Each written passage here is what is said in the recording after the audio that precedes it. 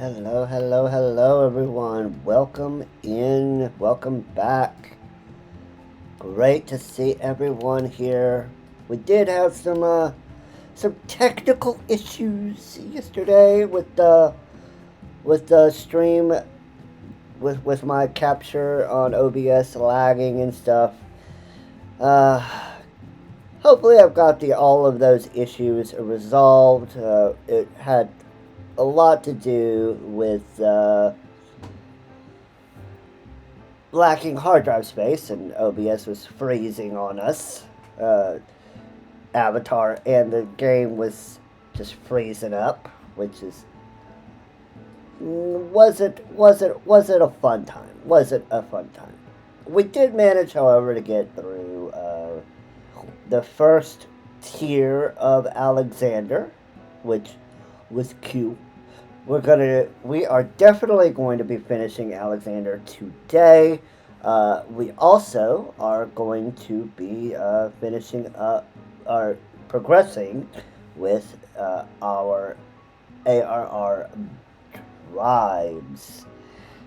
Yes, we'll progress the story, which will be fun. And seeing as that stuff will be rather quick, we'll get started with there.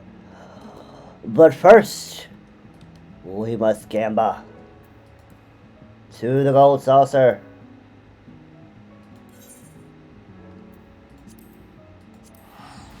To the saucer.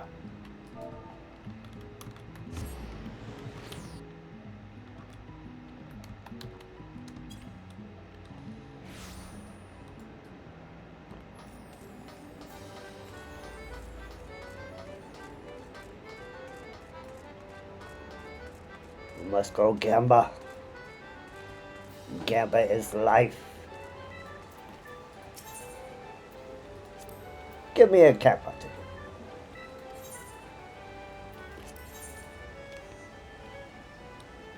Alright, we got a 9 in the upper left. 4. 5.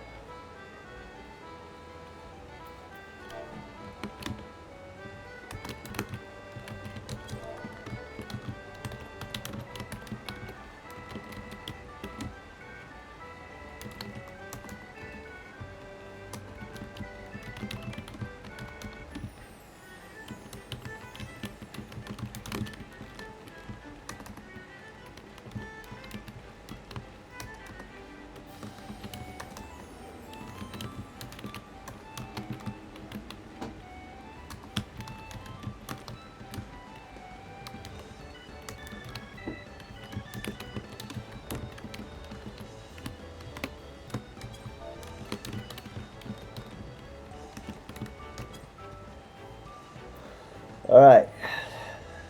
So what do we get here? We get a 1. So best we can do is 7th place. We did not get 2nd place. Let's see. Number 2. Alright, we got 2 in the upper left. Got 4 there. I got a 5 there. So 10k is possible, which we don't get. Rawr.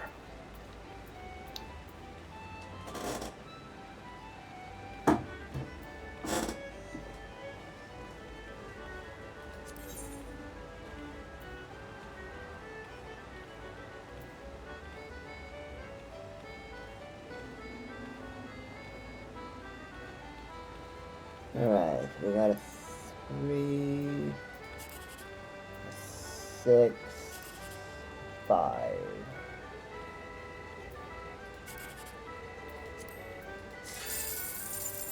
Eh.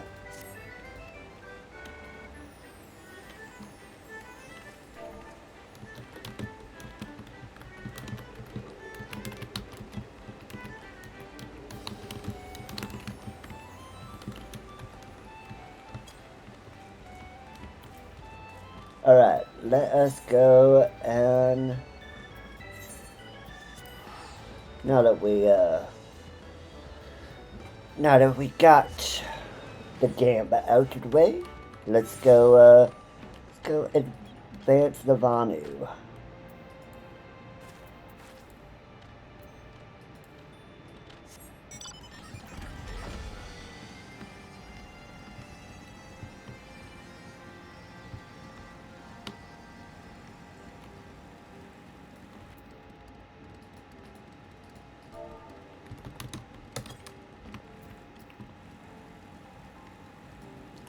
Alright, we need to go up. The map says up.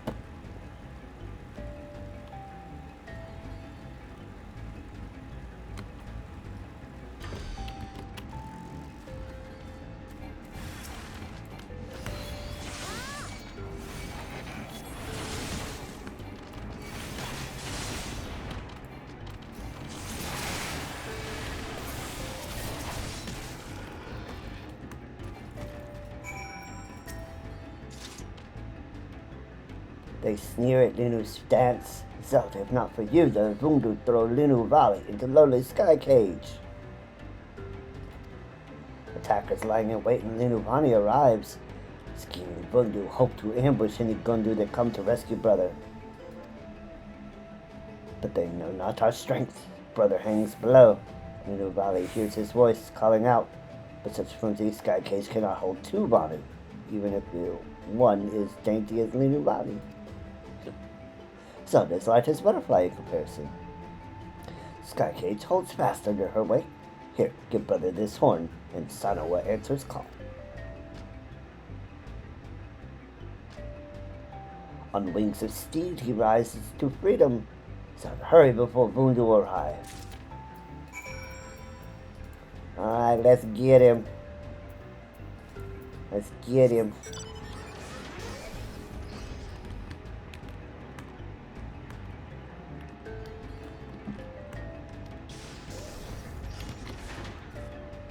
I don't know, this probably could hold two Vanu in here.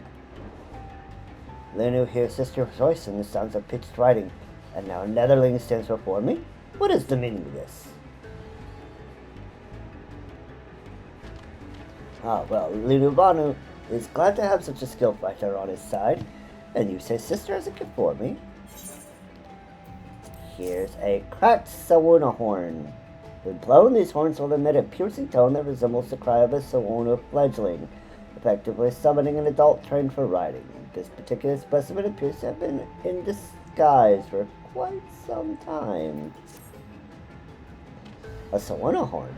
With this, Lunu rides Sanoa to freedom and to family. Come, Netherling.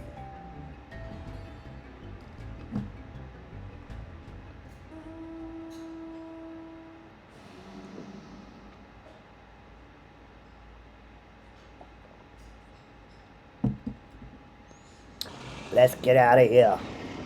Let's go.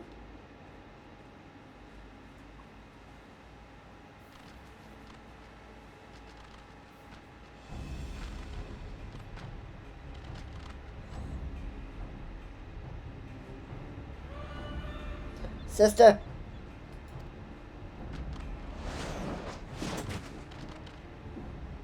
Brother? Hehe. Bundu. Hey, Bundu. Lunu Vanu will not return to your sky cages. Let's go!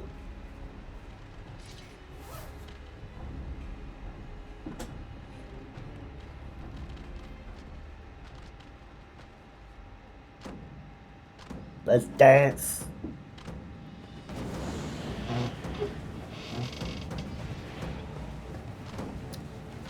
I'm not impressed. It's a nice light show, though.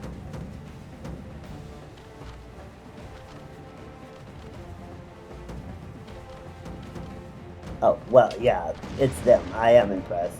Go, let's go! So powerful! Make those Vundu run! Vundu cowers shatter as leaves before ferocious autumn gale. Our bonds strengthen our dance. We possess the will to stand fearless against dancers moving in concert with allies and family. Nettling taught naught but ill fate befalls our tribe since Vundu conquered our land. Your rescue is like single stars shining in darkness, and for that, Lenu thanks you. Sister, for moons did Lenu Vanu worry for your safety. Alone in Sky Cage, to see you safe brings more comfort than first rays of light at dawn. How does Lenu Vani escape from Vundu for so long? For that, we must also thank Zelda. She has strong ties with Zundu, and in their kindness they grant the Gundu refugees an island to rest on, far away from the Vundu. Ah, bold as they are, even Vundu do not risk truce and encroach on Zundu territory. With such kindness from the Zundu, Minuvanu wonders what they intend.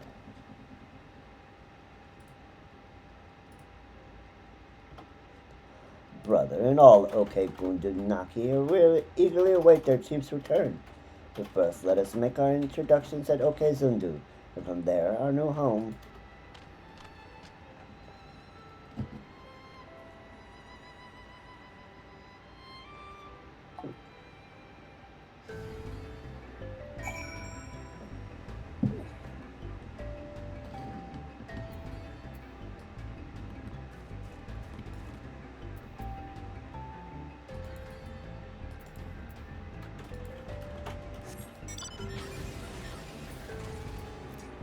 Let's go.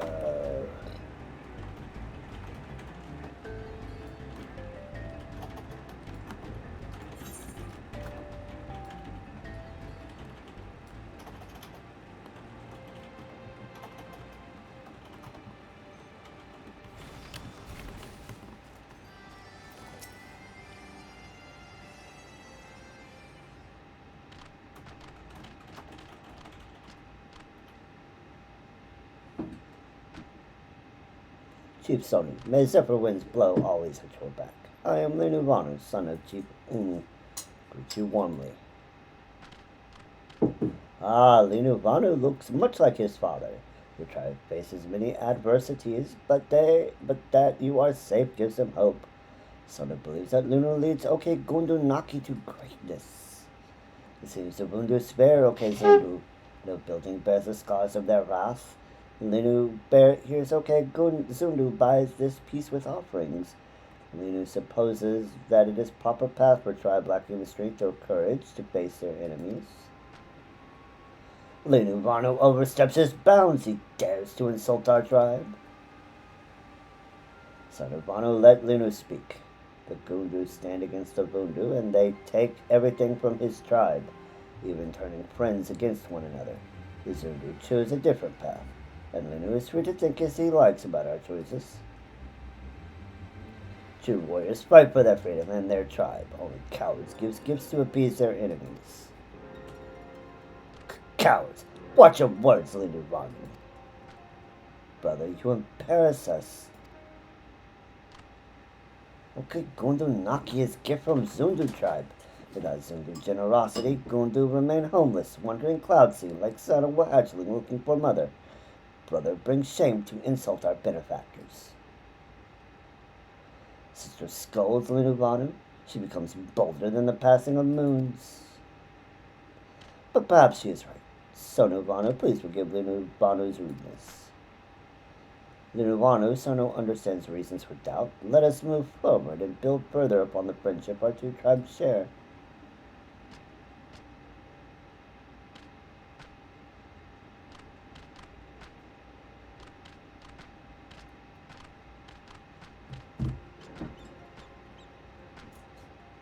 Surely Chief Sono knows the Vundu discovery of Okegundunaki is but a matter of time. When dark clouds bring Zundu to inquire about Zundu's role in the protection, what then does Chief Sono do? When storm comes, Son of Vano trusts judgment of tribe to weather all safely through it.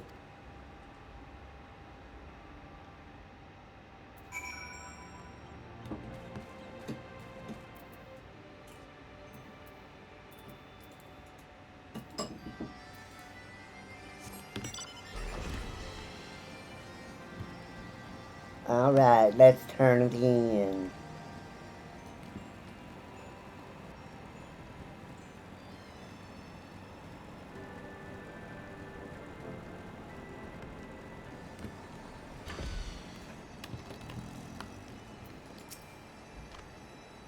Zelda, with brother's arrival, okay, Gundunaki has chief at last. Burden of responsibility lifts from Linu shoulders, however. Although Linu wants nothing more than to polish her beak and talon, make feather arrangements, and practice her sundrop dance, there's still a needs in the village. But this dislike for the Zundu is plain and does not bode well for the future of our two tribes. Others in Oke Gundunaki share his distaste. Some say the Zundu are weaklings who are not opposing the Vundu openly. We don't understand their misgivings, but they must look beyond that. The Zundu do not buy their freedom with tributes. Then the Vundu conquer them as well. They would hold all islands in their talons, and all would answer to their rule. Linu must make the others understand this. The Zundu and Gundu must work together for the benefit of both our tribes. Linu Vali has a plan to bring tribes together in friendship. She has plans for Zelda's role too. Speak with Linu Vali again when time comes. Alright. Wrap up.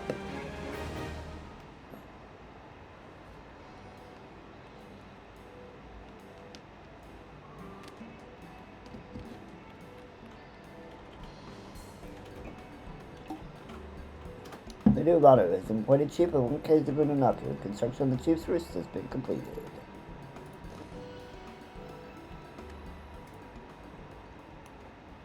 Yay!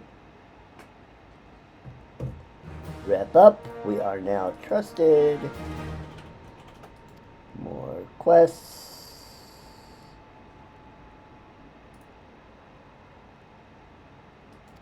We could take 3 additional quests, but we're not. More bears. Alright. So.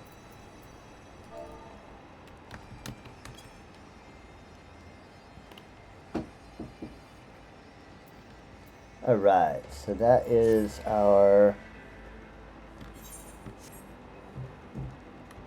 first one.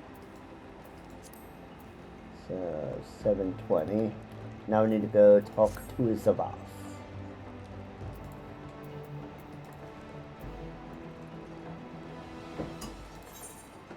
And for that we need to go to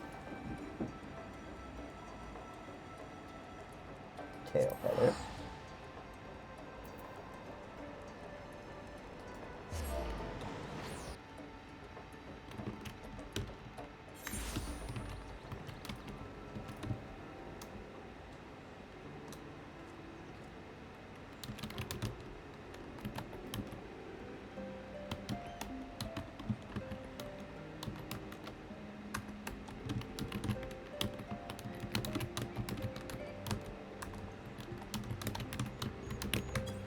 Alright, let's go see what our bug friends are doing.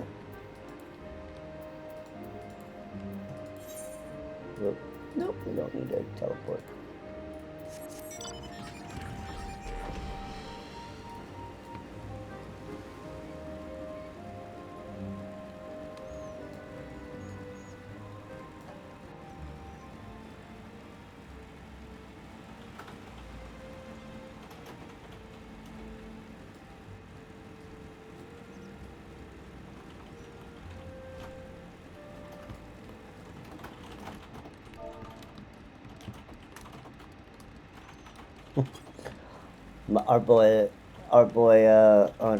Our favorite Tom Berry and Holy is having such a problem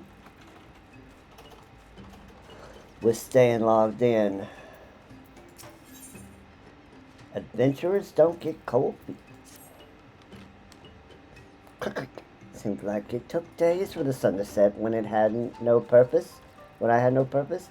Now I barely notice until the braziers are lit. Our guild is so busy. Master is so generous to help us with our clients' tasks.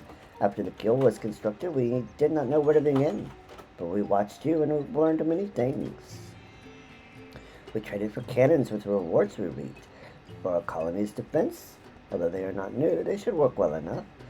But there is a problem. We have no fire sand to use them if they are needed. I thought to find sulfur to make our own stock, but the one mine claimed all the deposits for themselves and guarded them fiercely. Very fiercely. I asked Marshchamp where else I could procure fire sand. He spoke of a group of fleshlings who slay dragons for glory. Dragon slayers. They live far in the south, in the land of the hunters called Curthus. Do you know them? He said these dragon slayers use cannons much like ours, but bigger. Much bigger. Bigger cannons means lots of fire sand, yes? Will you come with me to speak with them? Sure. Thank you. We will. This will be a long journey for me, very long. I must prepare. Let us meet at the edge of the forest.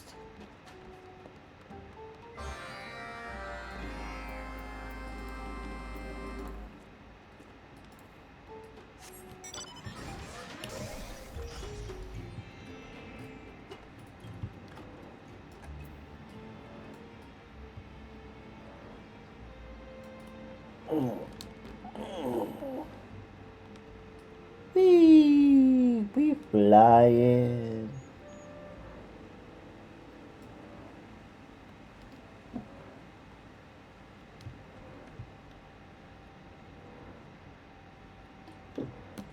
Oh, need to go this way.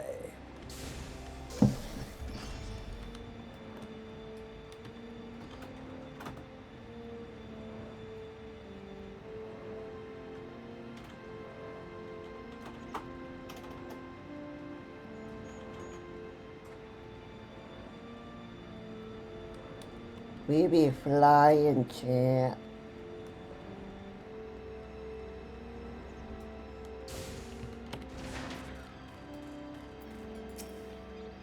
Quick, I am nervous, master. I have never traveled beyond the borders of the hunter's camp. What awaits us in the south? These whispers, the one mind.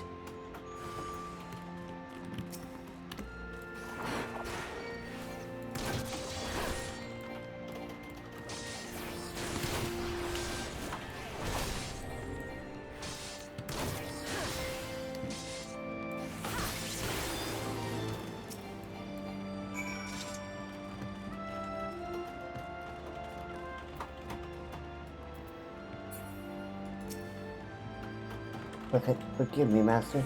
Their voices stick right in me. My head aches. They drown out my own thoughts. I lose the will to move.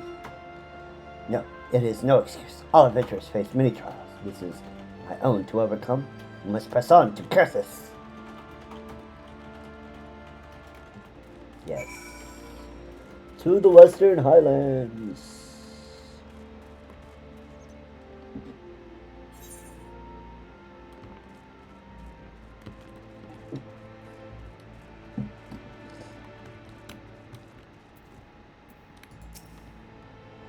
What beautiful land. Everything looks so clean, but my body shivers as if I had fallen in a river. To feel cold all the time? What an unpleasant feeling. Yes, most unpleasant. Let us hurry and find the leader of these dragon slayers.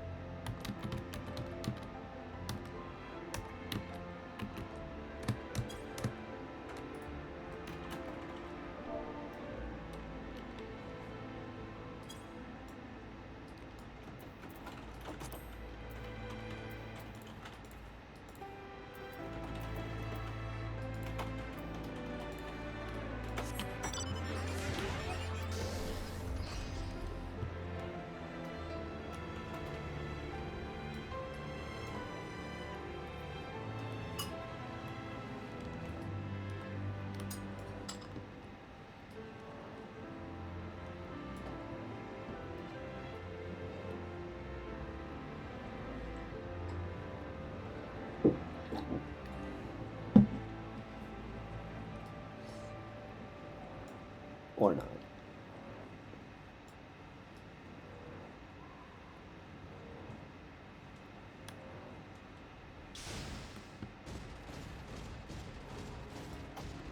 Or not. My poor buddy, Unholy, and his terrible internet. He's having such problems right now.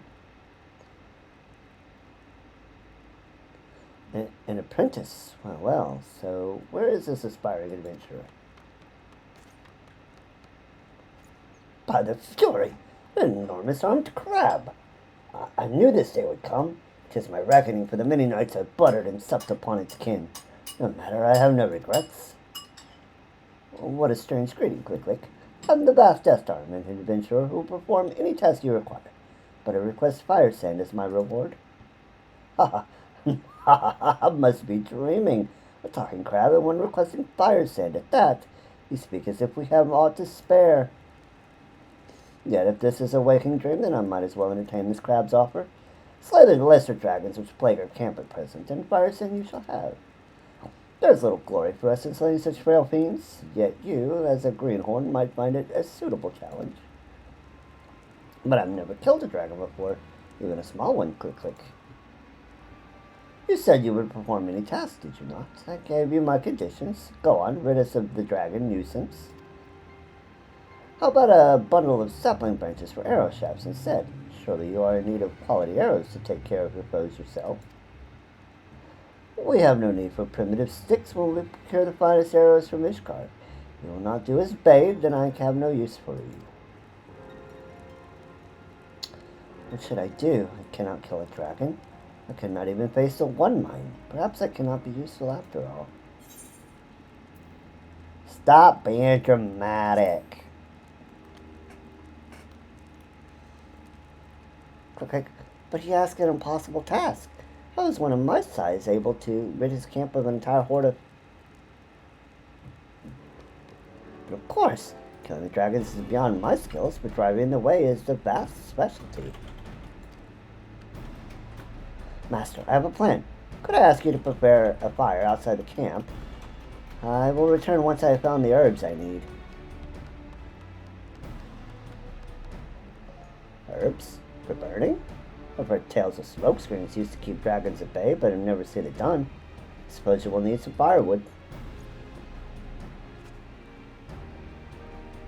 Yay!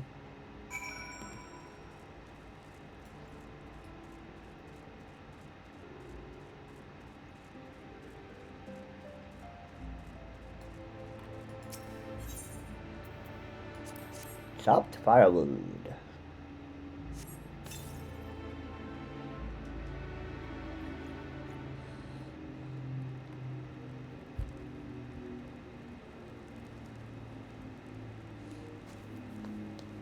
Our scouts have spotted a group of lesser dragons approaching from beyond the ridge. Now then, where is that apprentice of yours? Don't know. Oh, there he is. I found them. Set these withered herbs ablaze. It will create a thick smoke that offends the senses of the dragons nearby. They'll have no choice but to retreat. This had better work. If I find you wasting my time, I shall be most displeased. Click. See for yourself.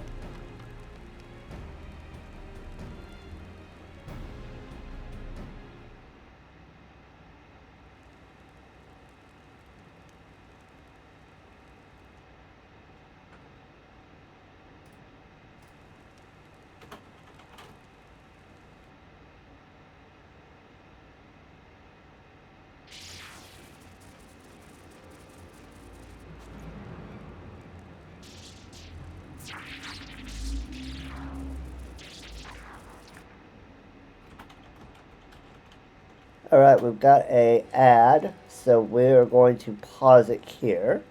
Let the ad run. Be back in about 30 minutes.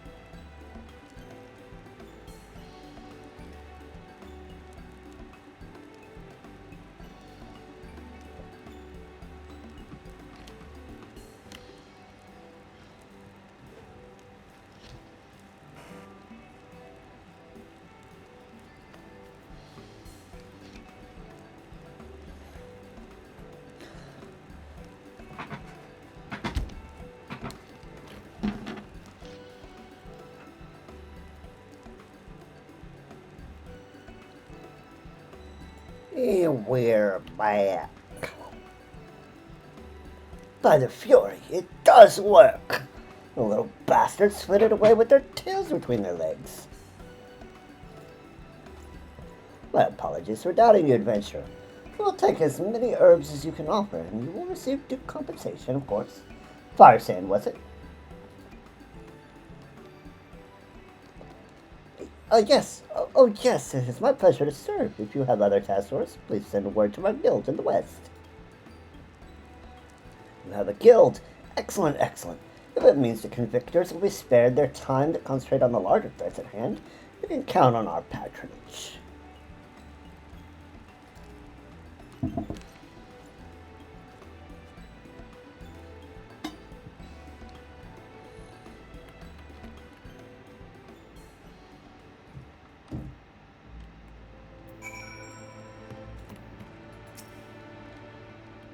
I'm glad I did not give up, although I felt like slaying the dragons would be less work. My legs were so cold in the snow, I bit in might freeze and snap. Let us return home. I must speak with the storyteller about our new client.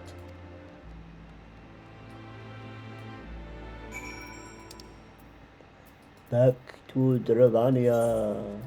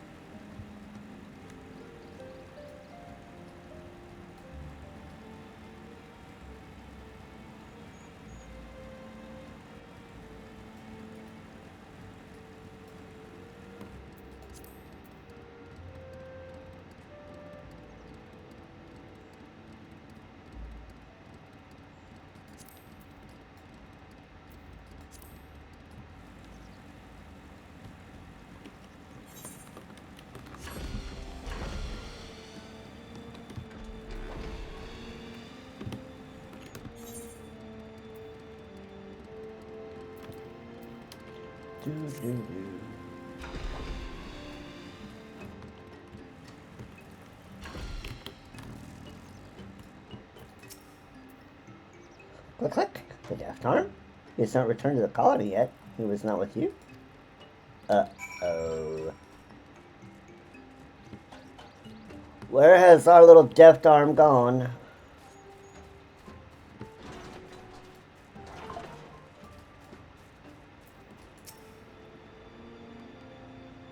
Click, click. Forgive my lateness, matter. I was unsure of the path.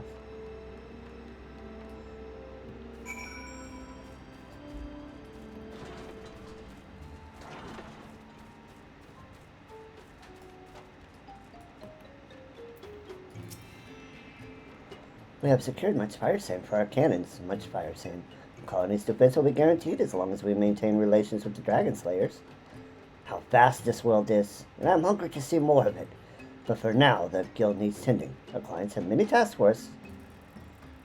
Until next time, Master.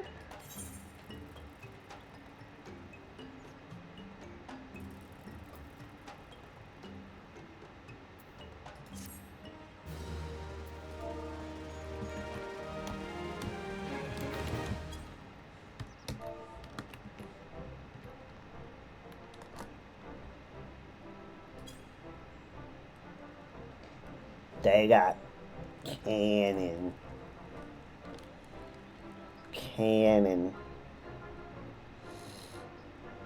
The convictors are now clients of the Adventurers Guild.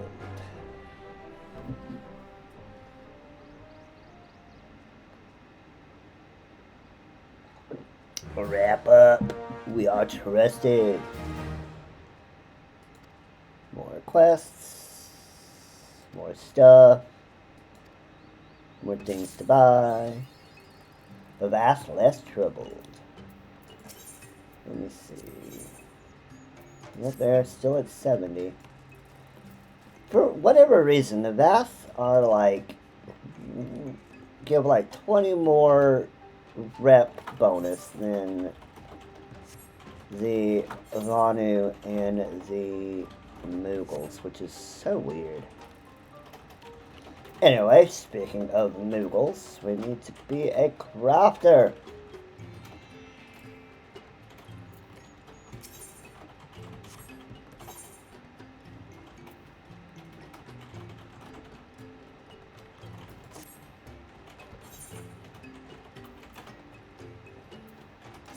What crafter do we want to be on? Leather worker by the looks of it. Alright. Well, let us be a leather worker. Don't we look smexy? Alright. 2. Training miss.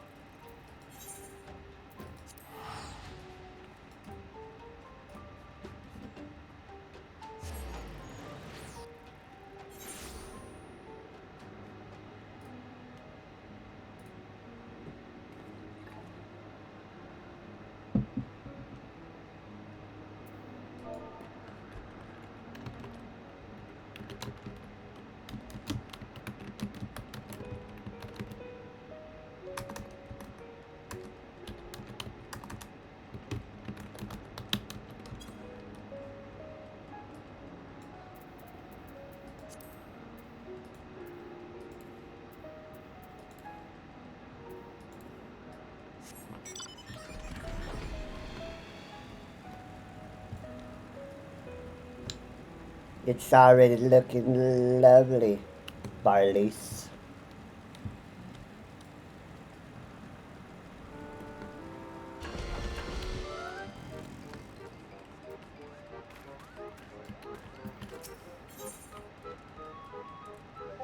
Gather some crafting materials.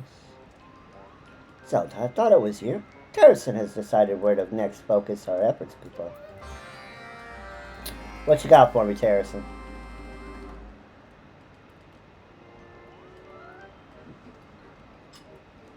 Thanks to the efforts of Way Off, Barley's is now well fortified against any ne'er-do-wells who might wish to deface it.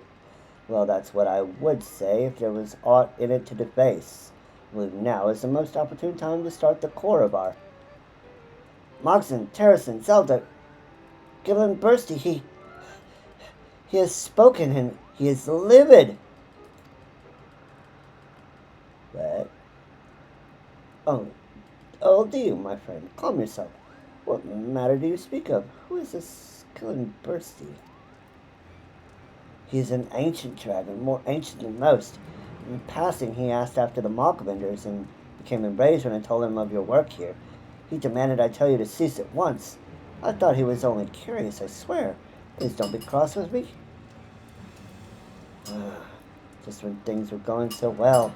Still, I suppose we can count it as a blessing that he did not drive us away by force.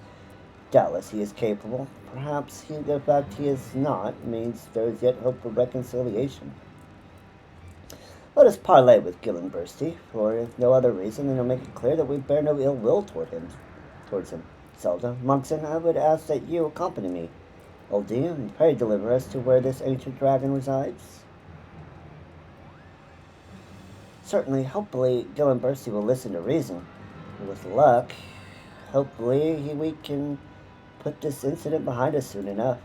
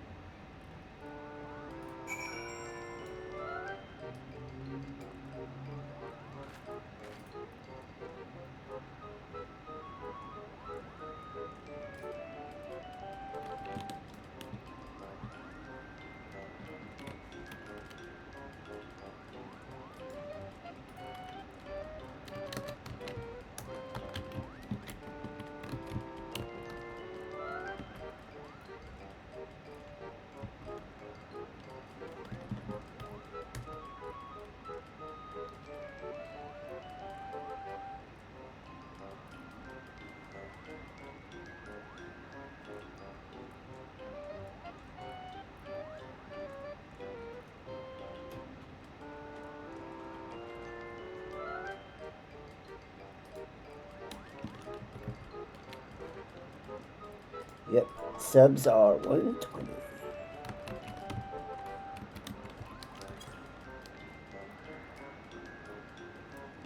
Alright, let's go talk to the wagon.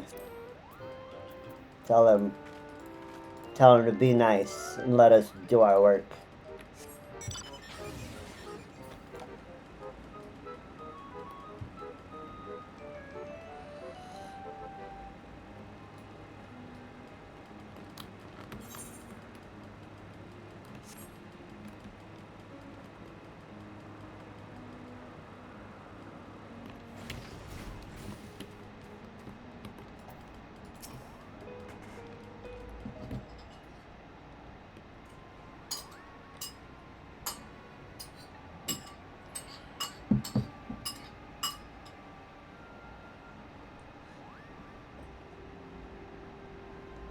So you're the children of men who seek to undo my efforts to keep Barley's forgotten.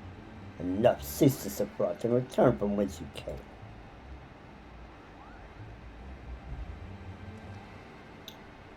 Merciful Gillenbursty, I fear this is a dreadful misunderstanding. It is not by our own volition that we endeavor to repair the plaza, but we are here at the behest of the Mughals, and in fact our role is to merely teach them stonemasonry, not more. As you are doubtless aware, the Mughals are bound by an ancient accord with Racefolger to guard and maintain Zenith. As it happens, several of Racefolger's own brood are now even lifting stones in show of support. Forgive me my boldness, but do you mean to put stop to such efforts? Bold indeed. You are right. I cannot oppose the will of Racefolger, if there is truth in your words. It is true, Kupo. If you require proof, just visit the plaza yourself, and you will need to ask, and you only need to ask Racefolger about the covenant we share. My dear Moxon, pray let me handle this matter. We must tread carefully. I would very much like to leave this parley without any singed hairs. Mighty Gillenbursty, I believe a dragon of your strength would have no difficulty driving us from the plaza and raising it to the ground. But I also believe you are wise, too wise to act rashly, without knowledge of your intentions or our sincerity. Perhaps, if you would prove your worth, then so be it.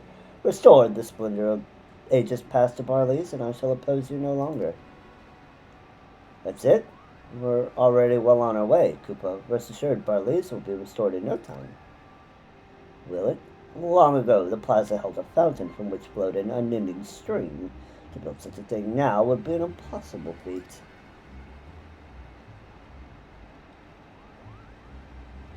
I would expect no less to be tasked with the impossible. To construct a fountain on a barren island seems an unsolvable riddle.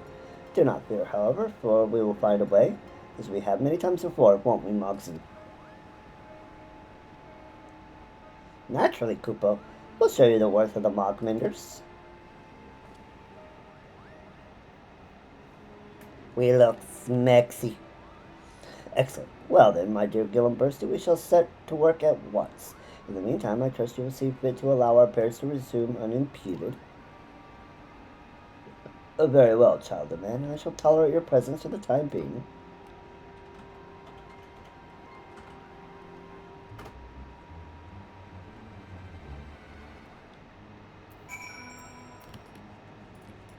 Back to Barley's. Let's go black.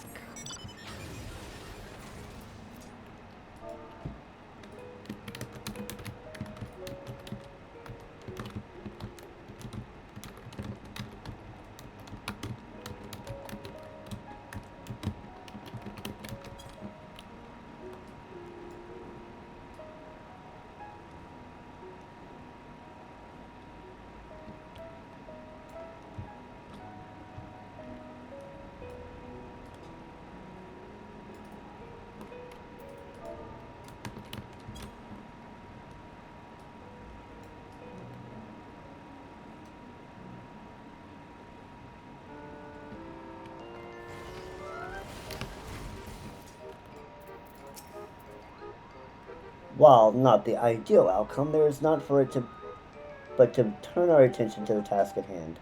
Not only must we build a fountain, but we must also secure a source of water. Gillenbursty is well aware of the fact that we are surrounded by dust and wind-borne brick. which is why he expects us to fail, but we shall prove him wrong. It would be best to seek the wisdom of the most familiar with the land. Tell me, Moxon and Oldie, how do you go about securing water for your pupils? Truth be told, I've never thought about it too deeply about it, Koopa. If our throats are dry or if the flowers are dripping, we just go to the springs north of Malcolm. When we wish to wash the dirt from our scales, we tumble into the nearest cloud, and when our throats are parched, we slake our thirst with the blood of our prey. Springs of Malcolm are entirely too far away, and somehow I doubt a fountain of blood is what Gillen Bursey has in mind. How about you, Zelda? Any ideas? Perhaps we could make use of a spring crystal. Spring crystals? The name rings familiar. Ah, now I remember, crystals wet to the touch, yes. If I recall correctly, they're harvested in quantity and from the Sea of Clouds that are used to keep the barrels of Camp Cloudtop filled to the brim. Such an ingenious solution. Gillen Bursey may be stubborn, but even he should be impressed. I believe he would, my dear O.D. That settles it then. We must procure spring crystals, of course. It would be preferable if we did not have to travel all the way to the Sea of Clouds. Can they be found near here? We're in luck, because I often fly over a crystal that seems to have water trickling from its surface. I have a suspicion this might be one of these spring crystals you speak of. All that's left is to gather them, then. Oh, D, show me where they are, and I'll bring back as many as I can carry. Gillen Bursey will know our worth. Koopa. Well, I cannot deny Mogson's enthusiasm. However, neither he nor OD have actually seen a spring crystal up close, and it would be a shame if what they brought back was unusable. Follow them so you might judge the crystal's quality. Okay, let's go.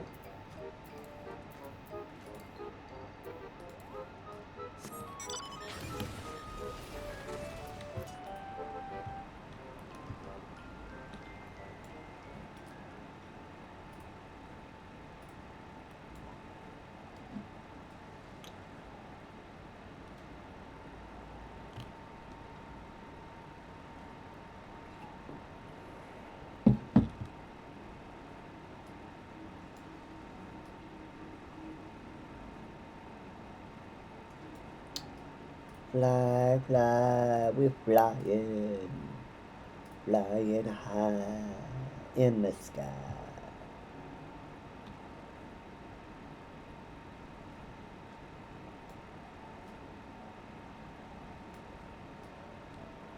These wagons giving us puzzles.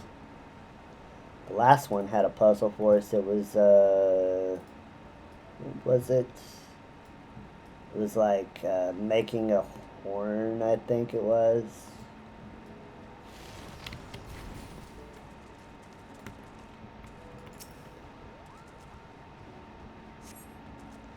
Water trickles from the crystal in thin rivulets, each running dry before reaching its base.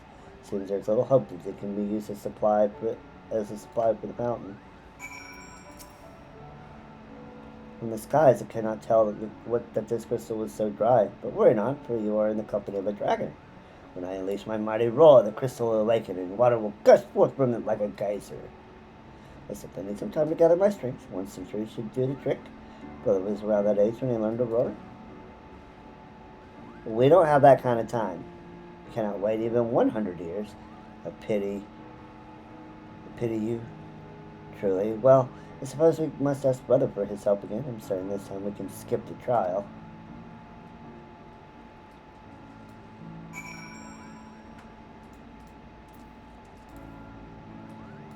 Okay.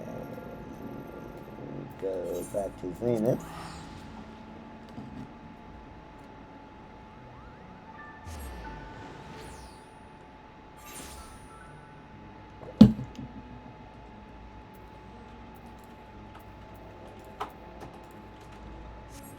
Black to Zenith.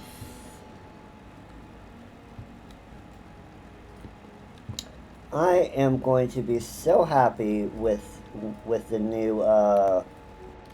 new thing for that's going to come out in 7.4. It's going to be this thing. Forget what exactly they call it, but it'll be a special hopper like thing uh, that you can put things that you would normally put on your hotbars, and you can have like I think up to 100 slots, which would be so helpful. I can probably dismantle these collapsing hotbars. Well met. My brother tells me you wish to borrow my strength again. We do. We need you to roar.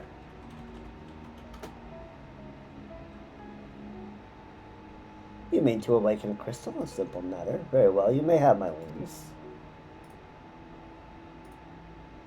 Climb atop my back and guide me to this crystal. OD, you stay behind. Zelda, if we should become separated, return here and my brother shall summon me. Let's go.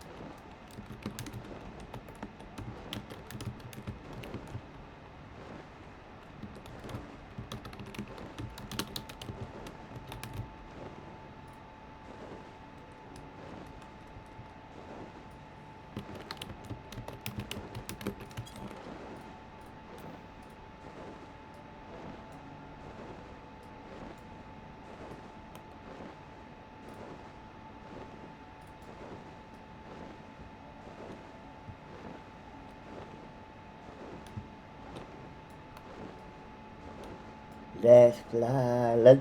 Let's awaken a rock, a water crystal.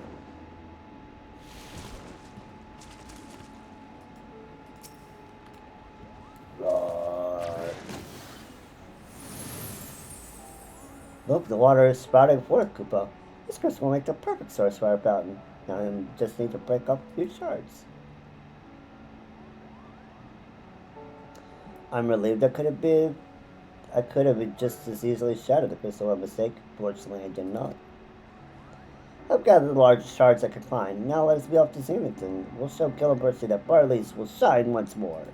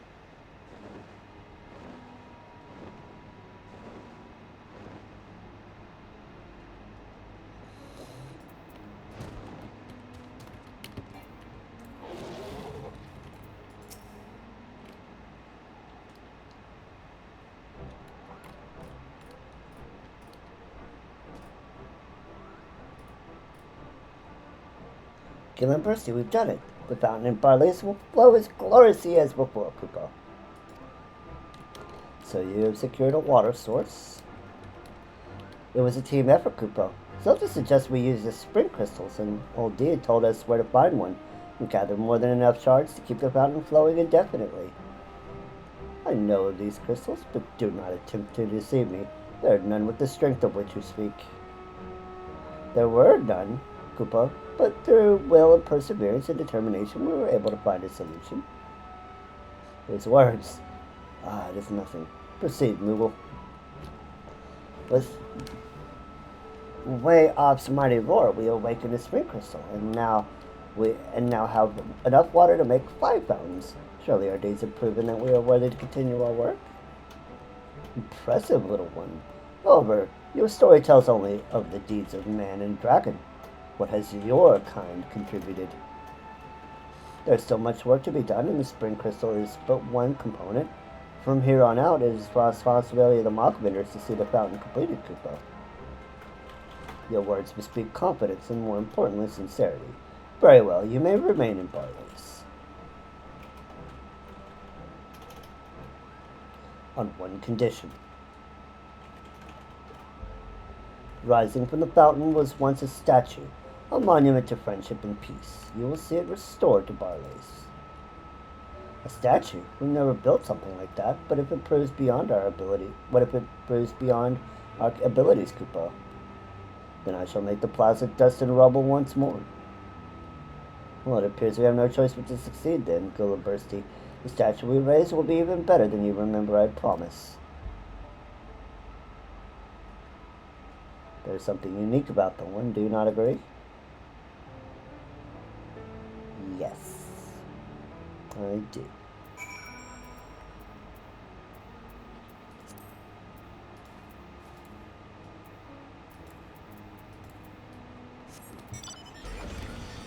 Fly, we flying.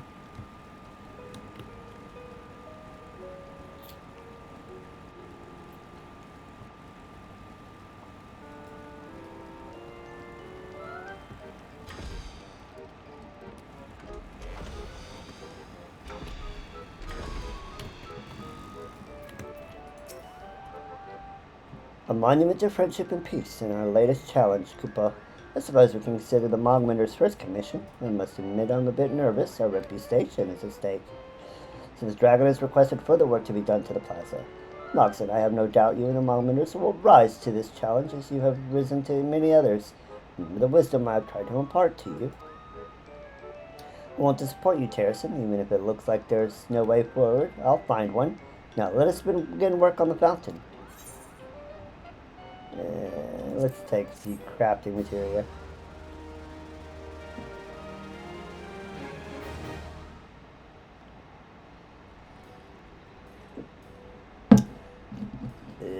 So pretty.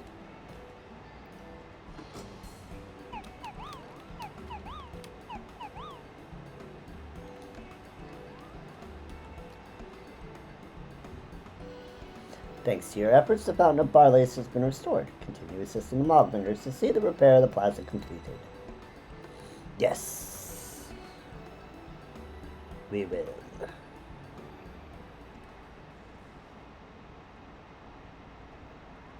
Wrap up. We are trusted. New Moogle Society.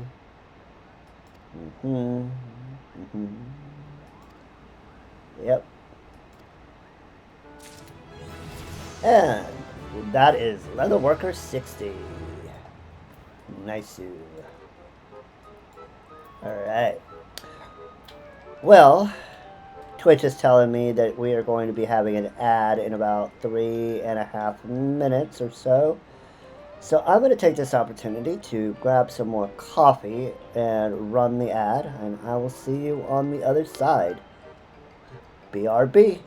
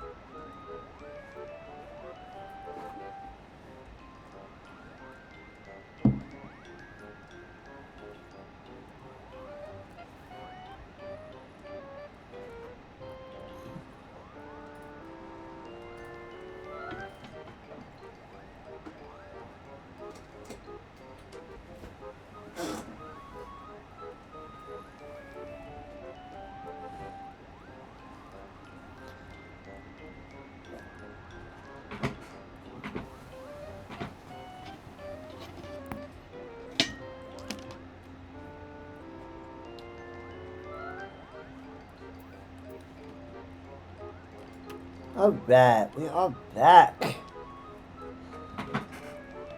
Got done with the Moogles.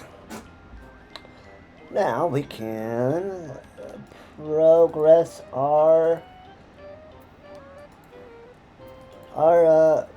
make some progress toward completing Alexander.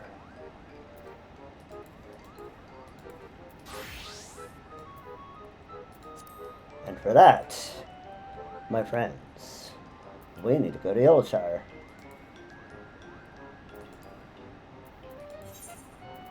No, not Ulda.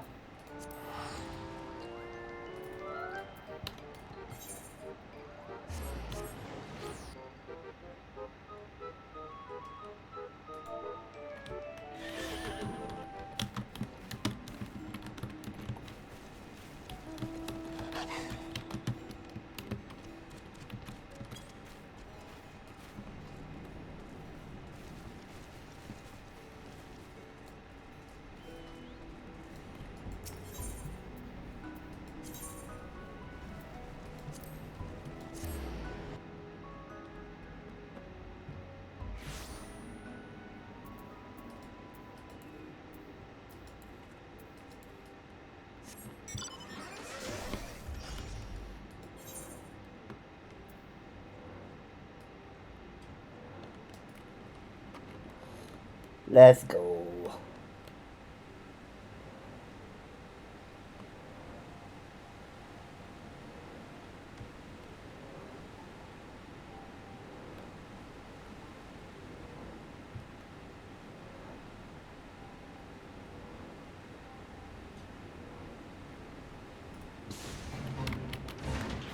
No, we don't care about the fate. Let's talk to Roundrocks. Roundrock seems a loyal friend to entrust with an important task. Psh, gall. Roundrocks thinks this long and hard on what to do with precious glowstone. It is most favoritist treasure of Roundrocks, but glowstone is also what Mide seeks all this time, and has already brought Roundrocks 3 whole years of joy. So Roundrocks decides to give it to Mead, so she can be happy too. For now, Roundrocks entrusts treasure to Uplander to give to Mead at next meeting. Even meanest gobbies dare not try to take glowstone from mighty Uplander.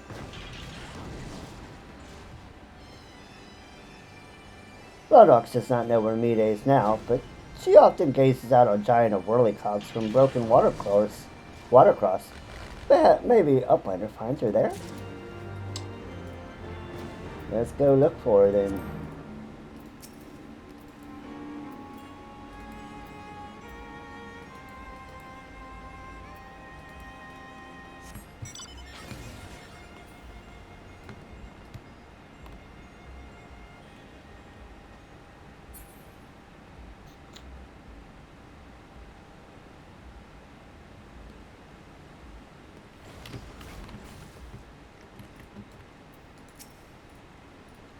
From afar, that massive steel has a certain majesty, does it not?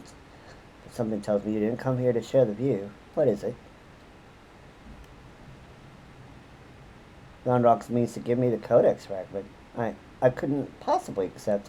She values that stone over the rest of her treasures combined.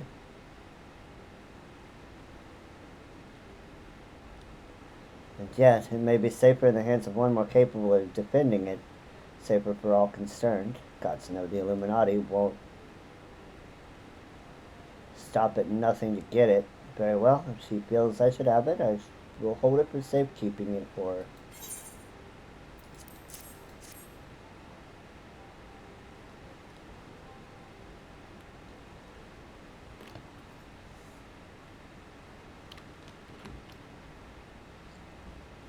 Alas, it is of no more use to me than any other rock. You doubtless recall the moment when Roundrocks first revealed the codex fragment to us, yes? When she took the stone in her hands, a piece of the Enigma codex burst forth unbidden in a brilliant flash of light. Yet it had been handled many times by others, yourself included, without ever betraying a hint of the secret contained within. Did you not find that strange?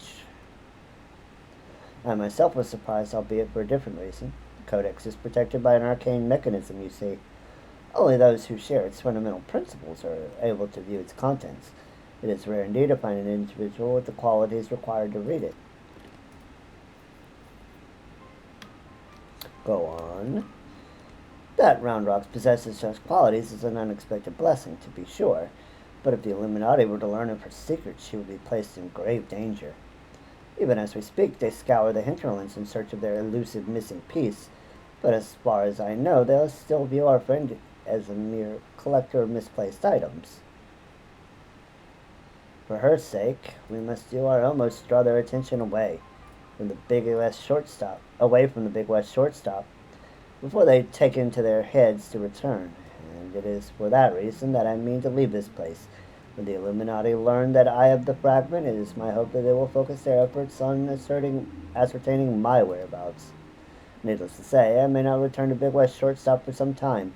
While I'm gone, I would ask that you watch over Round Rocks. See that she does not come to harm. You got it. You have my thanks, adventurer.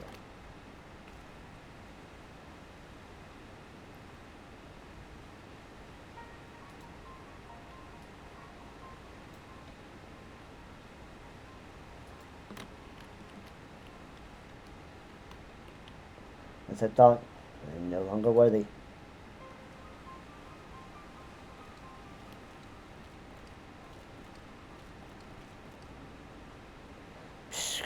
Wedge searches for Uplander with much urgency. Uplander must return to Big West shortstop at once.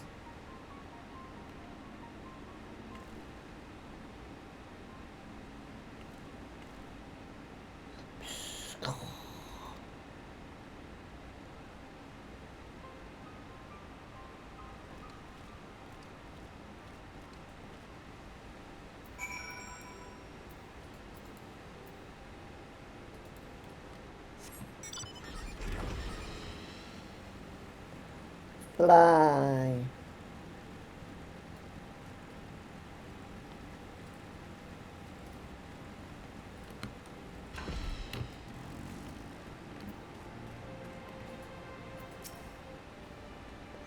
There you are, Zelda. Not a moment too soon. The Illuminati are getting ready for something big. Stoller reports that Alexander has started drawing massive amounts of aether from the surrounding land, which can only mean one thing. The Illuminati have resumed their attempts to revive it. And what's more, Beckrix reports that the goblins are amassing substantial quantities of explosives and supplies. By all indications, they're building another weapon. In short, it's bad. But it's nothing a bit of strategic thinking can't fix. They say he who strikes first strikes last. And that's exactly what I intend to do. I've devised a plan which should allow us to take the Illuminati unawares, and I'd like you to spearhead the assault. Our rendezvous point is to the south, on the cliffs overlooking the Thaliac. Bix has gone ahead to scout the area. We shall await your arrival there.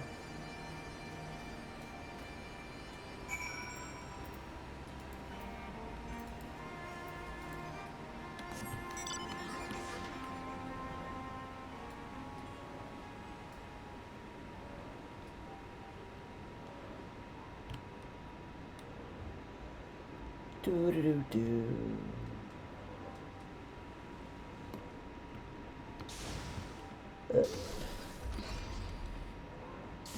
We need to go up. Zelda, good to see you. I take it Wedge told you the situation. You ready to hit the Illuminati where it hurts? Let me at 'em. That's what I like to hear. The chief will be here soon, and then we can get things underway.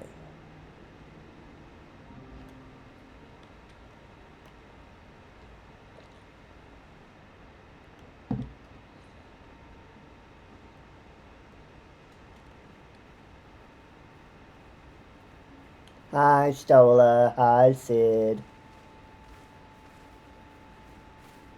Bloody hell, if it ain't stolen. No one told me you were coming. An etheric disturbance of this scale demands my personal attention. Judging by the marked fall in ambient ether concentrations, the situation is far graver than previously assumed. And you are certain this steel monstrosity is to blame?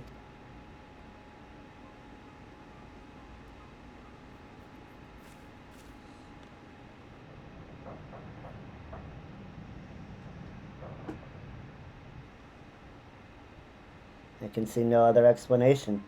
The giant's innards are well nigh saturated with aether already, yet I sense something else, an irregular energy coming from within the barrier. Be that as it may, I'm afraid we have more pressing concerns. The Illuminati are up to something, and we mean to hit them before they can put whatever it is they're planning into action.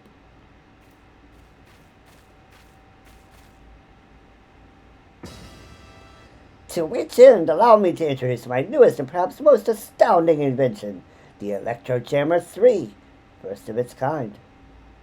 Then call it Electrojammer 1, not 3. Yay, you're amazing.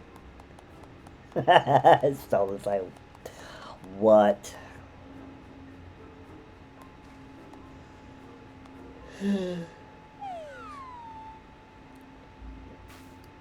Speechless with astonishment, I see.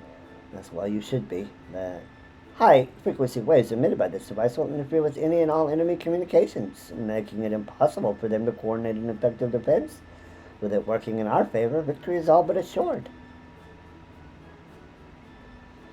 I see.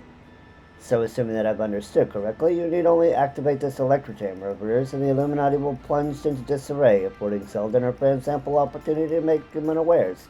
Very well, proceed.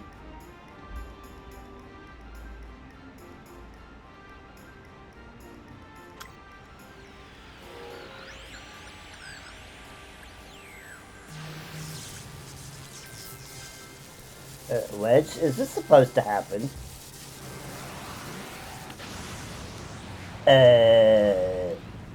What? I do not think that is what Wedge intended. Or perhaps it is. Bloody hells.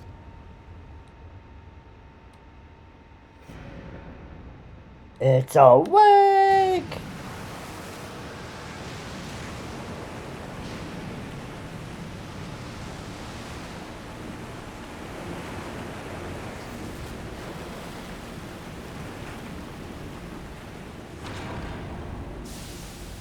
Next arm. Arm of the sun.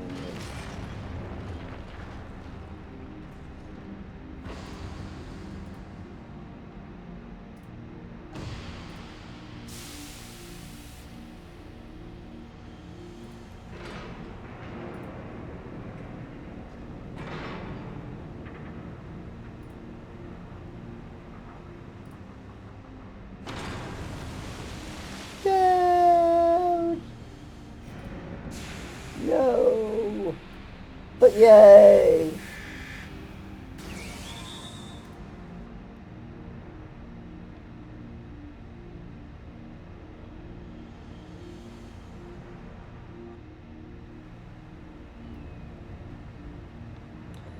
You've woken it up! Nay, only the left arm stirs. Could the waves emitted by your device have disturbed something within the barrier wedge? It's not my fault. Not to worry, Wedge. With the Illuminati hard at work at reviving the giant, it was only a matter of time before parts of it started to spring to life. You just gave this one a little extra nudge. On a brighter note, it would seem you've saved us the trouble of finding another way in. Zelda, friend, it's time for your customary heroics. The Illuminati are likely still scrambling to work out what just happened. When they do, I suggest you hop across the river and show them what for. You got it, Sid. I must needs discuss these developments with Master Matoya. Sid, could you be so good as to accompany me? Your insight may well prove useful.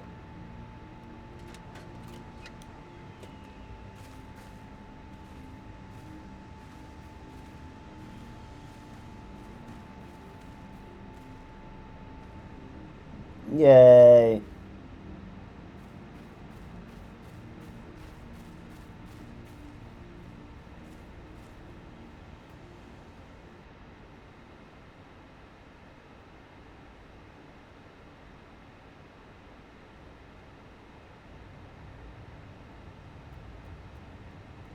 It's that cat. That sussy black cat.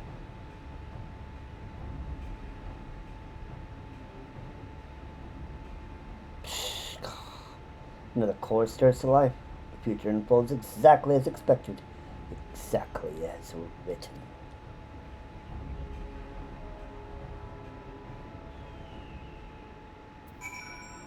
As written, huh?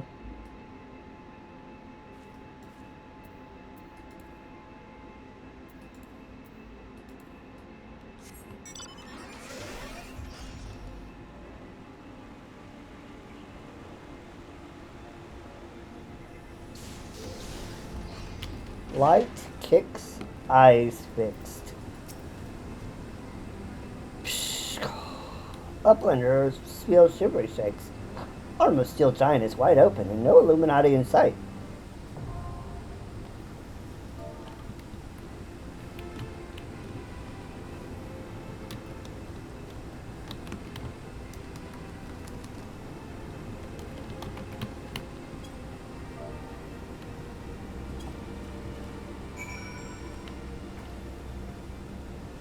Alright, we got A5.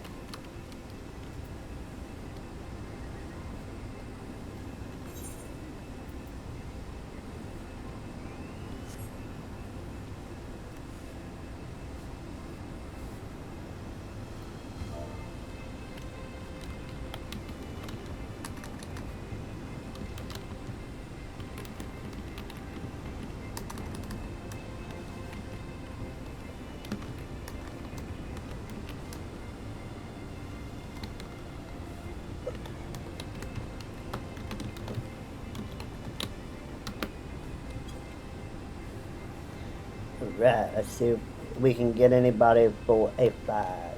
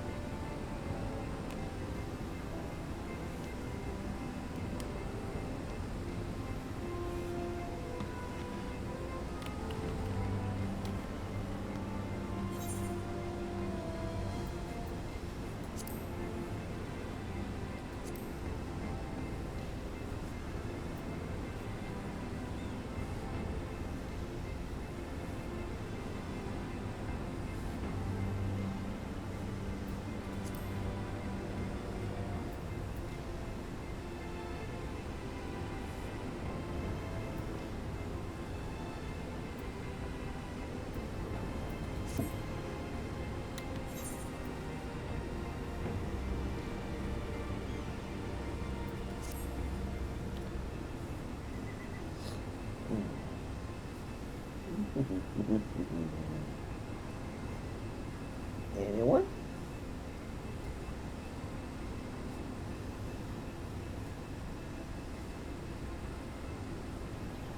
Anyone?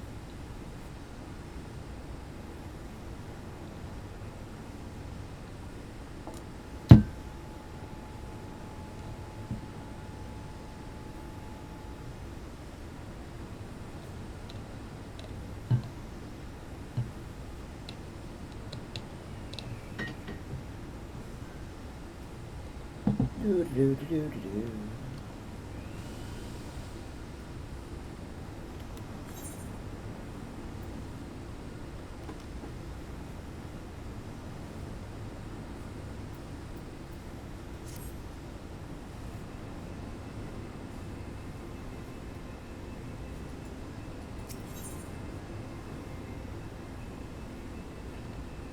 Do, do, do.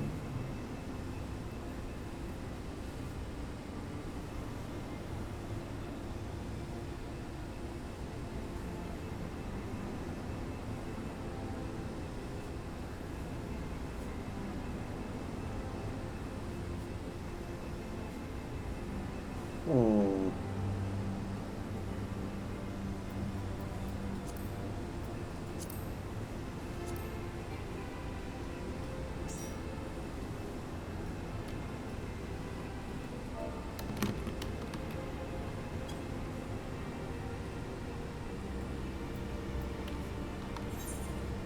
We are going to do this unsynced.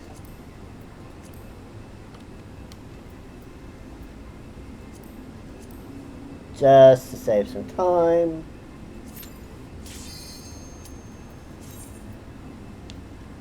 Because Q's be bad on Dynamis. And it's not like we're trying to do, like, patch lock or anything like that. So, we're just going to unsync it. And smash it. Like a big bad machine robot it is.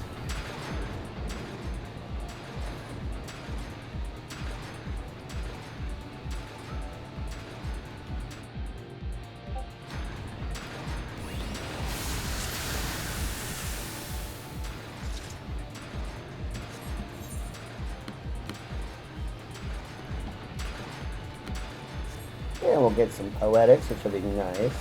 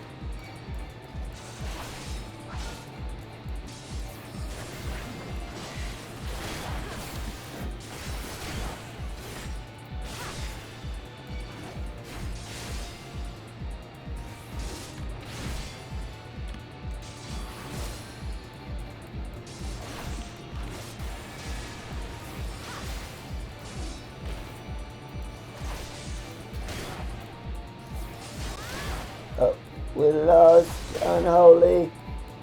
No.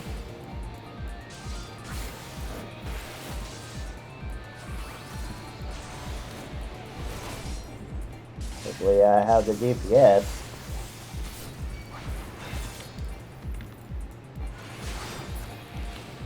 Or the skills.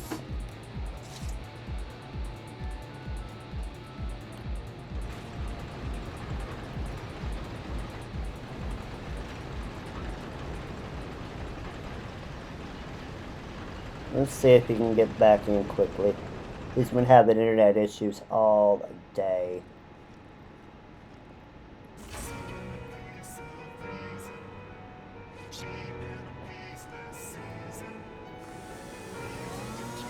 But we can listen to this banger.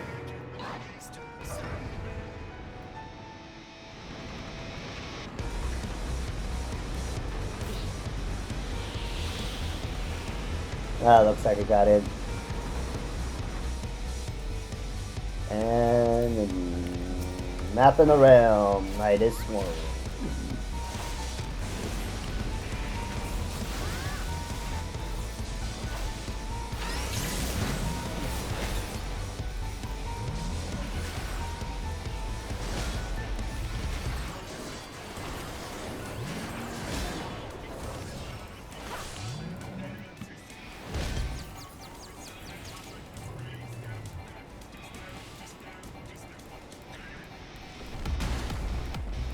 Ow. Oh my goodness, that hurt.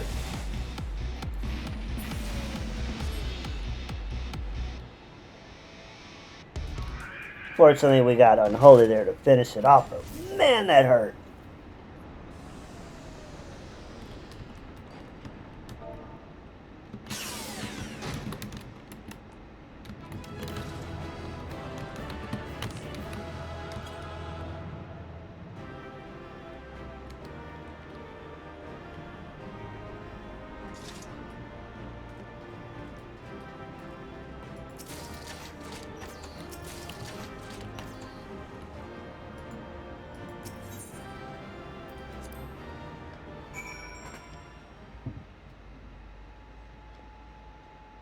FFXIV is done. Well done, lass. You left those Illuminati smarting and without so much as scratch to show for it.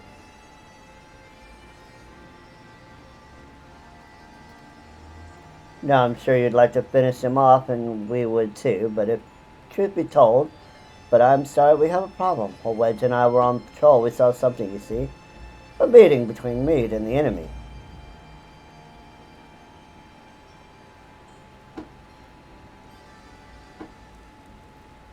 Meade and the enemy, you say?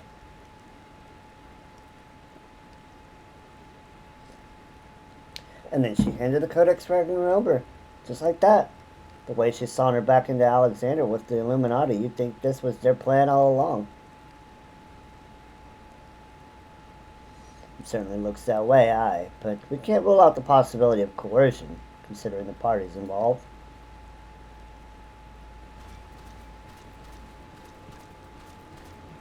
Psh, oh, foolish uplanders. Treasure Hunter was happy to give Codex, and why not? She makes busy deals with the Illuminati since the very beginning. And now Illuminati holds all fragments of the Enigma Codex. Treasure Hunter betrays Uplander's trust and forfeits their future in so doing. What a load of old bollocks. How daft does he think we are? And now, Biggs, if the Grand Master of the Illuminati said it, it must be true. Everything is as written, as it must be. If Illuminati are the guide chosen to perfect world, not one piece can be found out of place. And with this another page becomes reality. When Illuminati find missing piece, the prophecies will be fulfilled.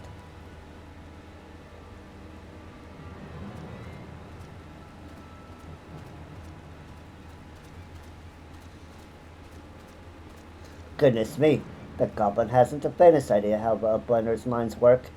I would have been prepared to believe that Maida was a traitor had he not bothered to come here and to confirm it.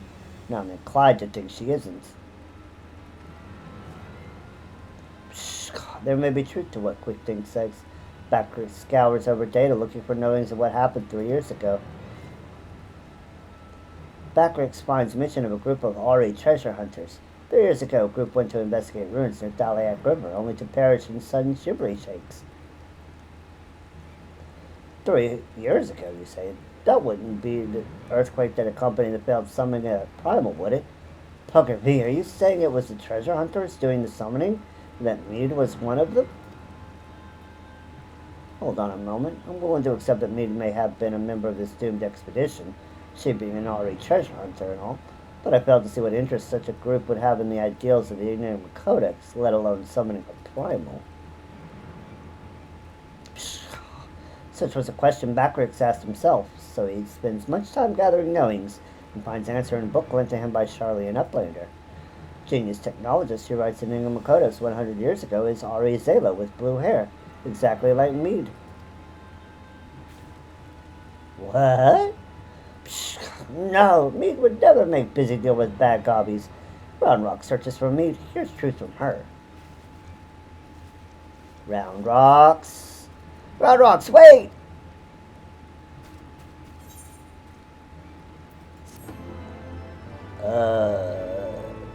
Yeah. Alright. Twitch says another ad in,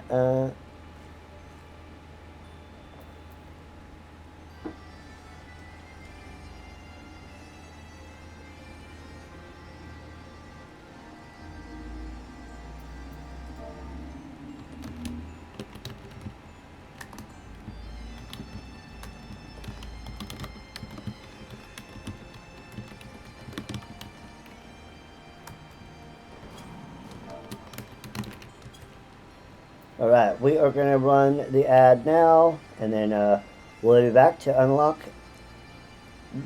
A6 BRB.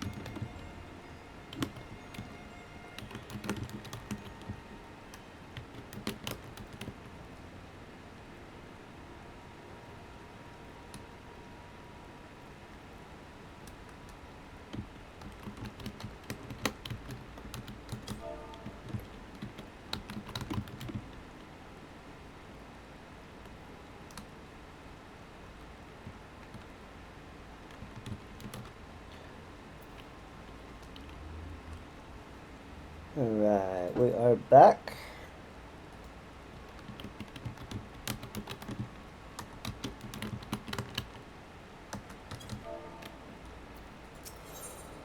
The folly of use. If you're worried about Round Rocks, don't be. Wedge won't let her come to any harm. Truth be told, I'm more worried about this business of Mead. Still, we should be careful about making any rash decisions. As you can bet, that's what the Illuminati want. For now, I reckon we should give her the benefit of the doubt. Innocent until proven guilty and all that. Anyway, I've got more pressing matters to deal with. Namely, taking back that Codex fragment and pushing on into Alexander before the Illuminati have a chance to show up their defenses. You ready for another round? Good. The sooner you get going, the better, I reckon. Oh, and when you're in the belly of the beast, be sure and break something for me, eh?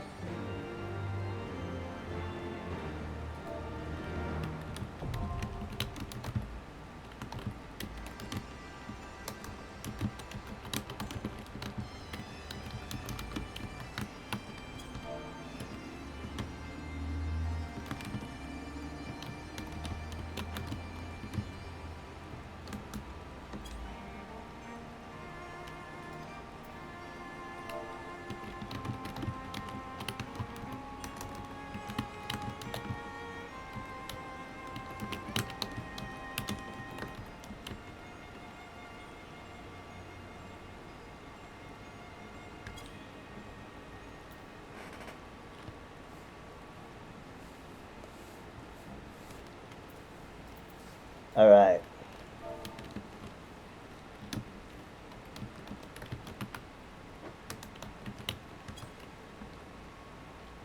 Right, A6 is unlocked.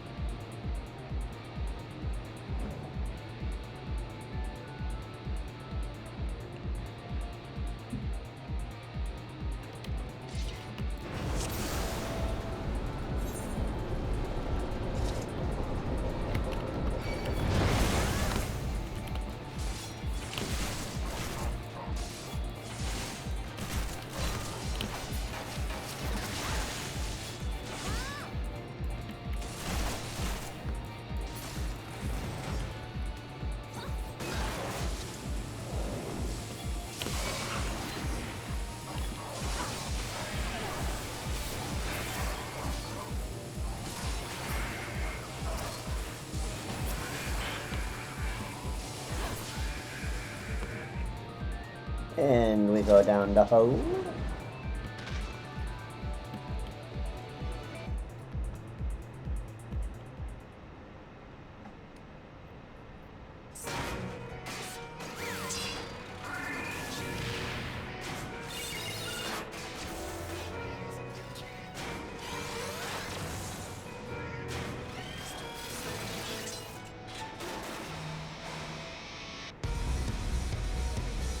Another banger.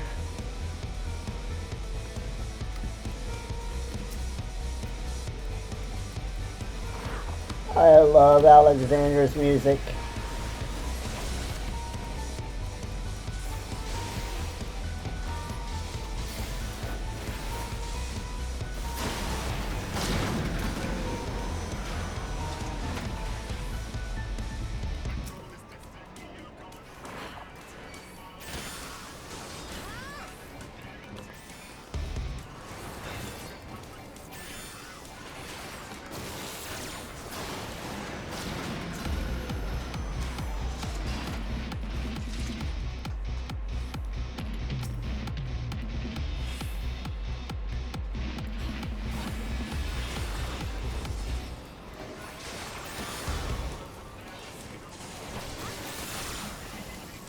Swindler.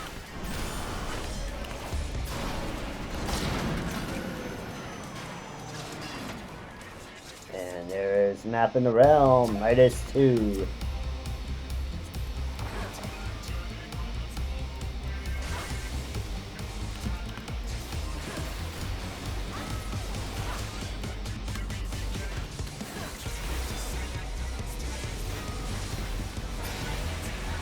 And there's A6.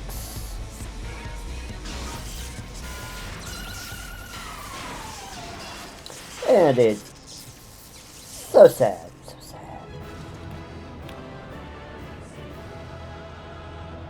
Yep. We just nod. Yep.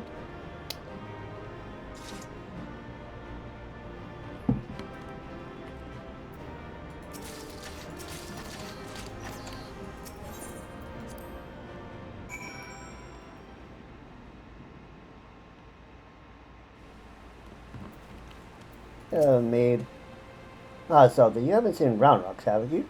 I was looking forward to hearing about the new treasure she's found. She went to look for you. I see. I will not lie to you. Some of it is true. I did meet with the Illuminati. But that's not the whole story. Allow me to explain.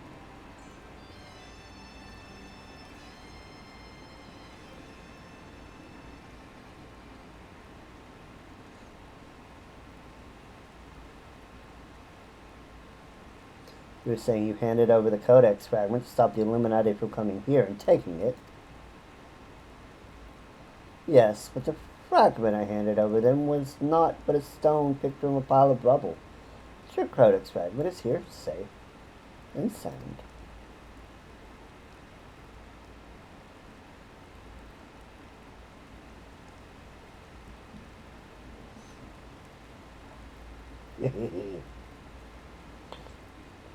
Ha! I bloody knew Quick Stinks was lying. The way he told it, you've been working with the Illuminati all along. Load of old builds, a lot of it.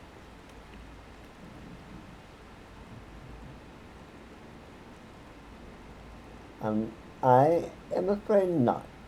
Quick Stinks told you true. In fact, that it was I who first taught the goblins how to summon the primal. I meant only to use them for my own ends, of course, much as I did you.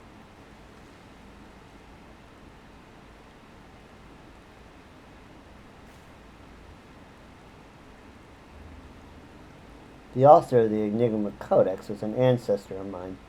The creation of the so-called perfect world proposed in it has long been the goal of certain members of our tribe, myself included. For years, we strove in secret to realize its high ideals through the twisted elitism which seems to have infected the Illuminati. During that time, there was one who served as our leader, a man who made us believe that our perfect world was within reach, a man with whom I fell in love. I wished for nothing more than to see his dreams come to fruition.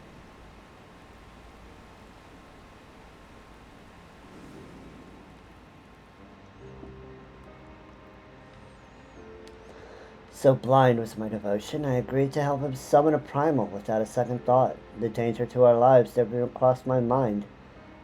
But on that day 3 years ago, I came to know the folly of our mission.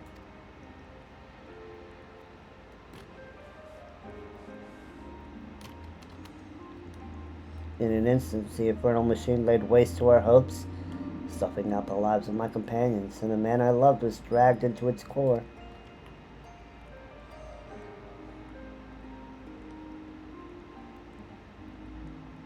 In a last desperate attempt to make right our mistake, I called forth the barrier in which to seal Alexander. At that moment, however, the codex shattered and the Colossus vanished without a trace.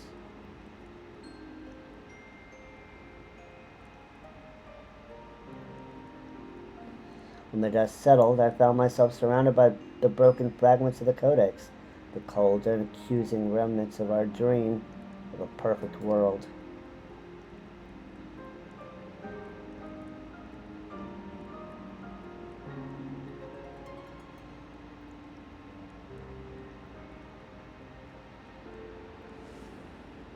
And Round Rocks found one of the fragments. We were fools to think only of the future. I did not realize until my friends were gone that the time we spent on our journey together, pursuing a shared dream, those moments were as precious as any paradise we could have hoped to build.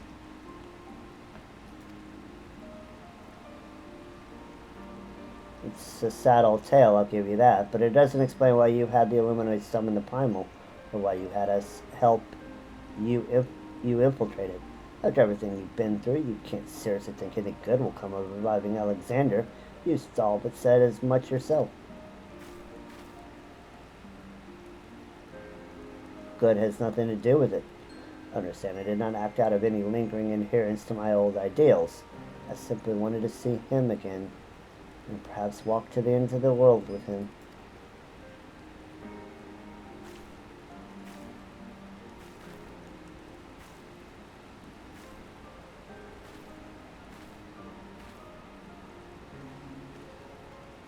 Him?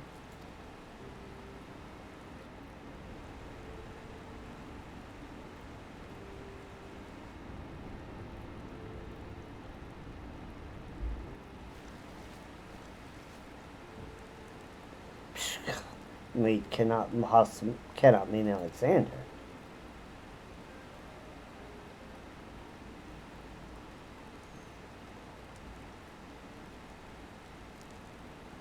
Not Alexander of itself, but the soul I believe still resides in him, within.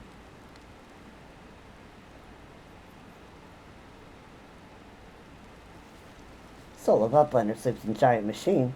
Never has Backrix heard such unsense. Maid must abandon this. Now is not the time. I've got one more question to ask you. What happens when all the codex fragments are brought together? Alexander was born from hearts that yearned for a perfect world. The writings of the Enigma Codex inspired such a desire. But they are more than just a collection of texts. The codex can also be used to control the primal. To be precise, 2 elements are required: a complete Enigma Codex and one capable of reading it. When both are present, Alexander can be commanded to transport its residents wherever they choose.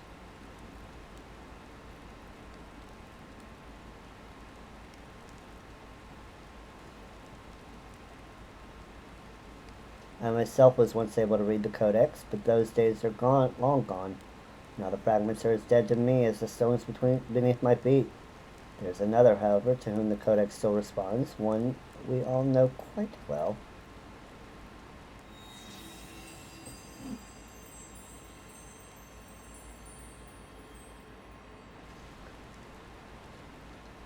What? Round Rocks? Are you saying that little girl is the key to controlling a bleeding primal? Yeah.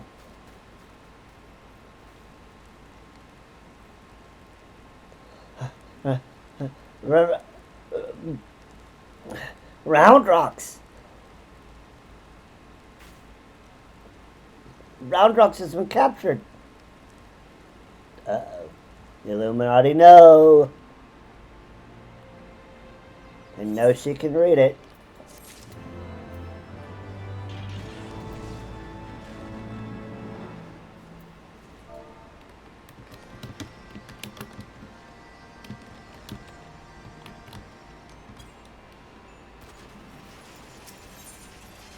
Toppling the tyrants.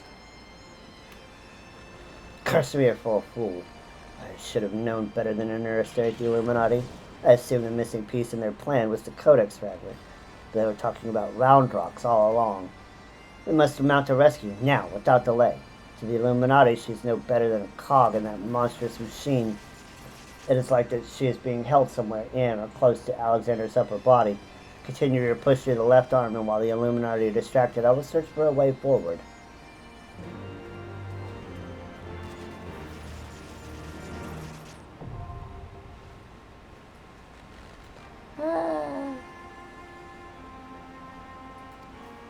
Let's see if Unholy gets back so we can do A7.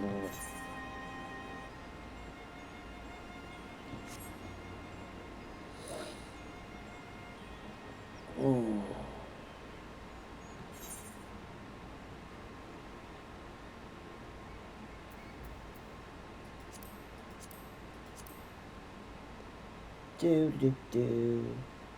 He be having issues all day with his internet.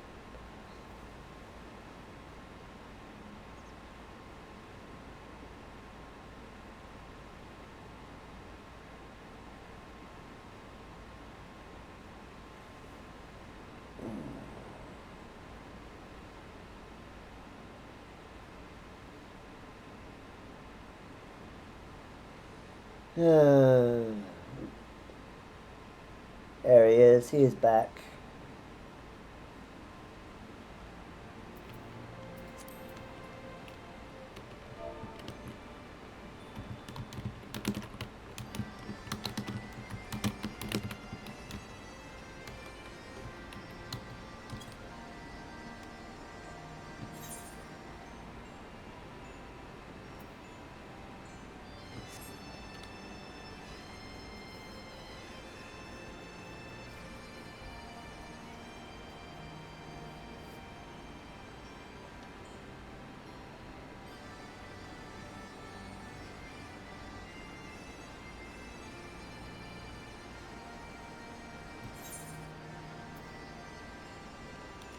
Here we go. A7. Arm of the Sun.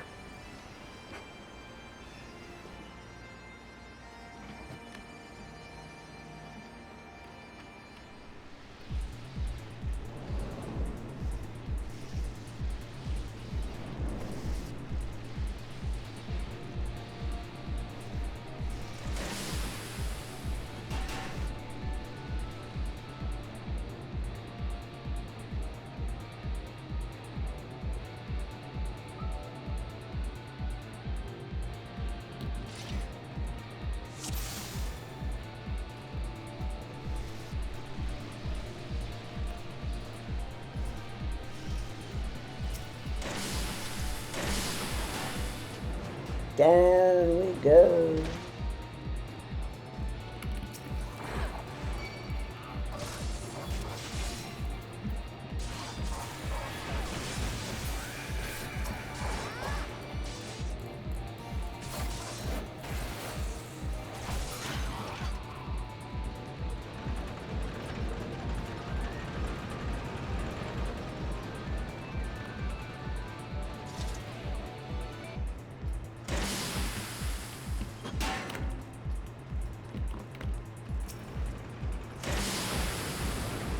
It's a big old city.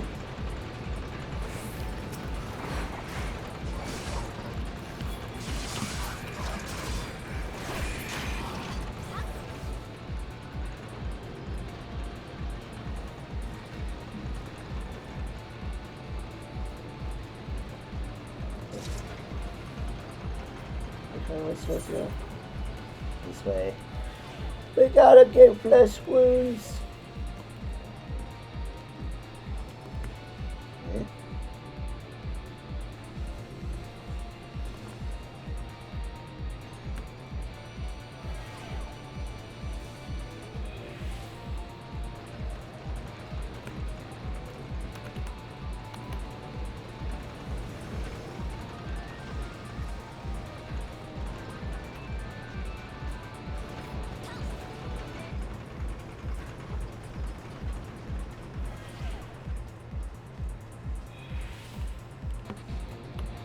What's that?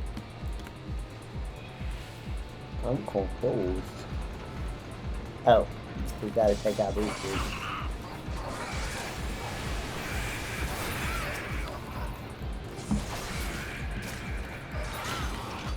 There we go.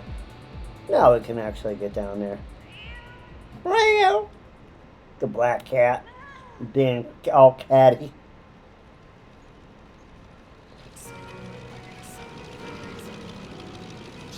Black cat being catty.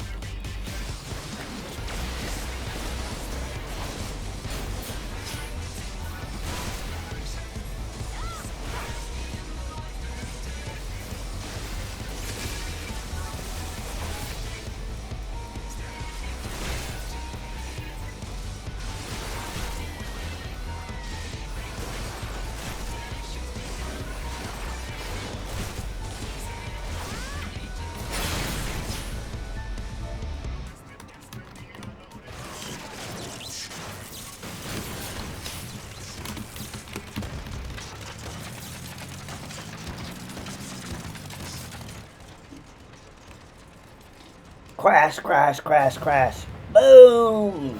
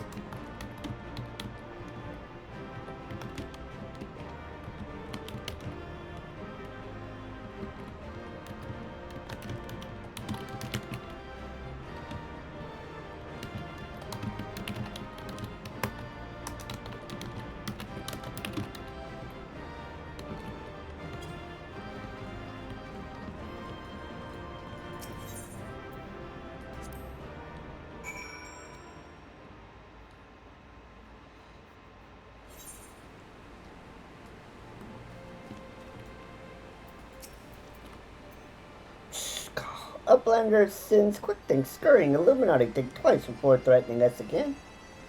Uplander is nearly through left arm. Next, Uplander must push forward in inner parts and save round rocks.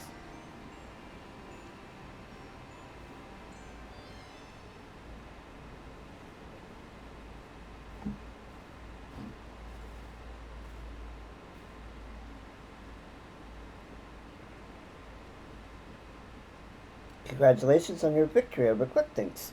While you were busy dismantling his flying machine, I finished charting Alexander's interior. The chamber you reached is situated in the innermost part of the left sector, which means your next aim should be...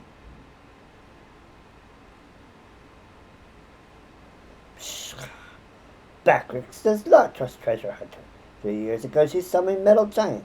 Backrix wonders if she still wishes to finish mission of dead comrades.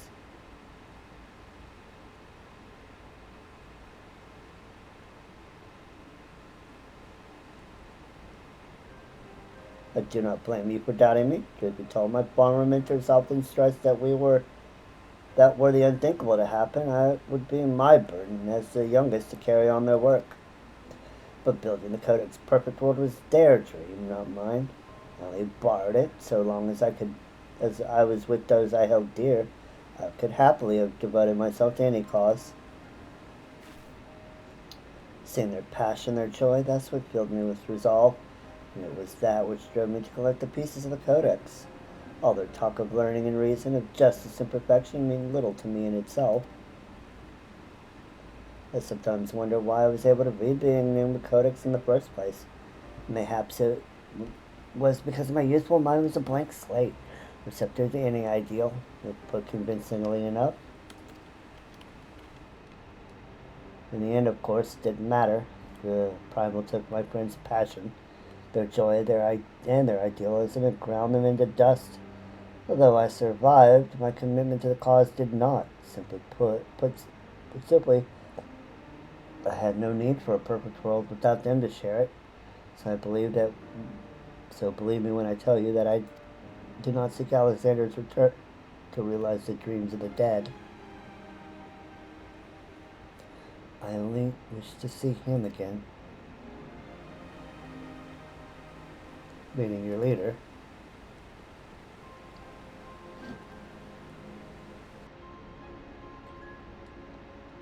The section of Alexander you've been exploring is called Midas, after a king from a legend of Eld. Midas entreated the gods for a finger that would turn all he touched into gold. The gods duly obliged, but in his carelessness he transformed the one he loved most in the world into a lifeless, golden statue, and thus the thing he coveted became his undoing. So it was with me and mine. He had but paused for a moment to consider the means, and simply not the end. Mayhap my friends would still be alive, but we did not, and they are gone. My one remaining wish is simple: to speak with the man I love once more. If I could do that, I would be satisfied.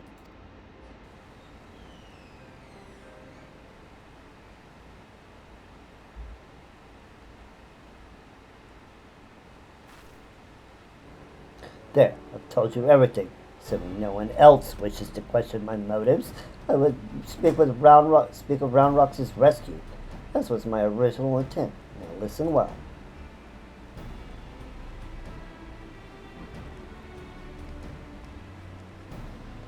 Alexander is divided into three main sections, each powered by an independent core.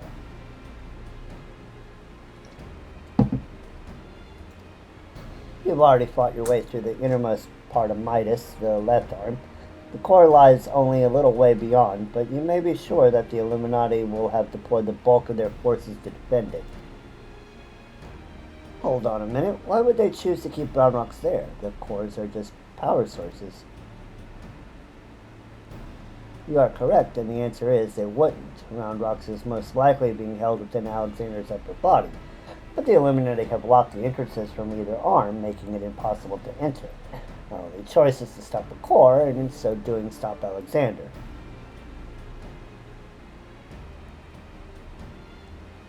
I see. Why, that's actually rather clever. The Illuminati need Round Rocks to control the Primal, but if it can't move, they have no need for it. At the very least, they'll have no choice but to keep us safe until the Primal is in working order again. Activating those cores would have used up every crystal the Illuminati had. If we destroy the second one, I doubt they'll have enough to get them operational again. Do uplanders truly think Metal Giant can be toppled? We do.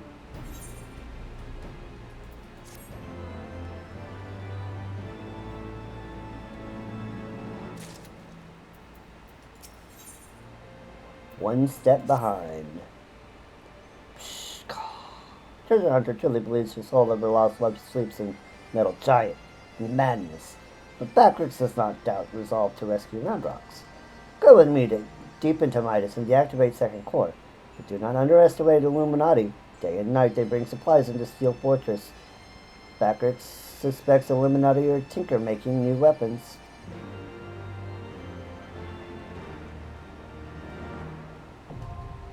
Alright. Burden of the Sun is now accessible. So Unholy had to go do a few things, so we will go ahead and run an ad now to give them time to finish. And if not, we'll wait for them. But until then, BRB.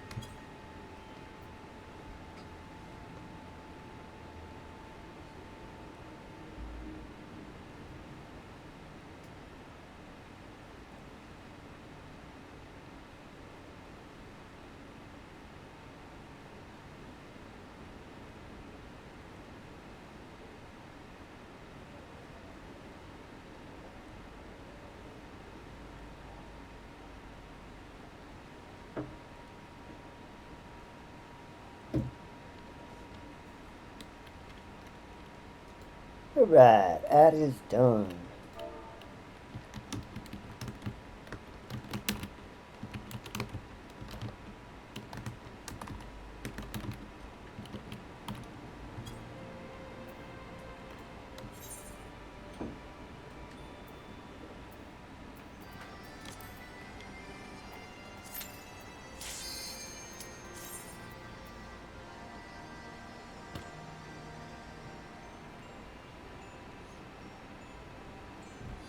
Hey, let's go. And this will be the second wing complete.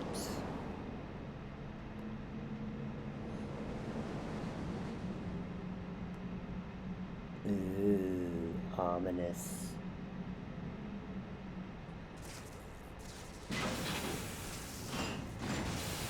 Look at this dude.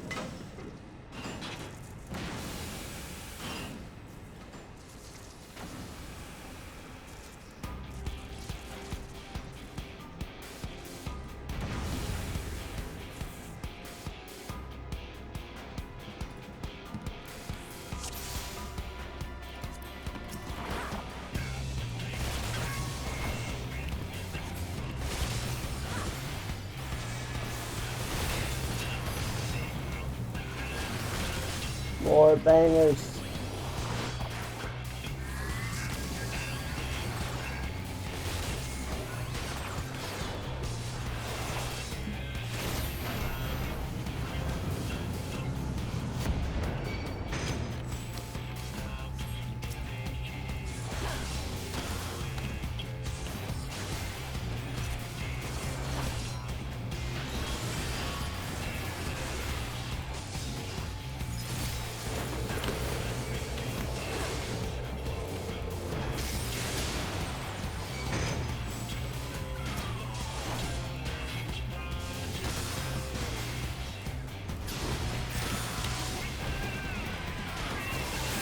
More bangers.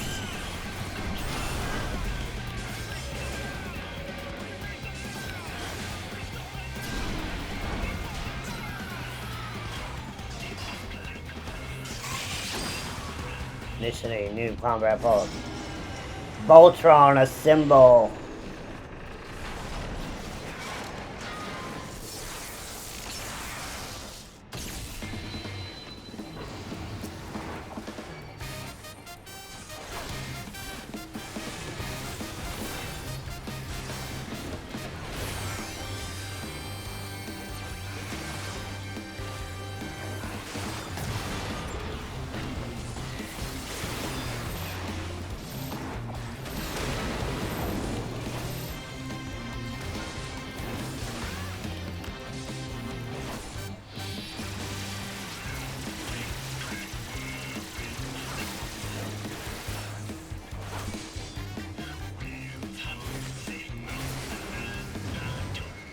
Sins of the Sun. 1. And we got it.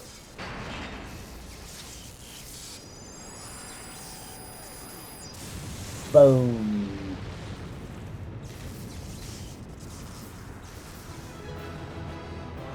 Duty complete. Yay! And that is Midas complete.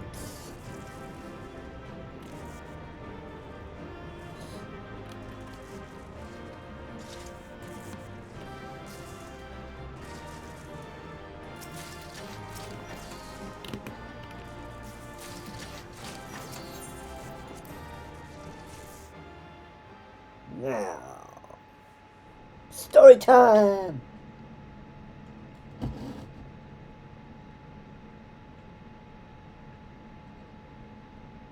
The Mighty Knot.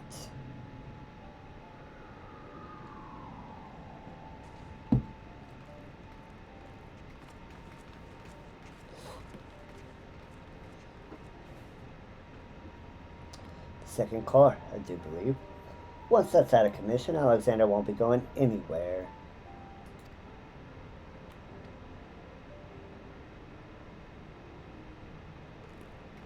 Go do your thing, Mead.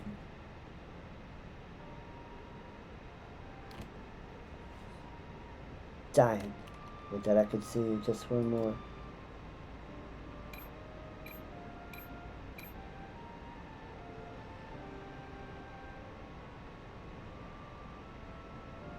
Farewell, my love.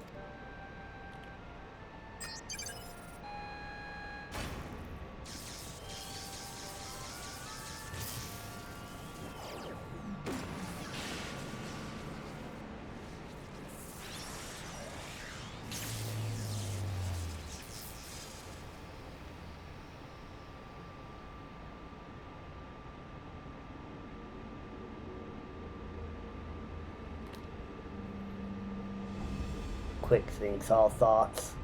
You!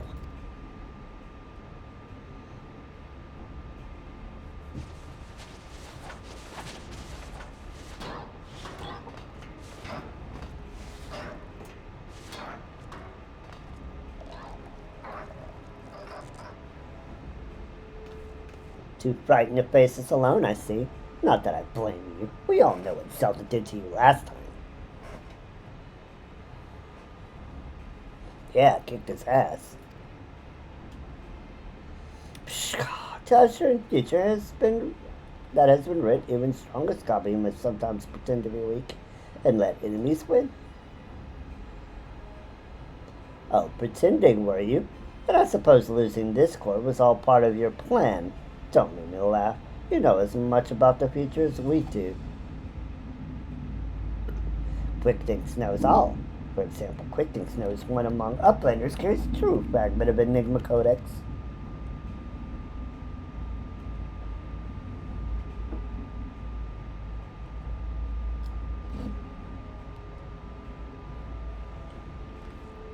It seems the game is up, Biggs. There's no hiding truth from Quickthinks. Very well, I admit it. I have the fragment, but I won't be handing it over to the likes of you.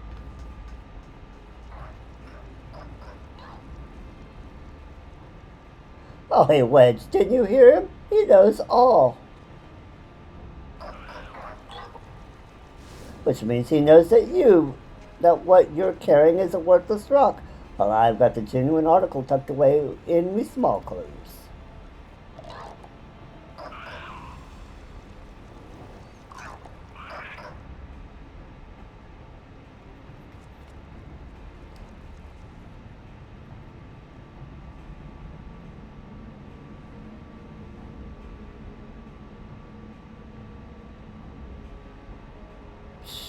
Quickthink already knows conclusion about Blender's childish games.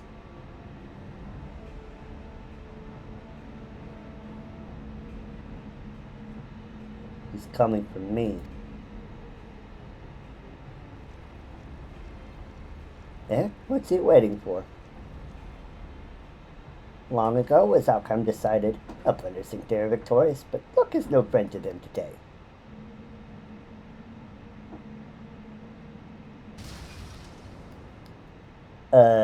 What? What?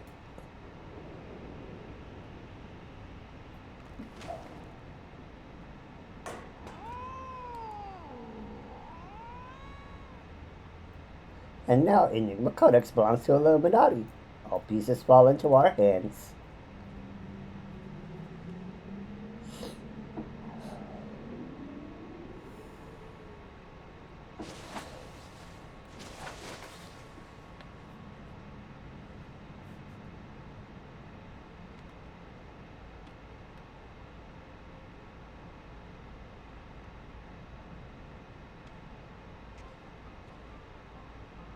As far as I can make out, the thing's in good working order. No damage, no signs of tampering. Can only think it was an energy fluctuation that did that. That did it. It's bad luck.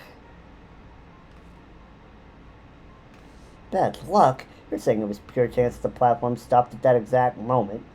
Then what about Quickthink? There is no way he could have predicted something like that. The odds would be infinitesimal.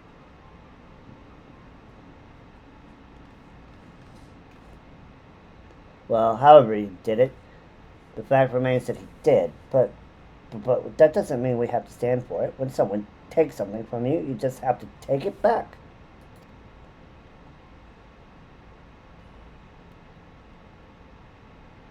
Yep. You just gotta get it back.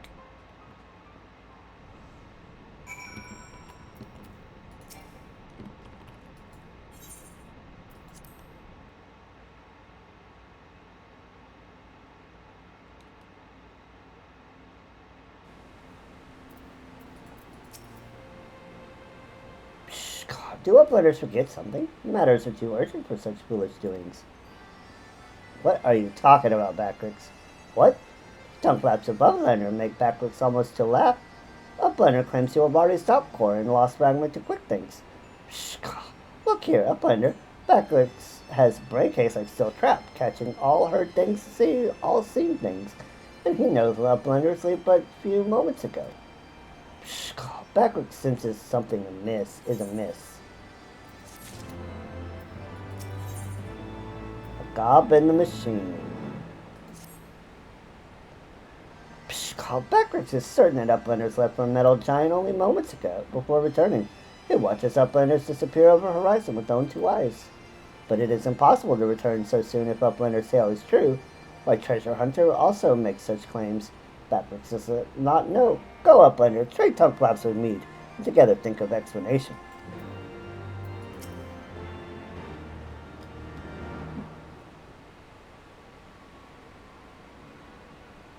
Have you been able to make any sense of Backrick's count? According to this version of events, we would scarcely have had time to reach the core, much less shut it down. But we were all there. We all know what happened.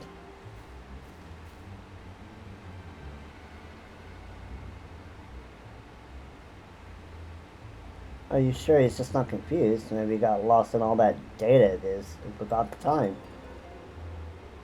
I'm afraid not. That is, unless the goblin standing watch near Alexander was also confused. His reports corroborate Backrick's. No, something else is going on here. I'm certain of it. The question is what? We assume for a moment that Goblin's accounts are true, then hardly any time has passed since we entered the barrier around Alexander. Time stopped? Impossible. Impossible? You mean like quick things predicting exactly what was going to happen in the core room? Like to say it, but maybe he wasn't talking out of his ass. Same, if time doesn't work the same in there, maybe he saw the future. There may be another explanation for that. There's a device deep within Alexander capable of performing complex mathematical calculations. It is not outside the realm of possibility that it would be used to predict the outcome of simple events. Using mathematics to predict the future. Now, even if I could believe that, it wouldn't explain his business with Backricks. Biggs is right. Perhaps the presence of a primal somehow disrupted the flow of time within the barrier. It's only a theory, of course, and a far-fetched one at that, but it might go some way towards explaining recent events. To be clear, you're implying that the Illuminati are aware of this temporal disruption, and are using it to somehow gaze into the future? Very well, if you're willing to accept that, then why not go further? Might it not be the case that they have found a way to bend time to their will? By moving back and forth in time, the Illuminati could effectively manipulate the present however they saw fit. They would ever remain one step ahead of us, our every effort doomed to fail from the first. Now that's a sobering theory, but it's still only a theory, right? There's no point panicking just yet.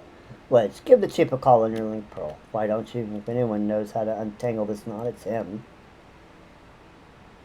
The Gordian knot. How very Greek mythology of them. Chief, it's me. It's about Alexander. We noticed something strange about time inside the primal. What? No, not our time inside the primal. The time itself. Chief, it might be best if you just came here. Aye, aye, we'll await your arrival.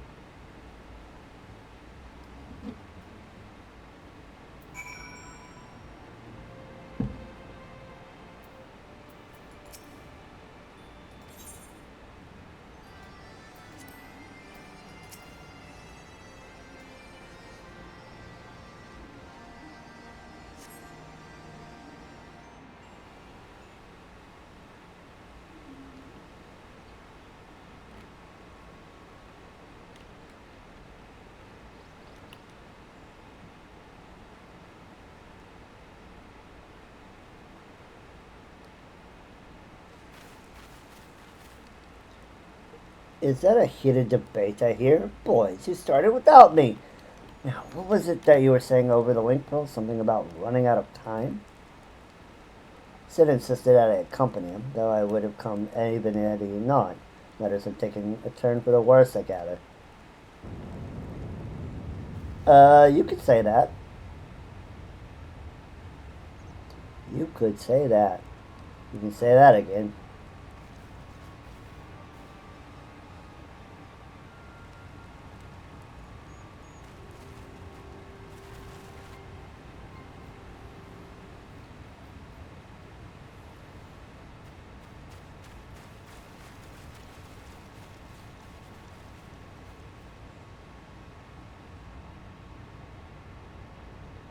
The etheric fluctuations are akin to those I observed shortly before the primal's awakening. In the absence of a functioning core, its form is dissipating, albeit slowly. Yustola, would you mind lending me your goggles for a moment? I can't hurt to have a second opinion.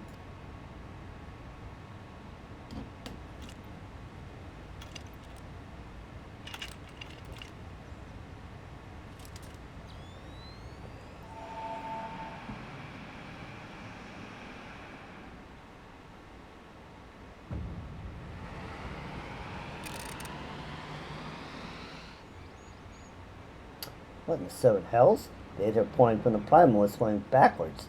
It's as if time were passing in reverse. That cannot be. Such a phenomenon is wholly without precedent. Knowing so little of this primal's capabilities, however, it would be remiss to discount the possibility outright.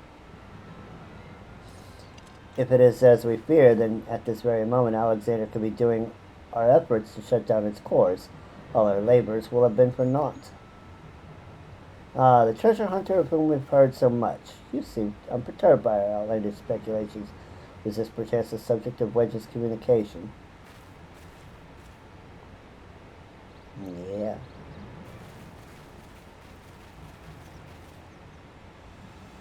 Gods help us. If there's any truth to this, it won't matter how many cores we disable. The Illuminati will simply undo any damage we cause. What do we do? Then what do we do, Chief? How do we even begin to fight something like that?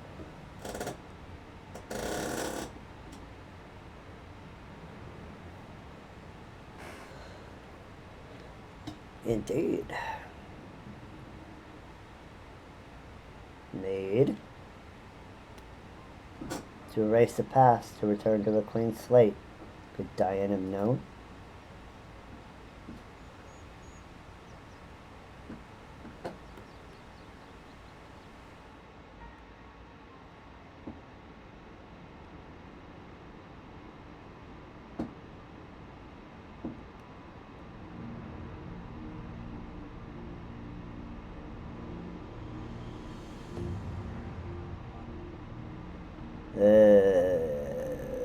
They got round rocks, and they've got the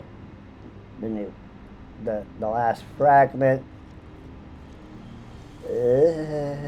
Not good.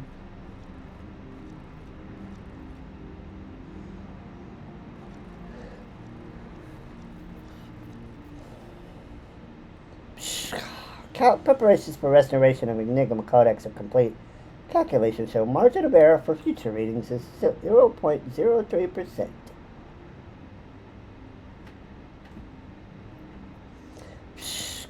Foolish Gobby.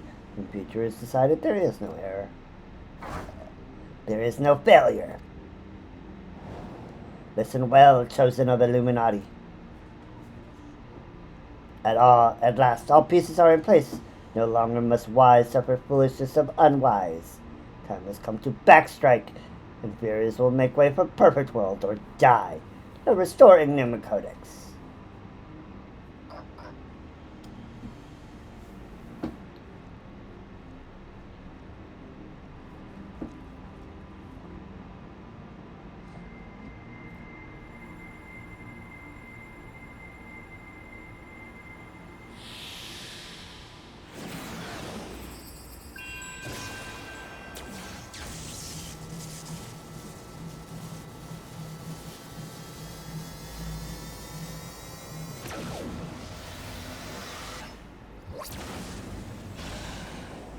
Well, they've got all the pieces.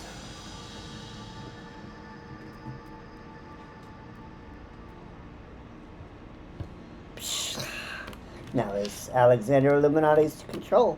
Soon will cores disabled by uplanders be disabled no longer. Reverse time!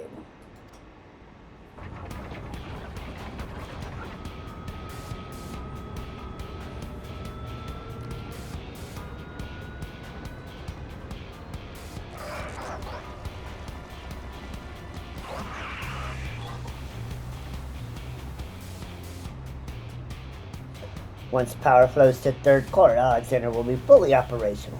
With third core, will its true potential awaken.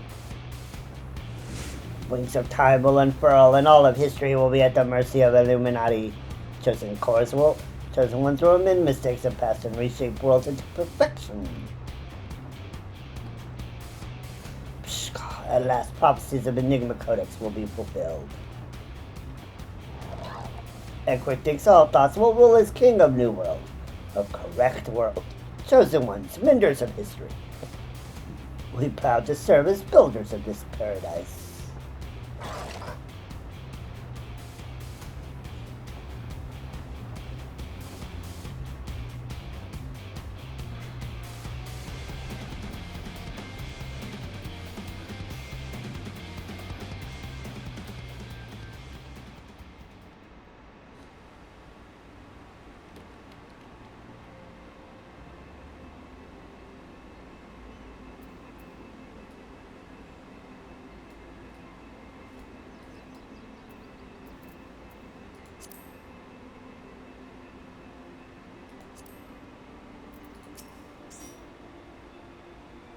The Stoll and the Chief will return to Matoya's cave. Don't worry, between them, they should have found an answer to our problems. If it wasn't waiting on if it isn't waiting on a shelf in the Charlotte Annals, so it'll be in some forgotten corner of the Chief's brain. You mark my words. And next time we meet, quick things, we'll be ready for him.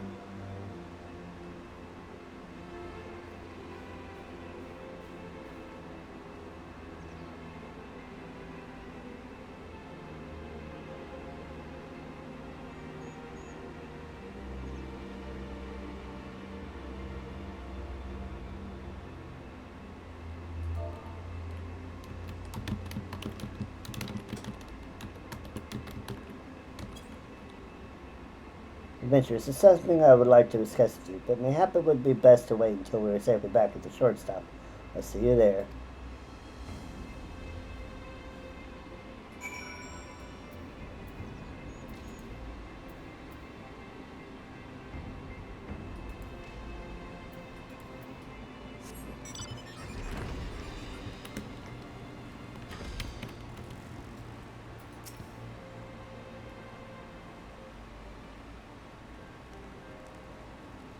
I suppose I should start by apologizing for everything.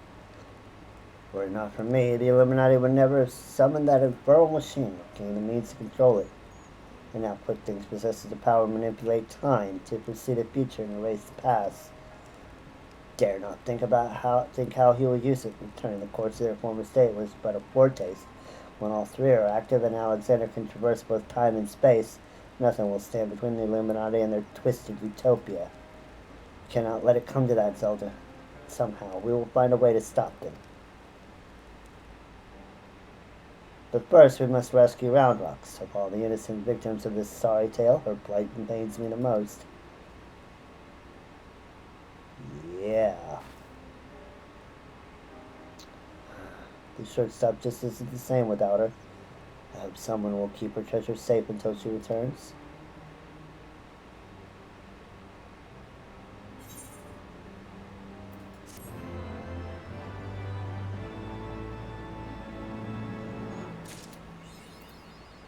Midas touch.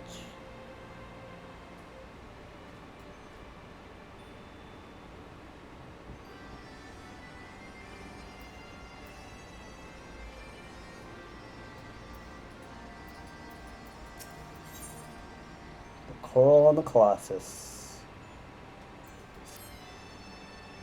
An adventure. You come at an opportune moment. It would seem we have a visitor. I was prancing about, thinking of Round Rocks, and something in the shadows drew my eye.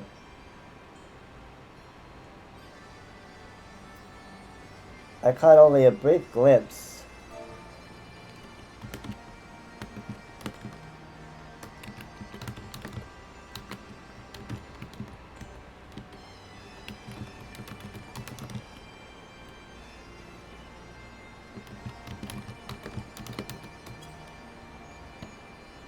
Only caught a brief glimpse, but it bore an uncanny resemblance to Quick Thing's constant companion. Shinoa, was it? If the coral is there, there is a good chance her Illuminati keepers are close by. We'd best track her down and quickly. Follow me.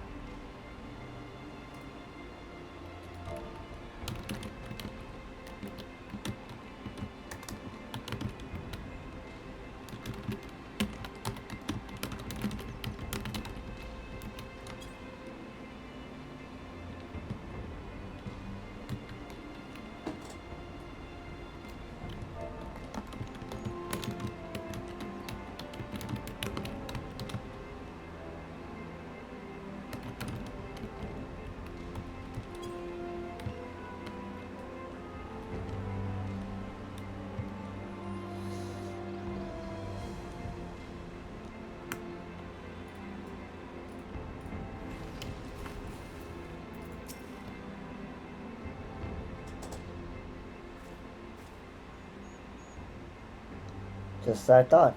It is Shanoa. Or is it? One coral kitten looks much like the same as another. She doesn't seem to have brought any of her friends. Over there.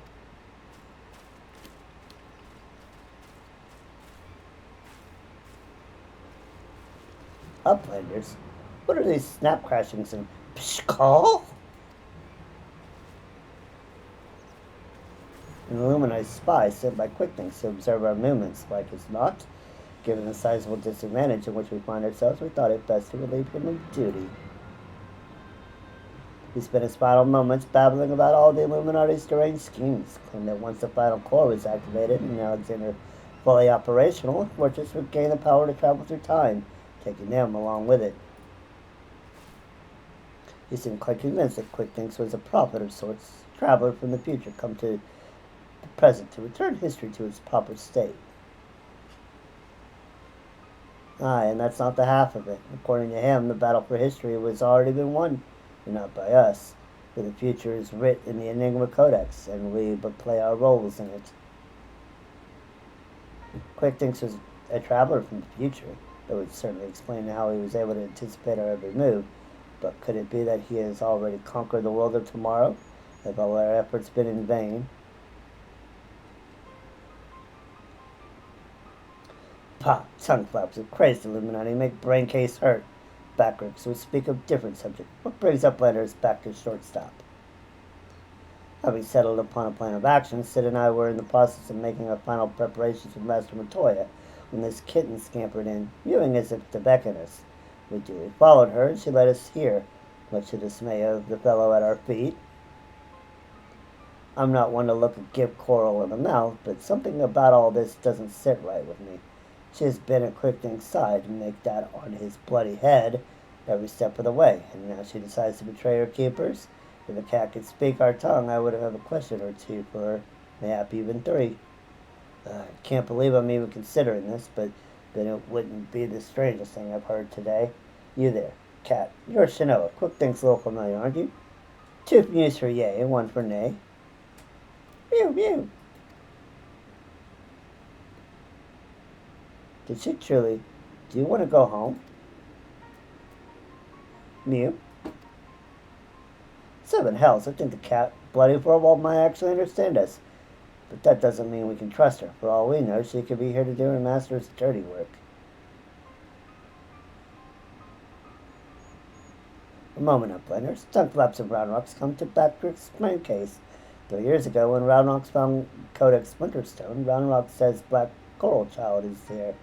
Onlooking. Backrick makes nothing of this, but now. You mean to imply that Shanoa was present when we attempted the summoning? I very much doubt that. If she were a kitten 3 years ago, she would be fully grown coral by now. Unless, that is, she took a shortcut through time. An implausible theory, I grant you, but one we cannot well dismiss in the light of recent events. If true, it would raise a still more troubling possibility that Round Rock's discovery of the Codex is a more mere coincidence, but an event orchestrated by Quickthinks to further his own ends. Ugh. Gasp. Oh, this just gets better and better. Look, whatever is going on here, we're not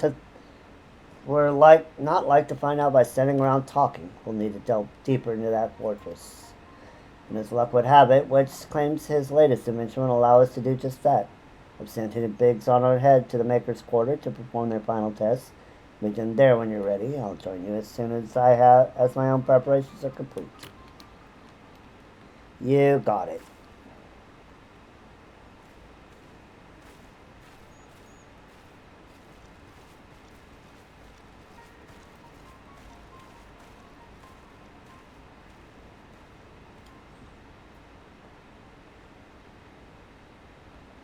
To travel back in time and set past wrongs aright. Who would resist such temptation?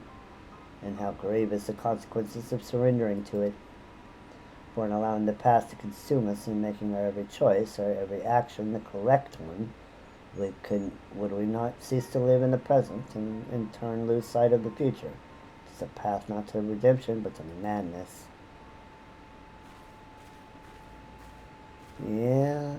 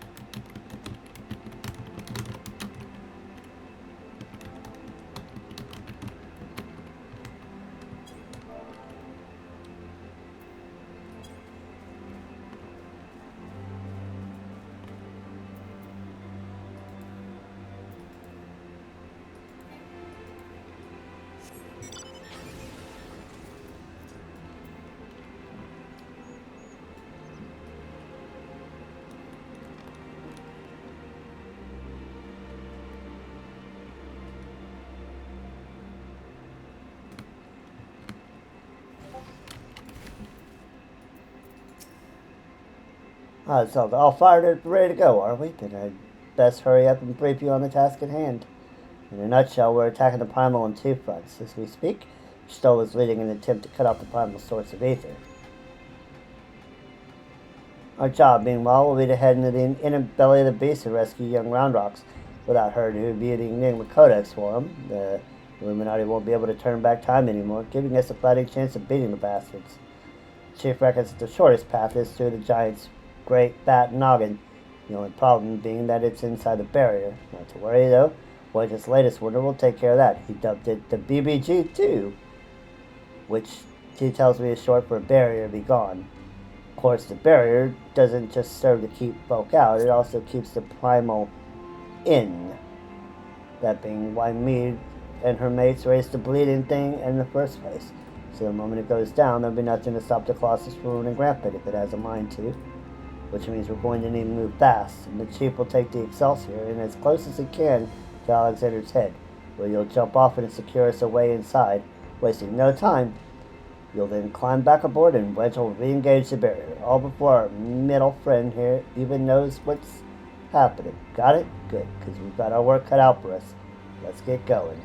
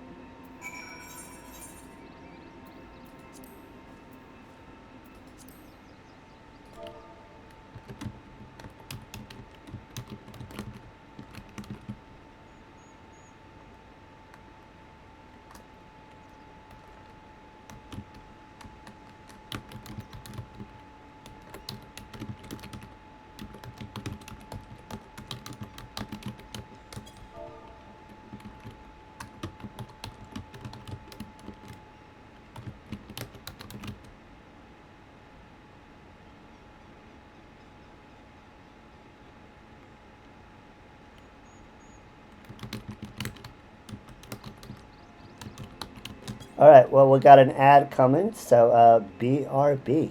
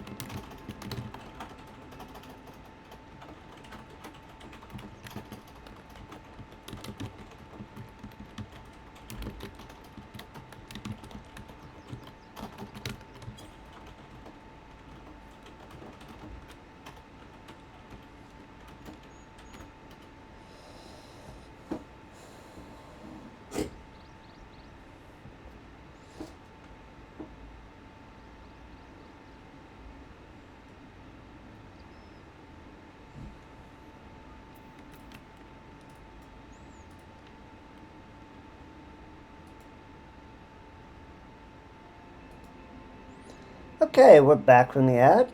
And thank you for the follow, Clone Casey. Thank you, thank you, thank you. I hope you enjoy the streams in the future. But let us go for A9.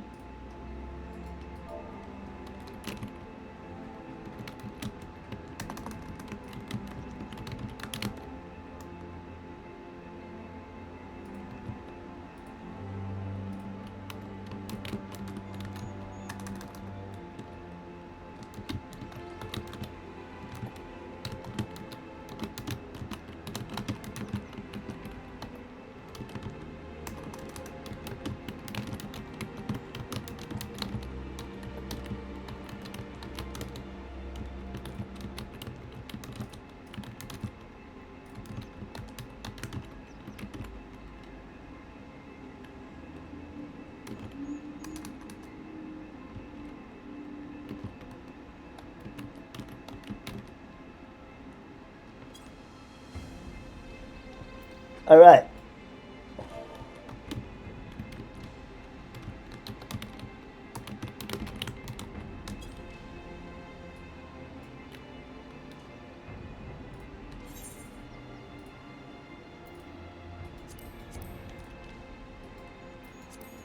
Eyes of the Creator.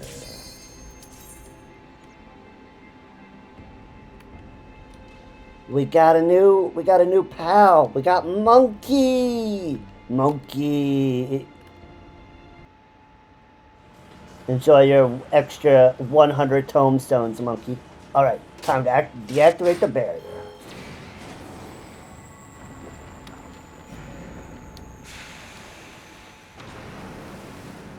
I know you said you were working on your level 70 poetic sphere, so this should help. The smoke is too thick. I can't see a damn thing. You have to press on alone.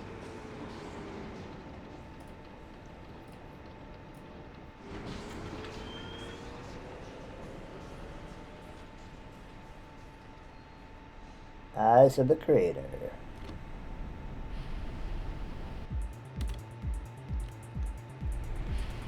Bangers as usual.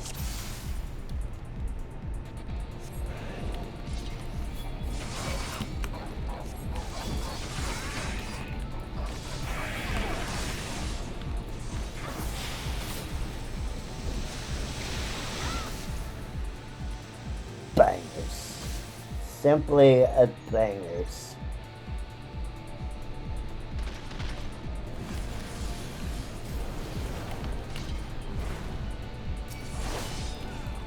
Douse to see.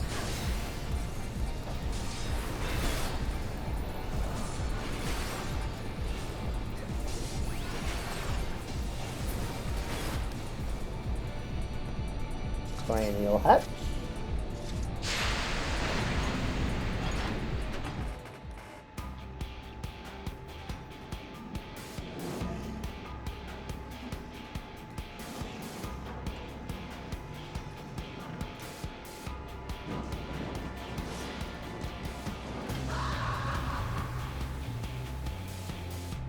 Oh, the bangers.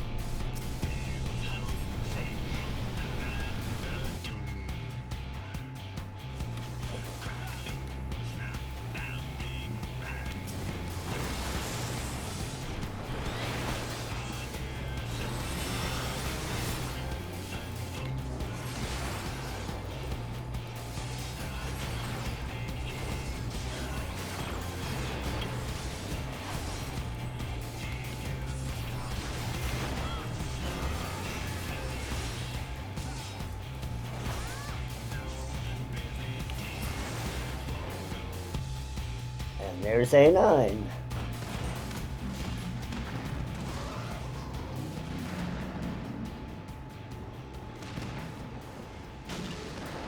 Boom.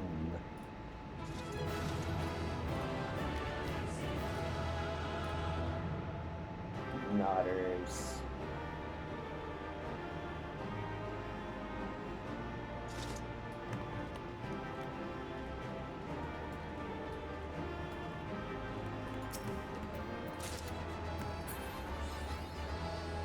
Snap in the realm. Alexander won.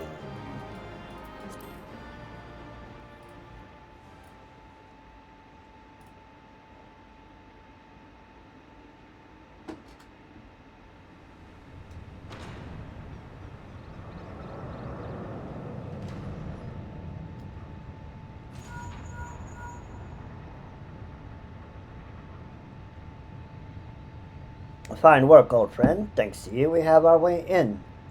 Now, where are you? Stay where you are. We're coming. But first, now that you're clear, we had best get that barrier back up before the big fellow gets restless. Wedge, ready the BBG-2 and reactivate the barrier on my mark. Mark.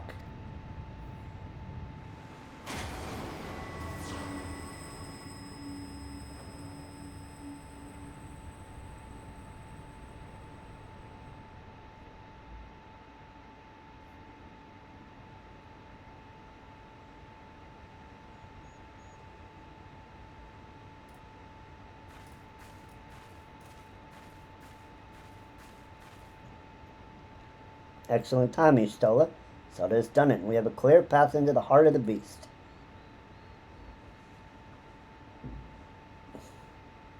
Good. 'Tis a relief to hear that at least one side of the operation proceeded according to plan.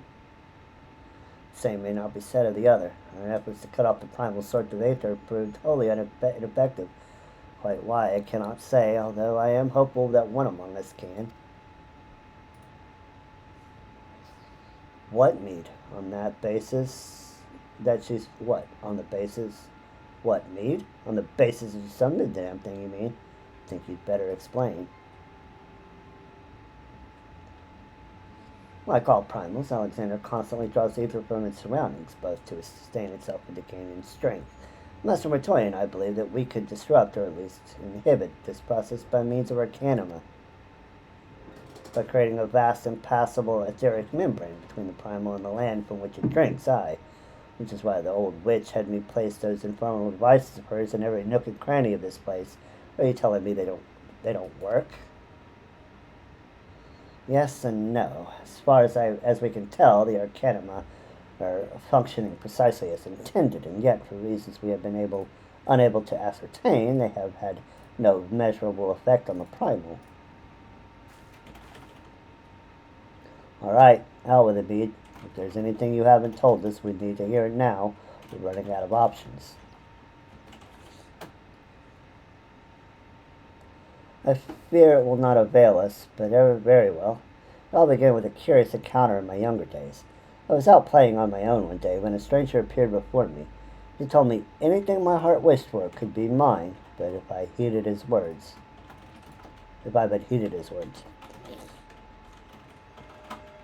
In my youth, I did not fully comprehend what the man was proposing at the time. Nevertheless, his words seemed to burn themselves into my very soul. Reunite the scattered shards of the Enigma Codex, he said, and perform the sacred rite before the ruins that yet stand strong against the river's flow. Then and only then shall your hopes and dreams become reality. From that, he handed me a relic, a horn with a tip of metal, which seemed so foreign as to hail from another world. It would serve as a catalyst for the summoning, he explained it. A gift from your friend, Travachent, and then he was gone.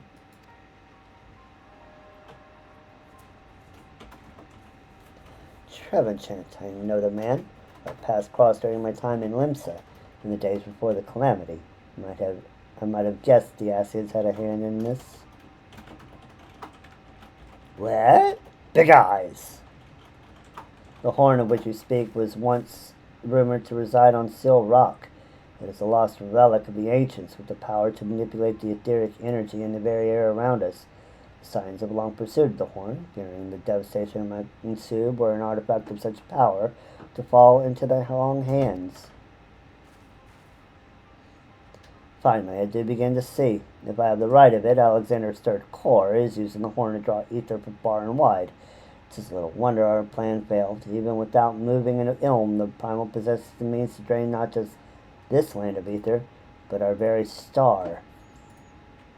Then our course is clear. The old witch's magics won't avail us. We'll just have to get inside and dismantle the core the old-fashioned way. Indeed, and yet we must be wary. We have seen the course of time reverse once before. We may well see it again. Even should we succeed in destroying our target, there is naught to prevent the Illuminati from simply returning the stricken core to its previous state. Aye, they are free to turn back the clock again and again, probably growing stronger all the while. So what do we do then? We can't just give up.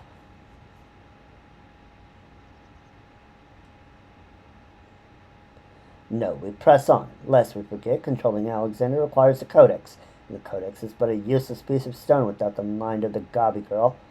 If we can rescue Round Rocks, Quick thinks we'll have no way to flip the hourglass. The circle of knowing once tasked me with recovering the horn. It was through my own negligence that Trevichant required it. That it now endangers our world is my responsibility. Even were I not a scion, I should do all in my power to make amends. Whatever assistance I can offer, it is yours.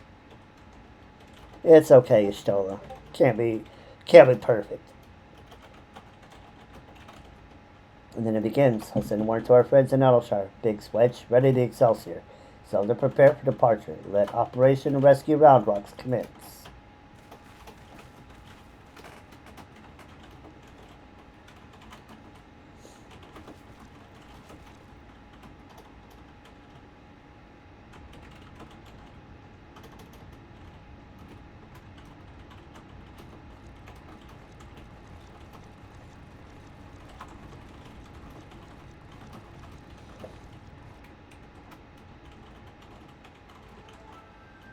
Two kitties.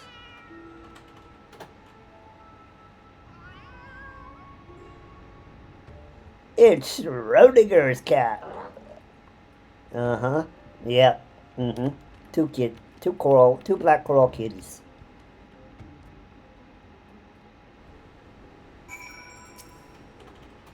Seven hells. It wasn't enough those Illuminati lunatics had bleeding time machine, was it? No, it had to be a time machine with the power to destroy the whole bleeding world. I mean, I'm used to the future of Eorzea being at stake, but this is the future, past and present, all rolled into one. We have to get Round Rocks out of there before those gobbies can put any more of their crazy schemes in motion. Speaking of gobbies, have you talked to old Backwards lately? Turns out the kitten you met wasn't Shanoa at all, just a doppelganger. She's already taken a little furball back to the shortstop and getting it the name Schrodinger, or however you pronounce it. Anyway, I'd best be heading back that way myself.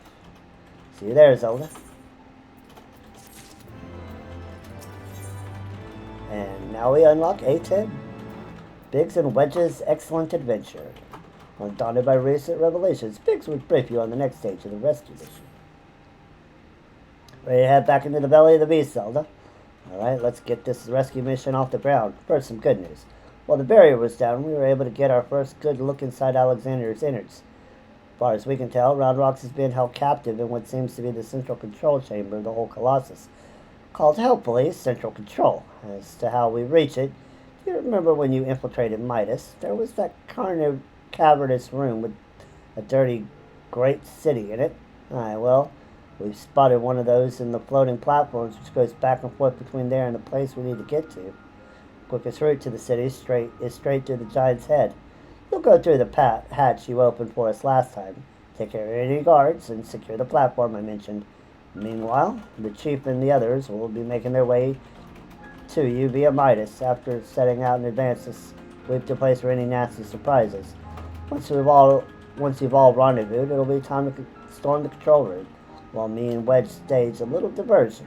Got all that? Good. Now let's crack some Illuminati skulls.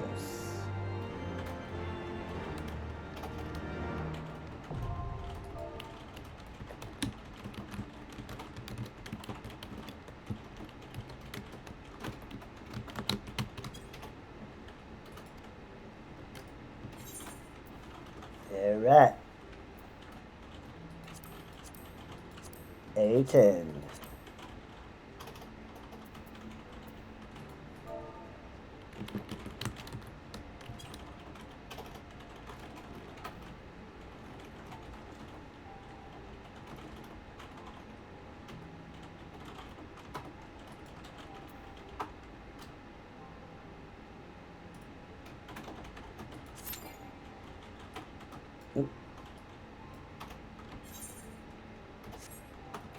One of us is not ready. That's unholy.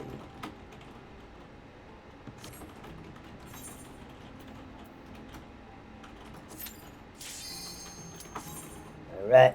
A10. Let's go.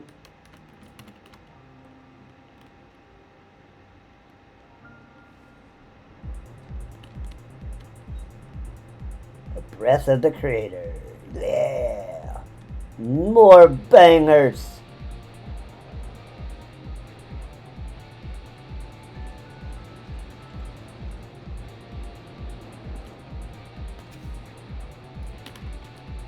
More bangers.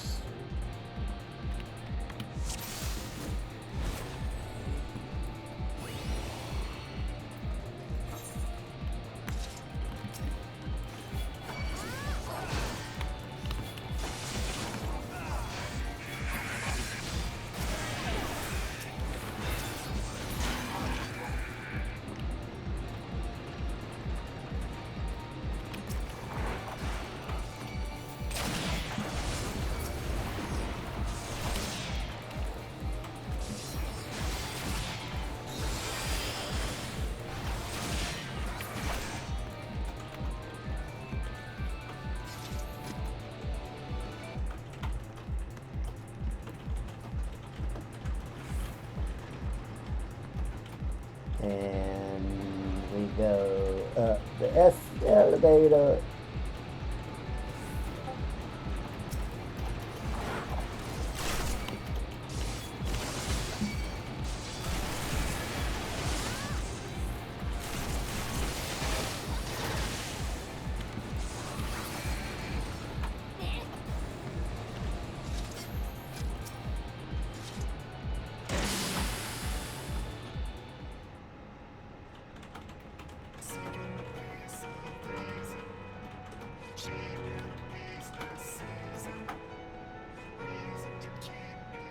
Yeah.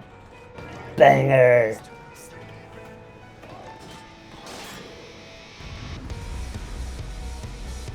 Bangers all.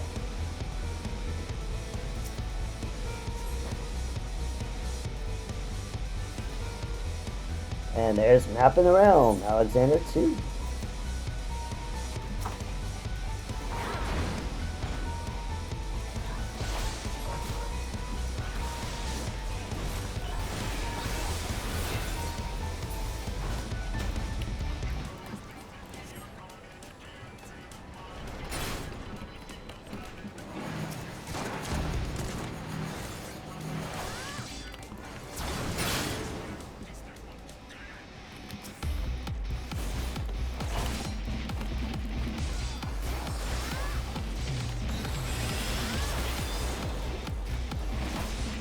Let's do it.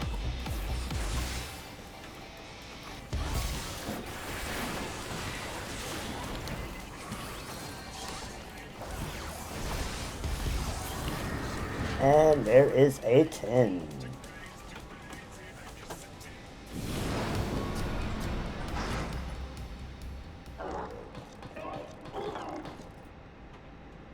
By the way, we're only unsyncing it because of where we are. We're on Goblin, and queues are very, very long on Dynamis, so we are just unsyncing it for story purposes, and that's about it.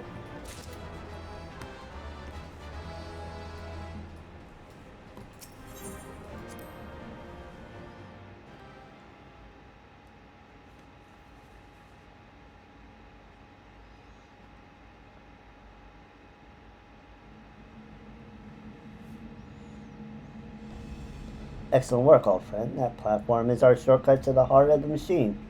Seems quiet on our front, so 7 hells. We've got company.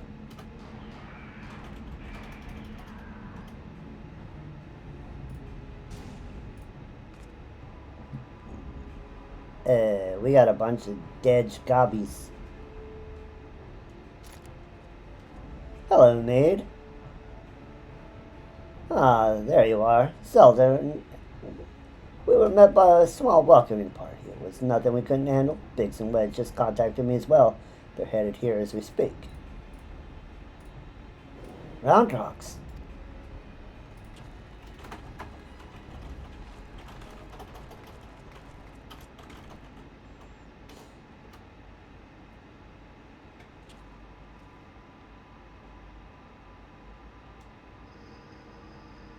So this is the Enigma Codex.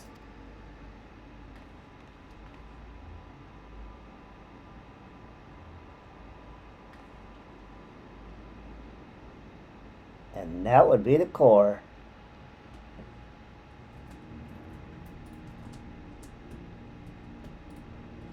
And that must be the third and final core.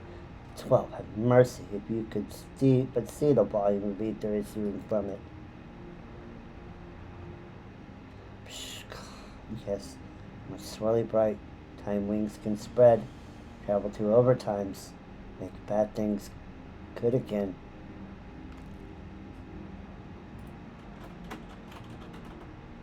Could it be? Do we truly have the power to change the past? I could erase my mistakes. I could see him again.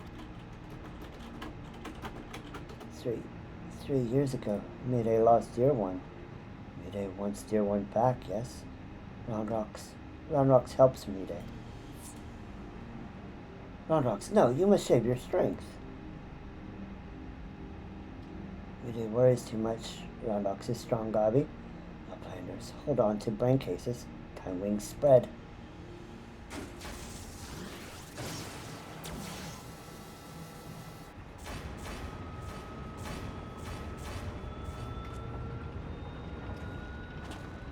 Seven hells, the girl's gone mad.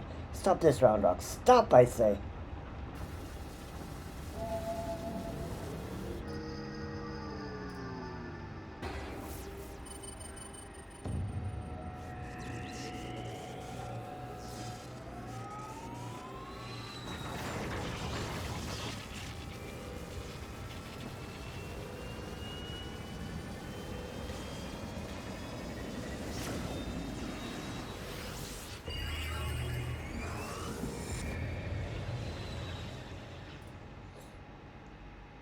Round Rocks, what did you do?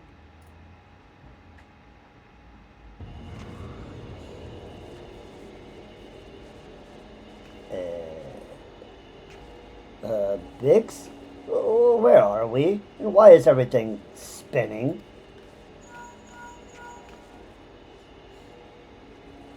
Biggs, Wedge, can you hear me? Round Rocks has engaged Alexander's time distortion mechanism. We're hurtling into the past.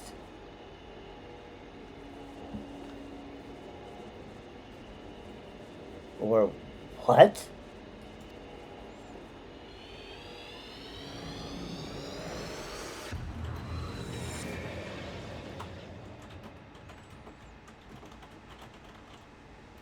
And here we are back at the summoning.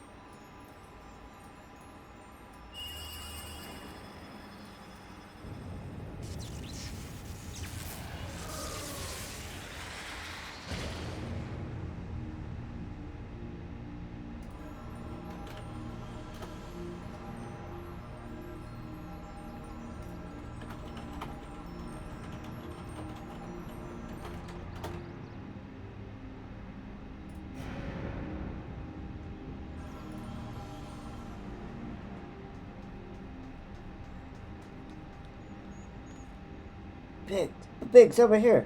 You're not gonna believe this.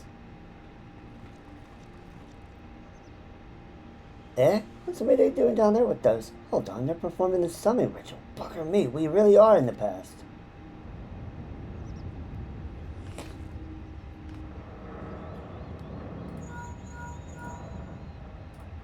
On the seven hells, someone's taking control of the Colossus. Hold tight, I think it's about to go berserk.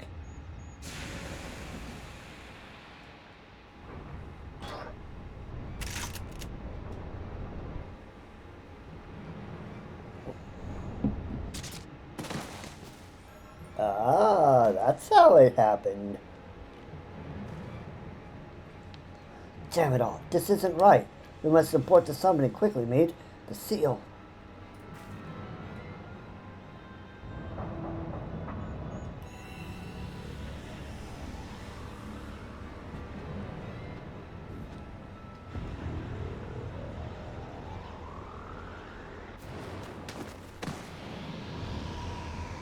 And he saves her and gets sucked into the core. Diane, no!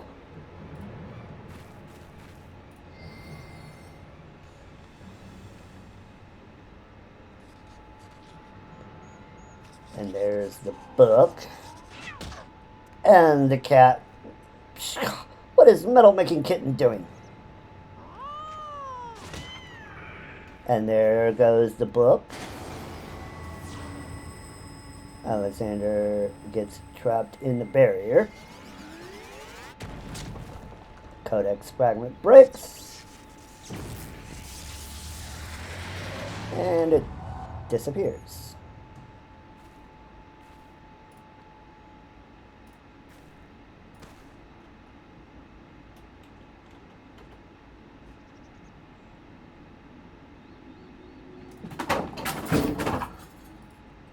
Okay. And there's Round Rocks. Wow. Round Rock sees the fragments. Picks it up, and the circle is complete.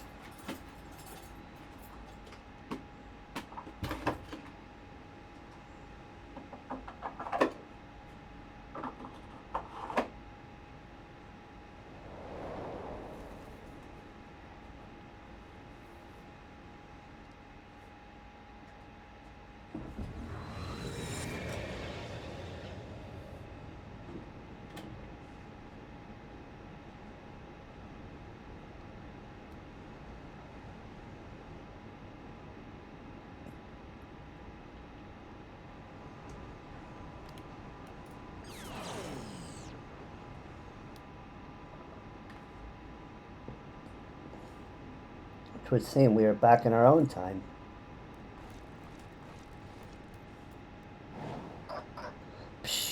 Past is made right, and we return to now times. Treasure hunter's friends die, as is writ, as it must be. Outlander Sir Quick sinks well today. He only knows because of what was written in the book. Uplanders are not grasping meaning. Quick things breaks into bitty pieces, but in Uplanders' tiny brain cases. Time is flat, round shape. All things Uplanders and Gobbies did are doing and will do. Doings happen over and over and over. Again for all times. So when Meade and her friends attempted to summon Alexander 3 years ago, what they actually saw was us traveling back in time. But that's madness. Time is an endless circle. My failure, my pain, my suffering, it was all doomed to unfold like this from the very beginning.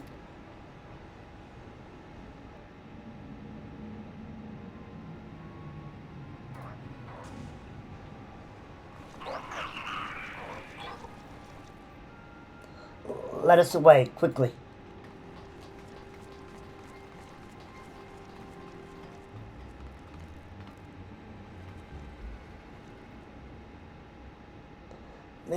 Meade must hurry.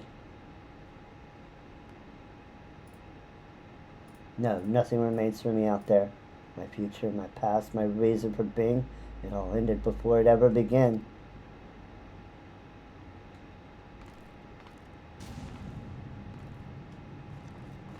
Meade!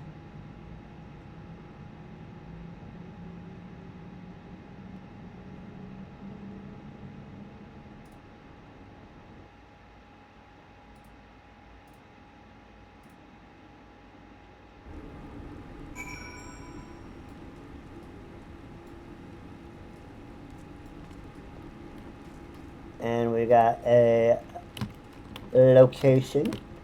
We will not be picking that up for now.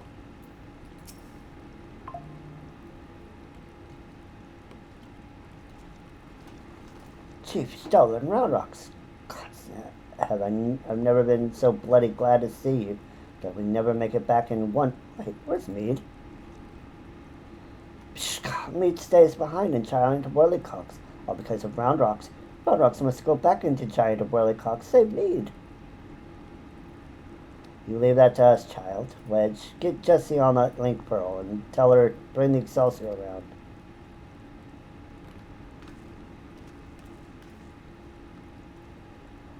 Though I don't much care for the answer, we finally know the truth beyond the events of that day 3 years past.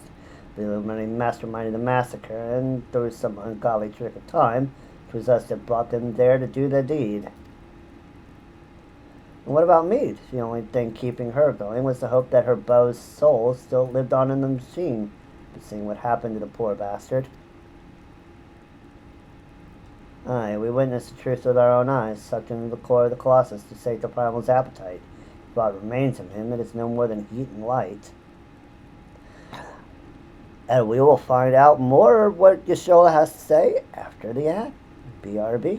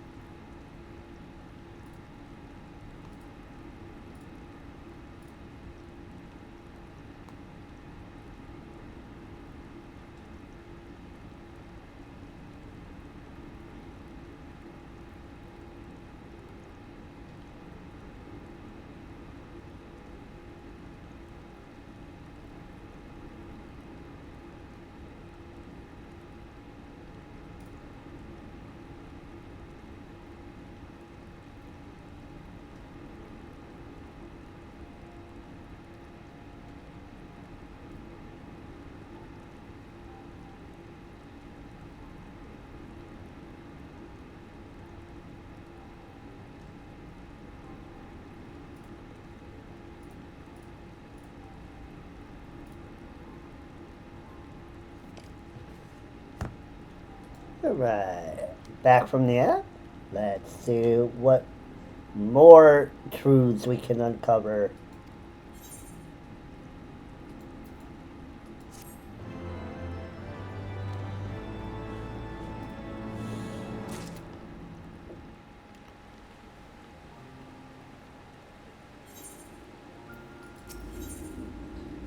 Thus spake Quick Thinks. Ooh. Exponential entropy orchestrine. Quickthink says the future's already been writ, eh? And we're fighting a losing battle. Well, I've got a thing or two to say about that, don't we, Zelda? Mm-hmm. Round Rocks is safe with us, which means the Illuminati won't be turning back time on us anymore. And that's not all. Thanks to your efforts, we've got ourselves a straight path to the third and final core. The very heart of the Colossus. Put it out of action and the whole thing will grind to a halt. Let's go, Zelda. We'll show the Illuminati that the future's yet to be decided, and save mead while we're at it.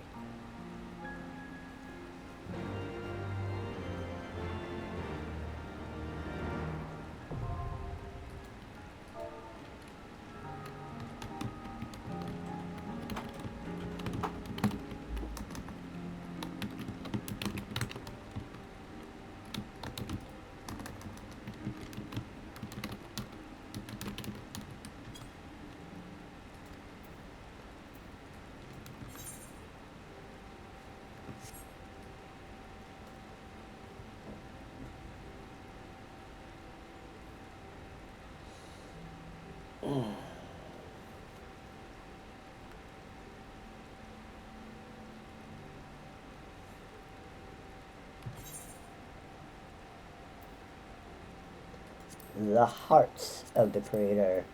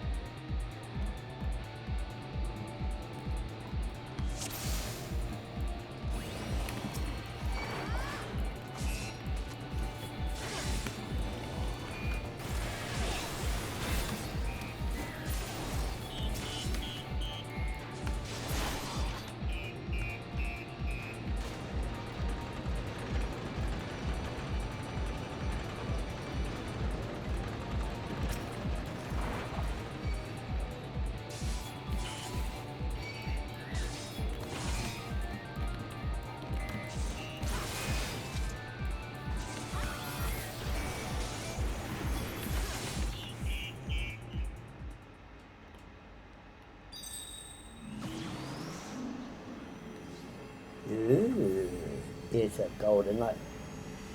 Oh, it's this thing.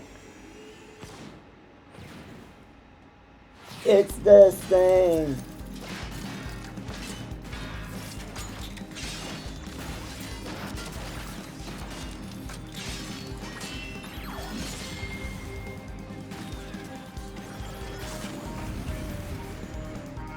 And forward and back and forward and back. And forward and back and forward and back.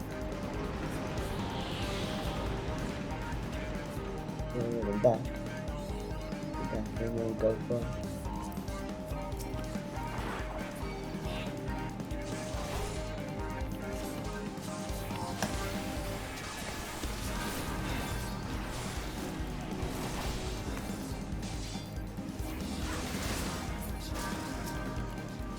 Cruise Chaser!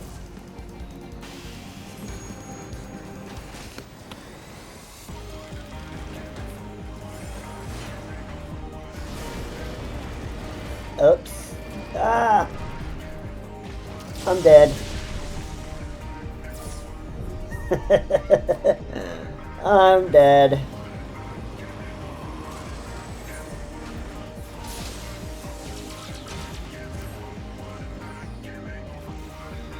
I missed the timing.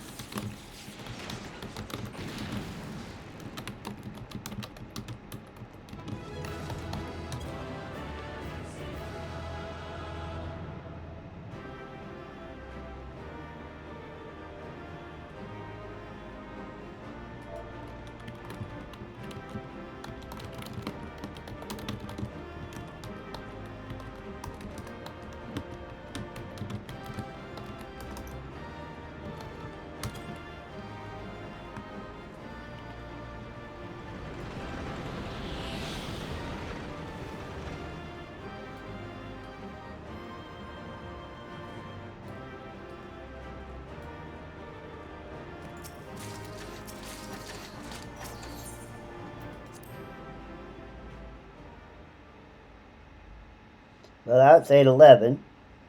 You, the way you're supposed to do it is you're supposed to click on the stuff and you get on his back to avoid the damage. But I missed the timing.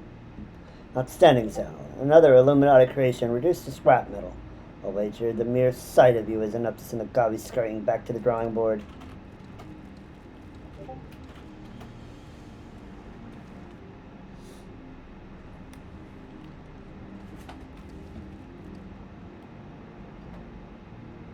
There it is, the heart of the beast. Only now that I see it up close do I comprehend the true scale of the thing. To reach this size in so short a space of time, the core must be taking in ether at a positively ungodly rate. Are we willing to wager it can regrow itself faster than we could ever hope to chip away at it?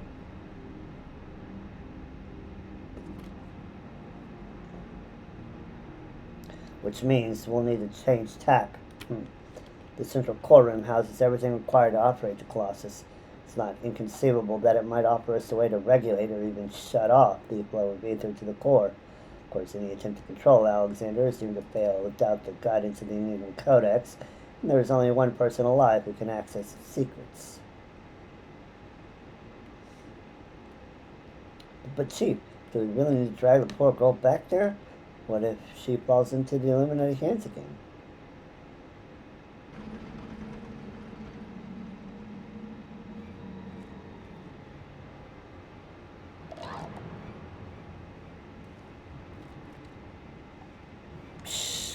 Uplanders waste their tongue flaps. Quicksting says soon future. True future. And it ends badly for Uplanders. Very, very badly. Does it now?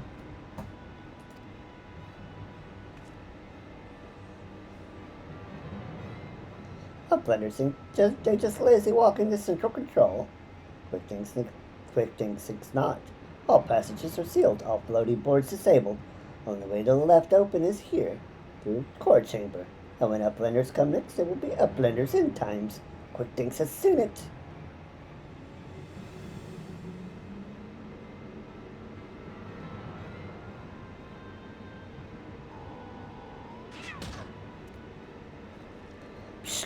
Bad Shona.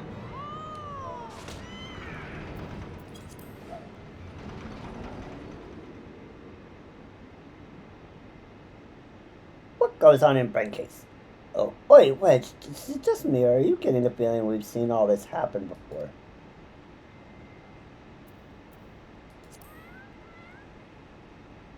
Uh-huh.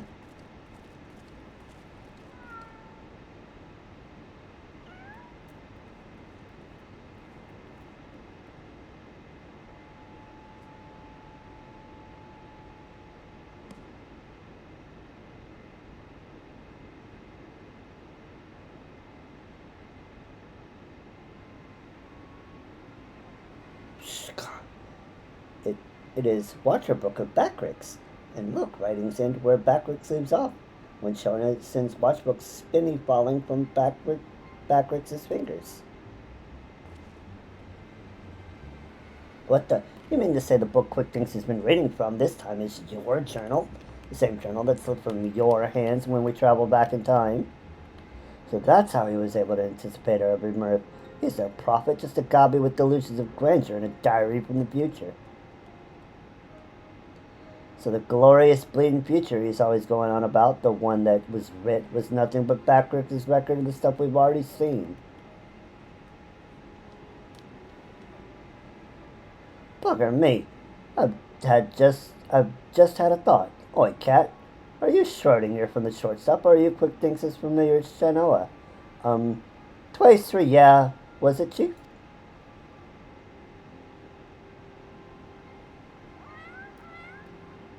Yeah.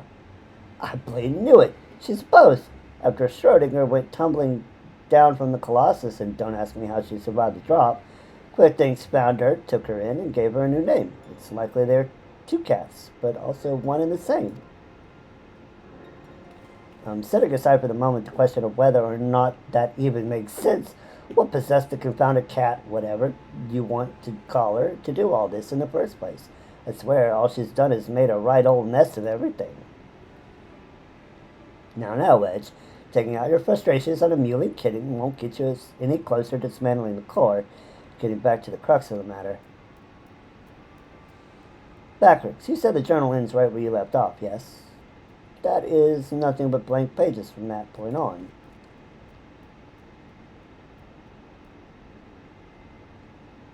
Do you hear that, everyone? Though Quick Thinks would have us believe otherwise, the future from here onward, that is still to be written. And I'll be damned if we won't be the ones to write it. Yeah! Future is ours!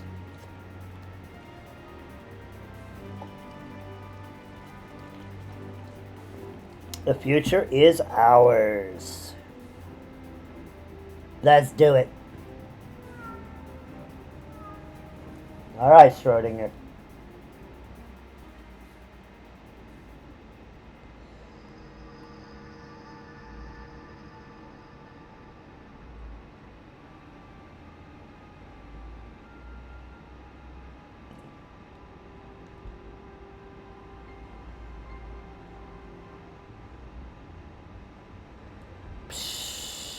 Future book is gone, but no matter. All knowings of true times are safe up here.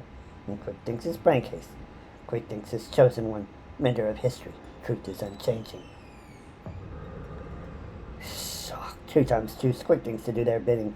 True times sends Shanoa into past, delivered to Quick Thinks and Quick Thinks knowings of future. True times live inside, guiding all of Quick Thinks' doings.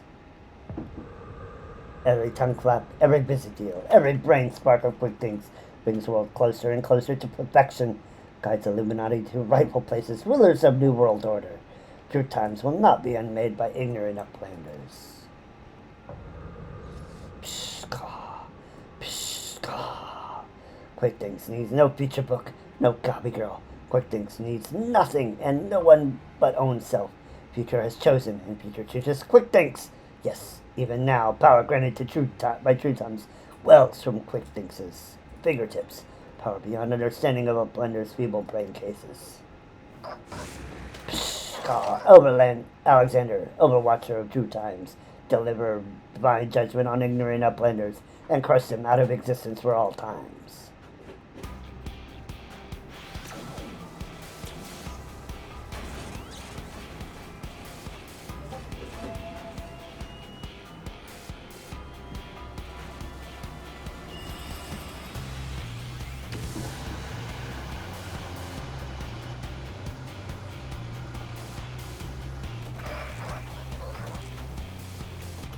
Yeah. Banger time. Banger time.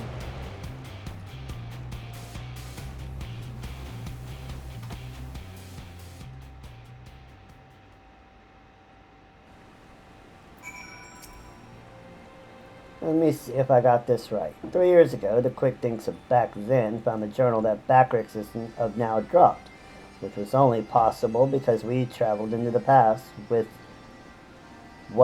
time being a circle and all that.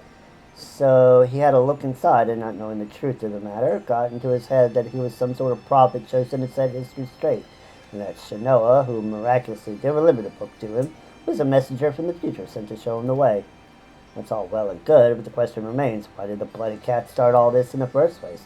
What could you possibly stand to gain from setting in motion this ridiculously convoluted series of events? Another answer found, another question raised, eh, Zelda? Yes, but we get orchestrion role.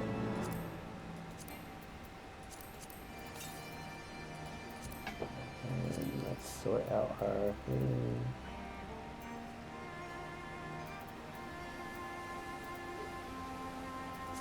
Alright. Judgment Day. Alright, Zelda, this is it.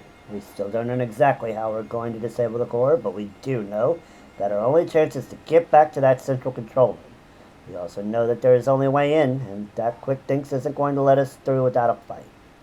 Now we can be pretty sure he can't see the future, not anymore at least. And without Round Rocks to read the Codex for him, he won't be turning back time on us either. but he's still a power-mad maniac with some of the deadliest machina in the realm at his disposal. And after losing that book of his, I'd wager his trigger finger feeling pretty bleeding itchy. Alright, we'd best be ready for a battle and a half. Muscle against metal, man against machine. Gods, I don't know whether to laugh, cry, or soil myself. Nah, ball three. Here comes the chief now. It's time to move out.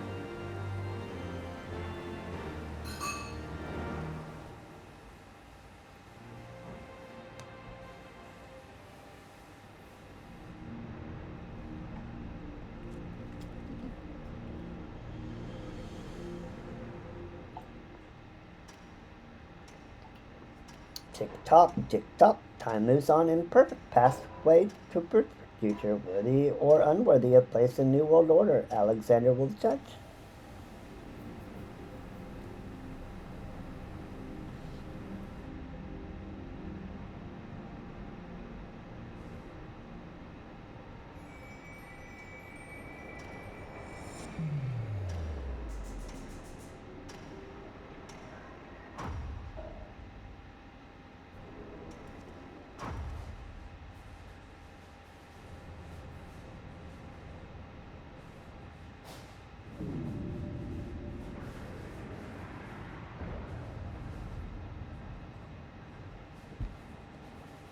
Yes, all is as quick things foresees. True hammer of Alexander falls on uplanders. Ignorant and unworthy are not welcome in Illuminati future. Here uplanders meet their end times.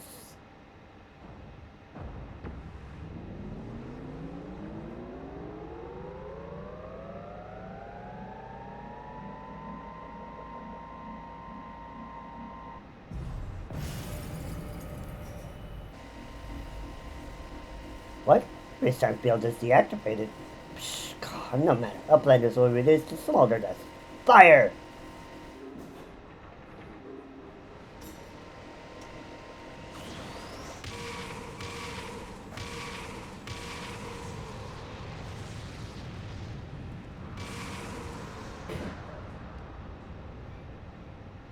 And that was close.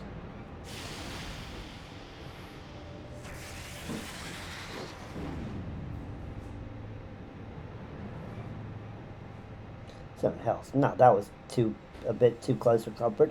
Seven went all right. A Colossus inside a Colossus. Look, I don't know what that thing was, but I'm pretty damn sure I know where it went. Miraculously, when? If I'm not mistaken, what we're looking for is that localized distortion of time.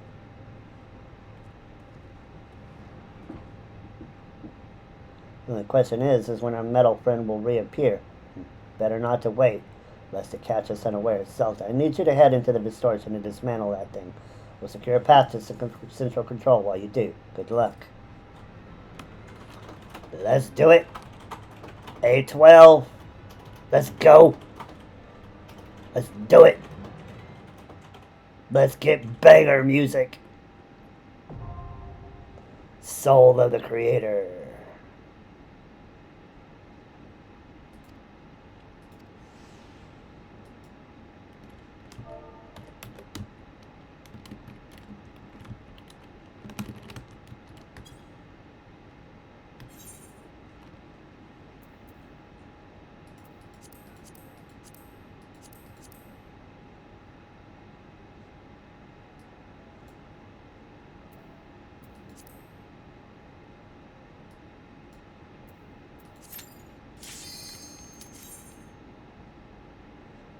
Here we go. A12. End of Alexander normal.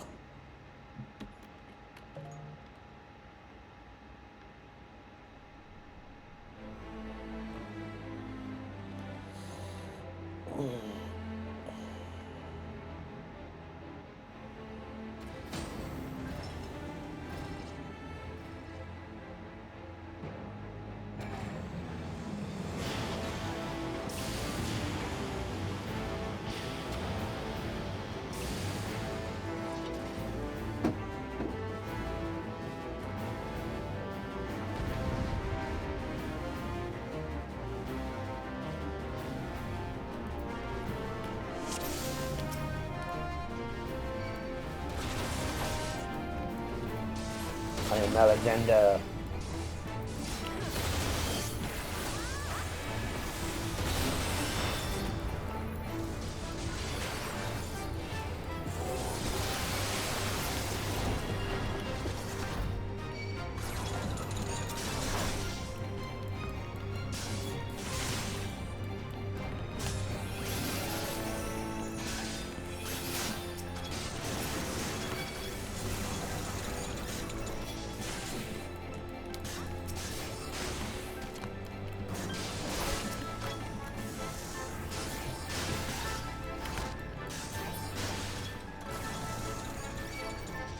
General's wing.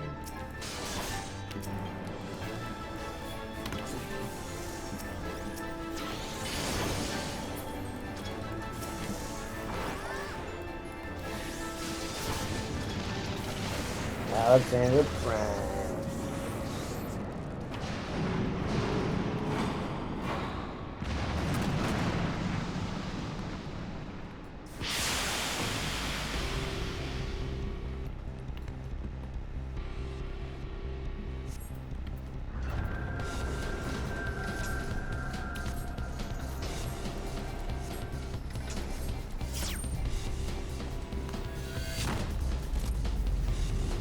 Divine Duty.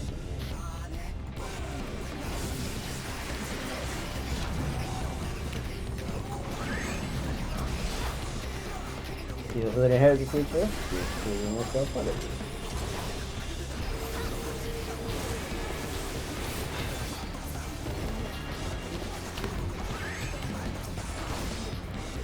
Faithful to the passive view, to the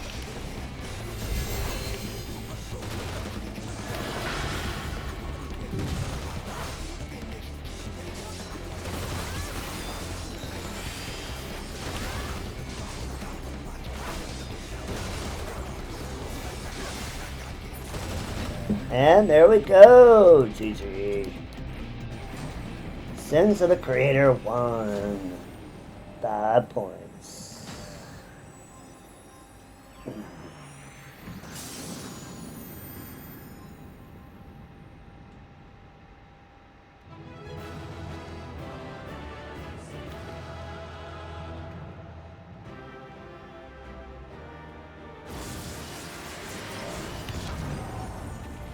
Alexander complete.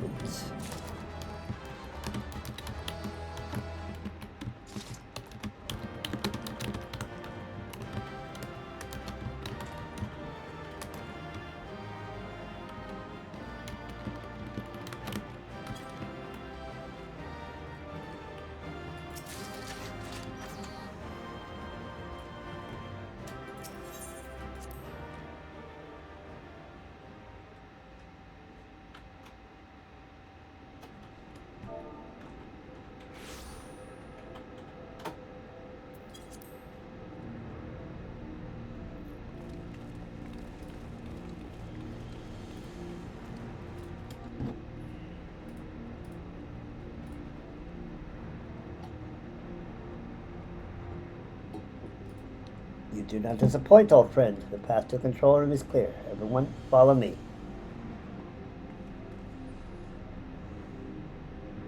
The flow of aether to the core must be stopped. Pray lend us your strength one more time, child.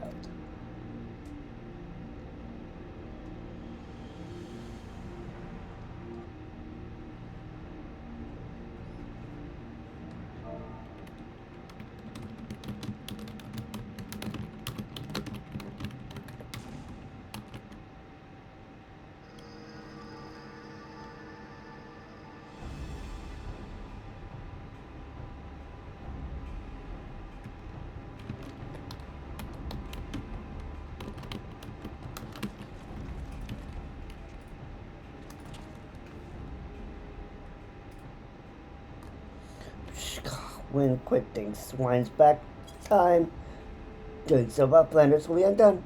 History will be rewritten, and the Illuminati will rule over New World Order. You can think you can take round rocks from us, you're welcome to try. Foolish uplanders. Knowings of Enigma Codex are not known to just one.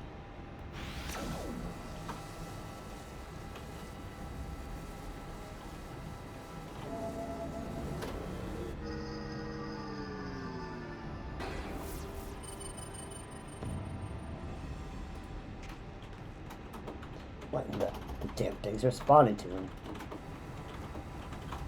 Psh, Uplander's a slow scene. Quick things never needed copy girl from beginning.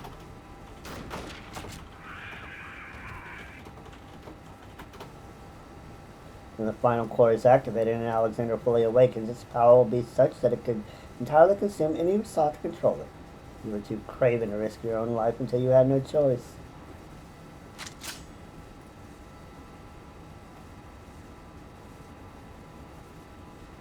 Psh, treasure hunter? But treasure hunter is too slow coming. Future has chosen. You poor deluded fool.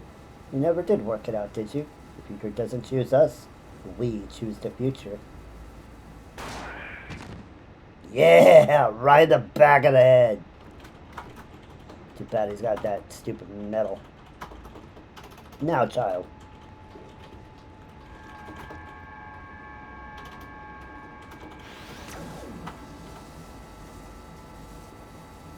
We go forward and back, and then forward and back, and then forward and back.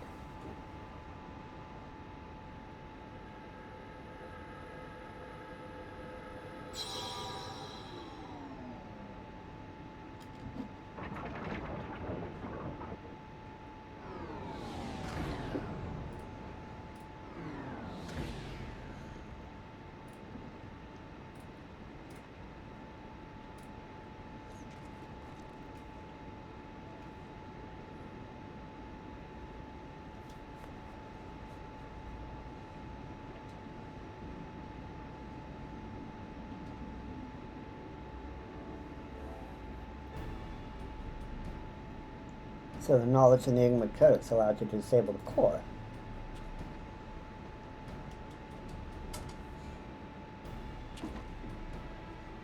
Power stores are depleting rapidly. Without a steady supply of ether, it's only a matter of time before the whole thing grinds to a halt and fades away.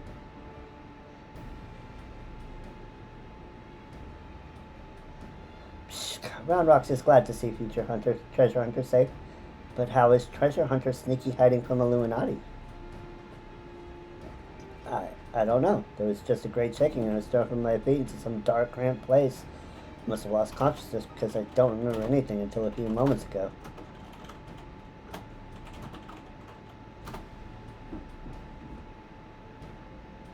Huh, sounds to me like you had a nice nap in a rubbish chute. But what matters is that you're safe, and with that, we can declare this operation a success.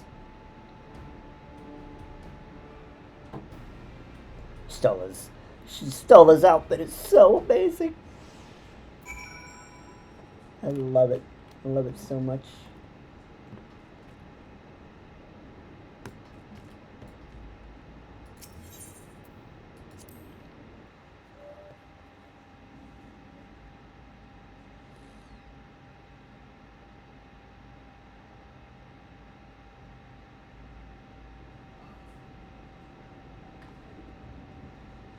You see, my work here is done. Let us take our leave.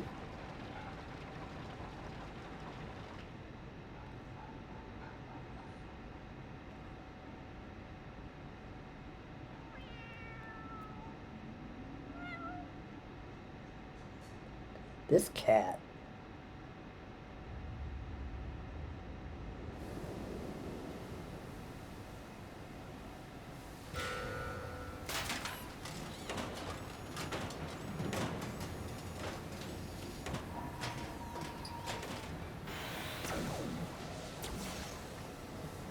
Damn it all. Didn't we kill that bastard? Yeah, we tried. Psst, negative. Quick Thinks better built own body. Made stronger than ordinary Gabi. Quick Thinks is not unmade by a simple flesh wound. Better built? 7 health. That's not a mask, it's his face. He's more machina than goblin.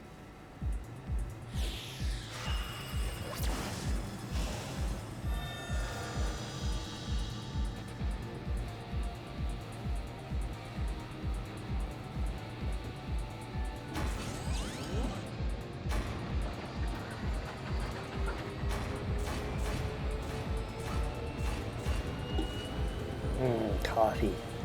Oh, Alexander, Lord of Steel and Whirly Cogs, outspread wings of time, Let ignorant and unworthy feel divine judgment.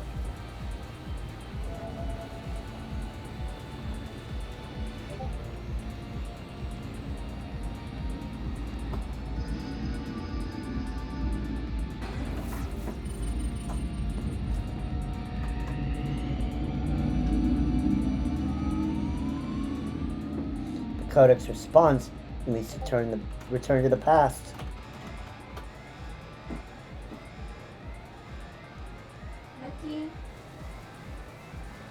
Access denied? What means this? This red glow. Alexander is refusing to obey his commands?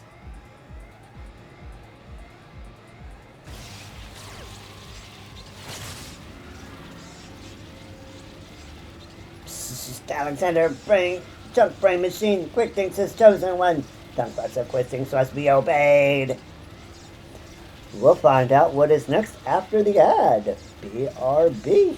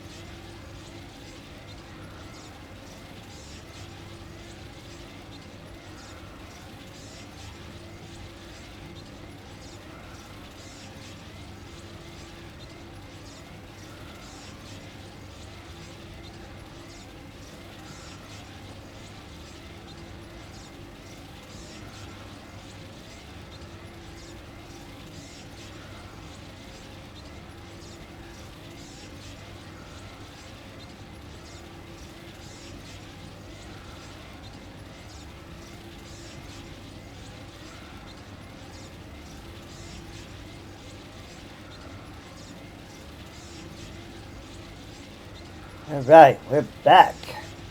Let's see how this ends. Psst! Alexander, junk brain machine, quick thinks his chosen one. Tuck flaps of quick thinks must be obeyed.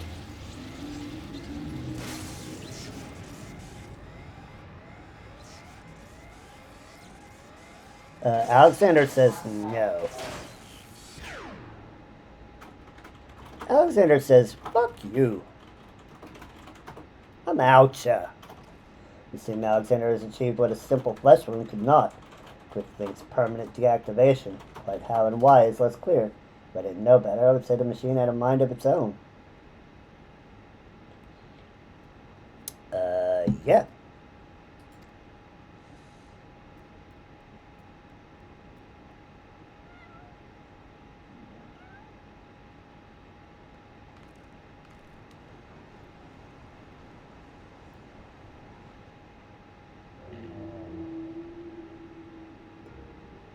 Diane, my love, could it truly be you?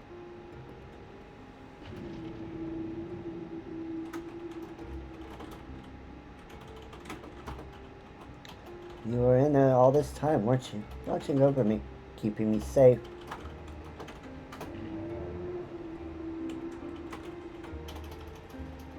Did it just blink twice? Bugger me, the machine's actually talking to her.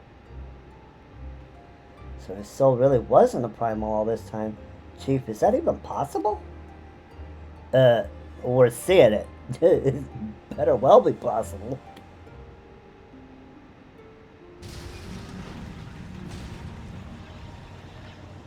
The core, the codex to bridle its power, it rages out of control.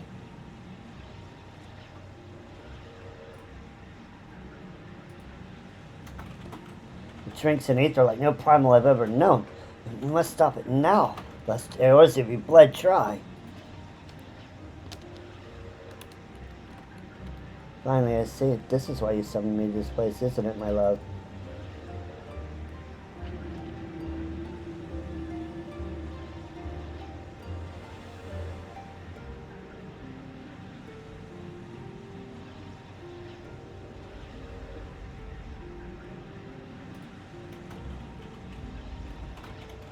I thank you for guiding me here, Zelda and Ronox. Know that I shall always treasure the time we shared.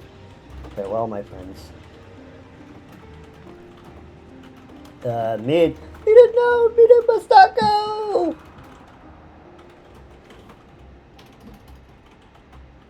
Right into the core.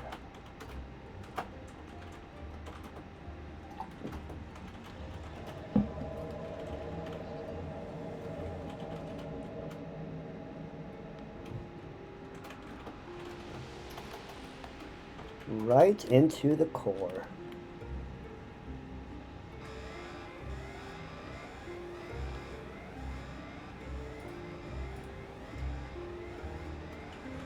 My friends, leave this place. Leave now. Fear not. Alexander will trouble you no longer.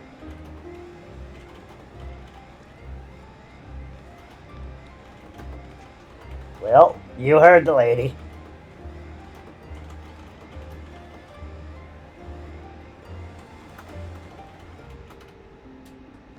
GTFO.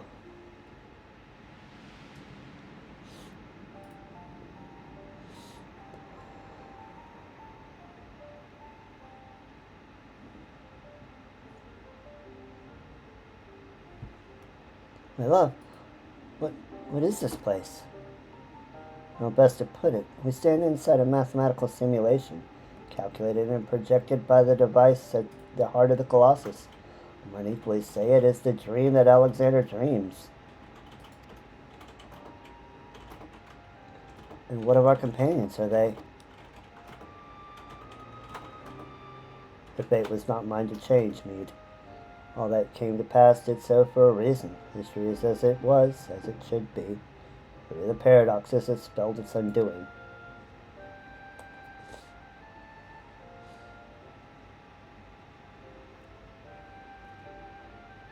From this place, unfettered by the mortal construct of time, Alexander looks out upon past, present, and future, seeing infinite possibilities. I see what it sees and feel what it feels.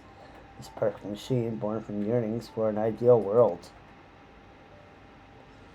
Oh, if you could see the worlds we've seen, a world in which the Illuminati rule history with an iron fist, every nation brought under their yoke, a world in which Alexander spread wide the wings of time and swept the lesser moon from the heavens, averting the calamity.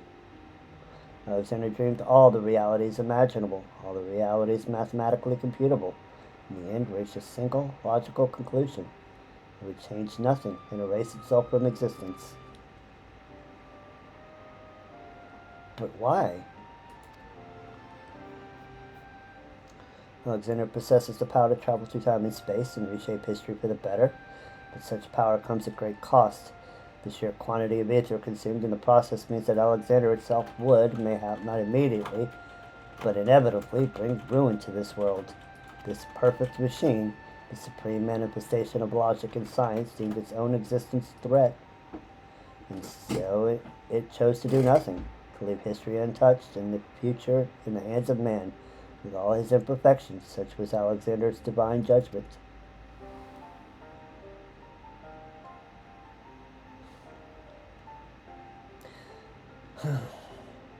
A time will come when the fate of this world is placed in the hands of one warrior.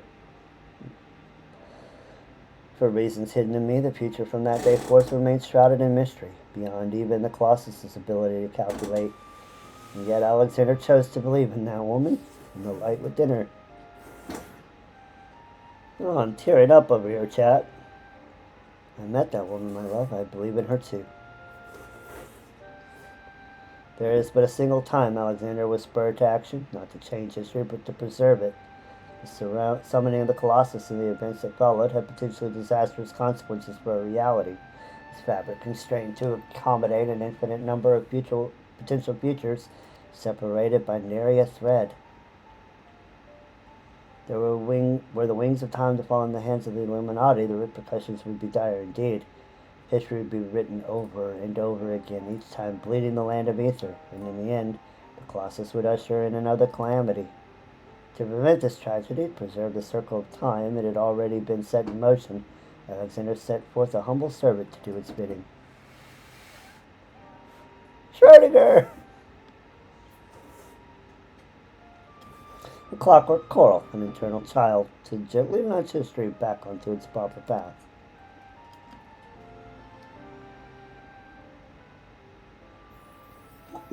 And now but one task remains. Having become one with the horn, the core is well nigh indestructible. It would only regrow itself until it bled the world dry, and so we must heed Alexander's wish and seal it away, far from the reach of man.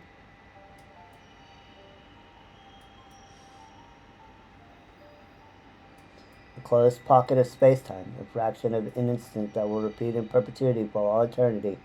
And that's where the core must go, and us with it. Don't you see, my love? We're already there. I'm coming here to you. I have closed the circle of time. I'm all but certain of it. When I accepted the horn all those years ago, the man who gave it to me said that I had the power to grant any wish. And so as I took it in hand, I prayed and prayed with every ounce of my will for the one true desire in my heart. To be with you forever. Aww. I'll be forever in a closed pocket of space-time, apparently. Keep that blasted horn away from anyone.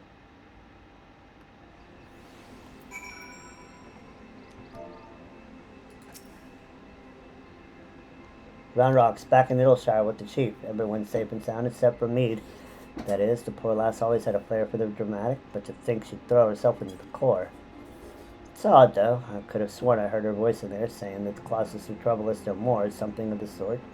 And for that, and for what it's worth, it's been sleeping like a baby ever since we got out. And that's not the half of it. Take a closer look inside the barrier, Zelda. It's like the time is standing still. Bugger if I know what it all means, but I'd like to believe that Meade and her love somehow sealed away the core for us. Softens the blow a bit, you know?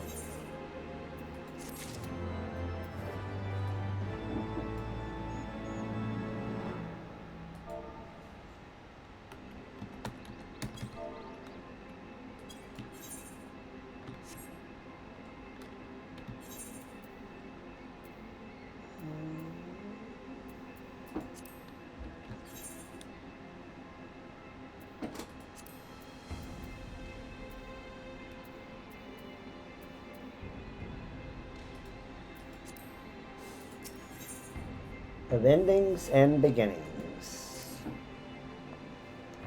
Phew, I'm not sure how we manage it, but I'm happy to be out of that god's-forsaken place in one piece. Of course, it's a damn shame that happened to Meade. Hold on a moment, Zelda. She's what? Aye, Chief, leave it to us. Bloody hell, Zelda, Round Rock's gone missing. I've been worried sick about that poor lass ever since we got back. I mean, how could you feel if you saw your best friend throw yourself into a running engine? Oh, wait, she's run off somewhere. The two of them used to frequent together. Wedge and I'll have a look around here. Why don't you search the collector's quarter? Come on, let's find her before she gets herself in any more trouble.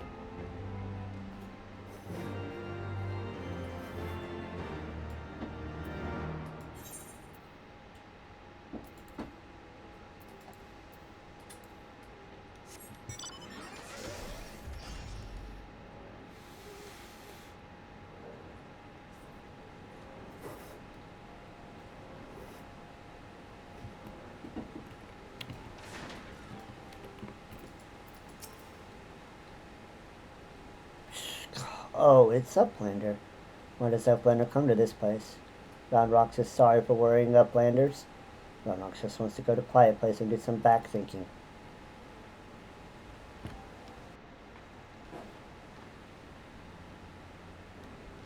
Running out of giant whirly cogs, Roundrox feels something rattling in pocket. So Roundrox reaches in and cannot believe what she finds. Rattling thing is glowstone, Roundrox's favorite treasure. Psh, but it is dark. Even with many tryings, glowstone does not glow for Roundrox. Not anymore. There you are, child. We were worried sick about you. What's that, Zelda? It's autumn, miss.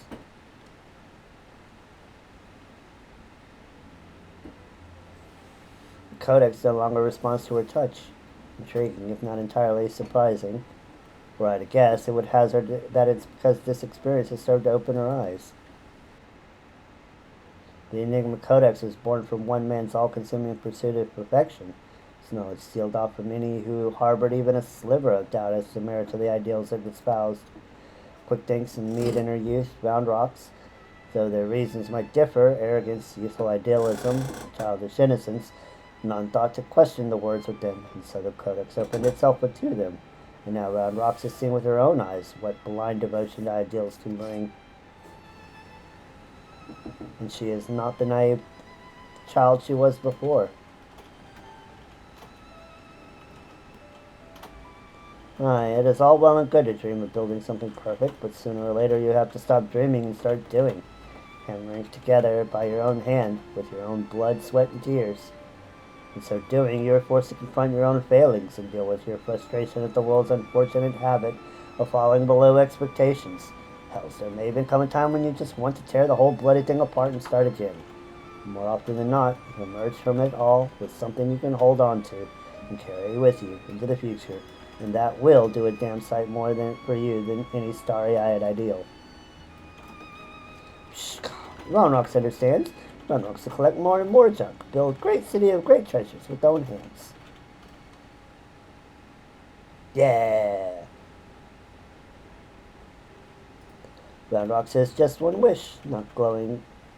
Glowstone is a piece of Mead's dream. Roundrox to give back to Mead. A noble wish, child, would that we could grant it, but I fear the steel giant and all that lies within that barrier is far beyond the reach of mortal hands. Frozen in a single moment till the end of time, that's a fate I'd not wish on anyone. Mew. Hello, Schrodinger. Well, look who it is. You have a real knack for turning up underfoot, don't you? A reminder of the apparent ease in which this little coral seemed to slip in and out of the Colossus, were not for the small matter of time having stopped in there. I'll send her in with the Roundrox's glowstone without a moment's hesitation. Mew mew. Shanoa. 2 mews? Might that suggest a willingness to try? Mew mew.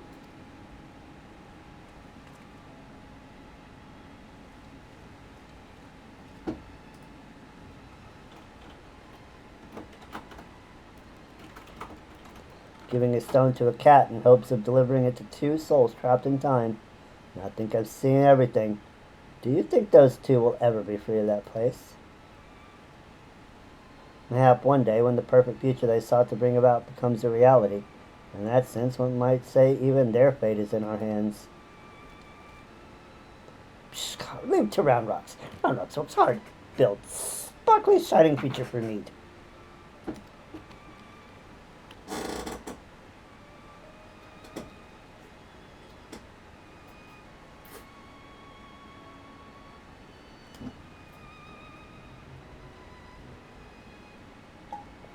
Shall we, child? And with that, Zelda, we must take our leave. For all you've done to stave off yet another primal threat, you have our gratitude. I contacted Biggs and Wedge to let them know that they can call off the search. Needless to say, they were relieved to hear that Roundrox is safe. It was also a matter they were looking to discuss with you. They said they'd be waiting for you back at the shortstop. Okay. If you will be returning to the shortstop, I would ask a small favor of you as well. Please deliver this volume back to Backrix and tell him I believe it is that which he seeks. So next we meet, Zelda. Yep. See you at Omega.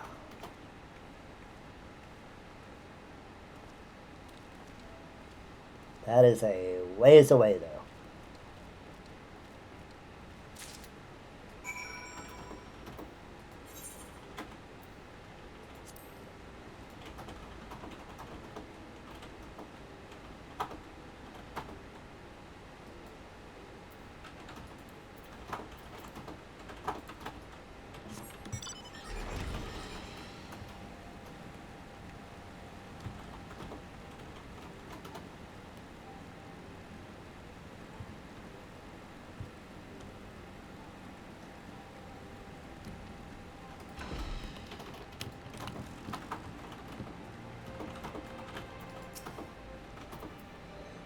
No, I'm not just safe as shortstop. And Backricks is easy breathing. Letters have thanks of Backricks. Uploaders bring present for Backricks. Yeah, we bought your weathered manuscript. From the wear and use of the parchment, this is elegantly pinned document presented by Stoller appears to be quite ancient.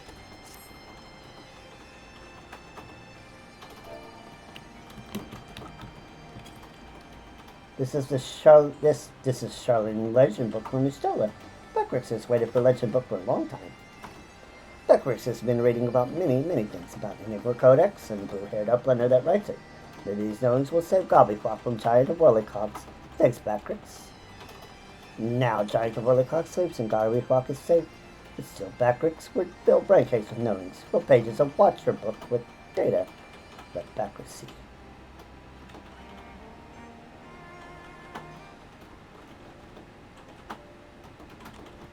Yes, it is just as backwards. God, backwards eyes playing tricks on him. Oh, hey, are you feeling alright there? You look like you've seen a ghost. This tells fairy legend of a Togo tribe, uplanders of blue hair. Many years ago in old times, two children, boy and girl, outstepped from belly of a great steel giant. Two children grow into man and woman, becoming father and mother of great people of the Togo. Names of two are Giant and Mead. Look at hand drawing. Even faces are same looking. Yep. Wheel of Time. You gods, if that's our Mead and Giant, why that means that one day they'll be freed from their fate and reborn far, far in the past.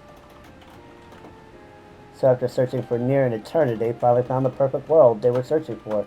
It may just be a fairy tale, but I, for one, would like to believe it. And fairy legend goes on. Two children step out of steel giant holding small stone. Stone is dark when sitting on ground, but hold stone in hand and shining lights. Glowstone or brown rocks?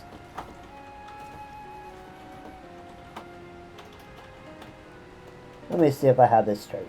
Codex randomness you gave that coral a few moments ago now features in a legend from ages past. Can't be possible, can it? Bye, Schrodinger! At this point, I'm about ready to bleed in anything. But that reminds me, there was something I wanted to ask you, Zelda. Remember when we went into the core and almost got our arses fried by that Colossus inside a Colossus? Well, I felt the strongest sensation then, a feeling that chilled me to the bone, as if something terrible had happened that I couldn't for the life of me remember. I felt it too. So tell us, did you see anything when you were going in and out of time? Do you have any idea what happened to us while quick things were spinning the hands of the clock? I'm afraid I do. You're afraid, you do? Well, that's not ominous in the least. On second thought, how about you don't tell us? Thank you very much. You'll get no arguments from me. There's some secret. Better let it secret. And from the look on Zelda's face, I reckon this is one of them.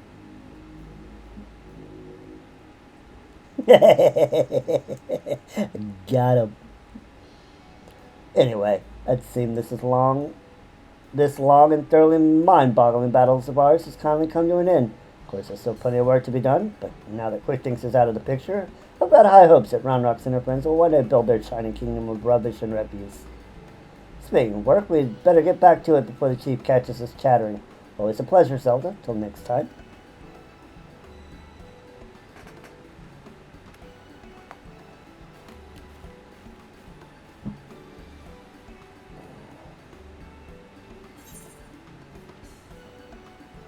And many more orchestral rolls.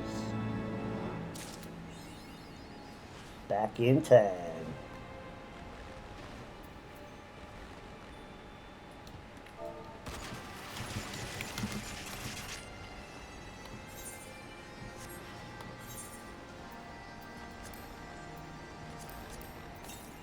And we get a toy Alexander. And we get all of our orchestra rolls.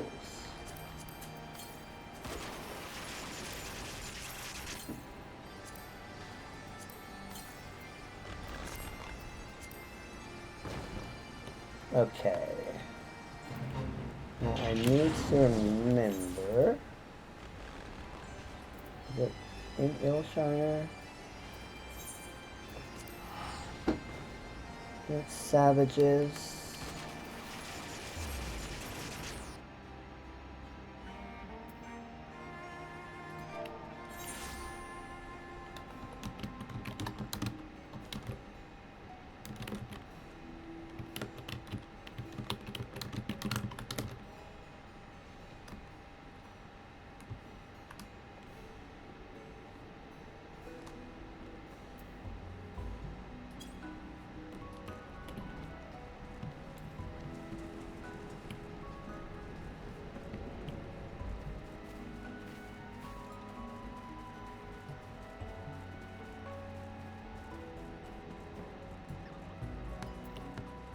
Okay, this one is...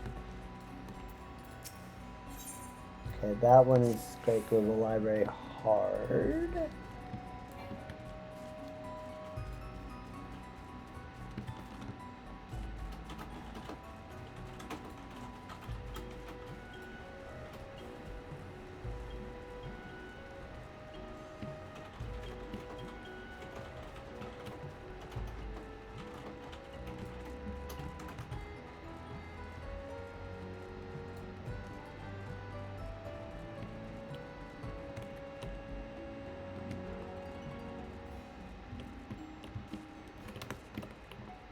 That is not the way.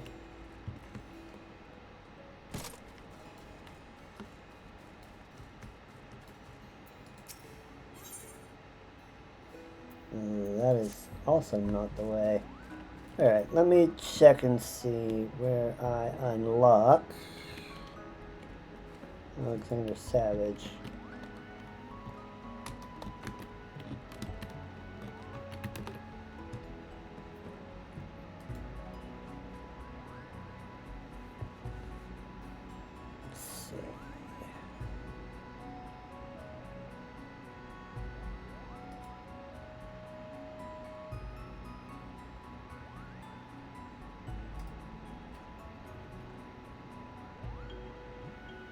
Mordona, okay.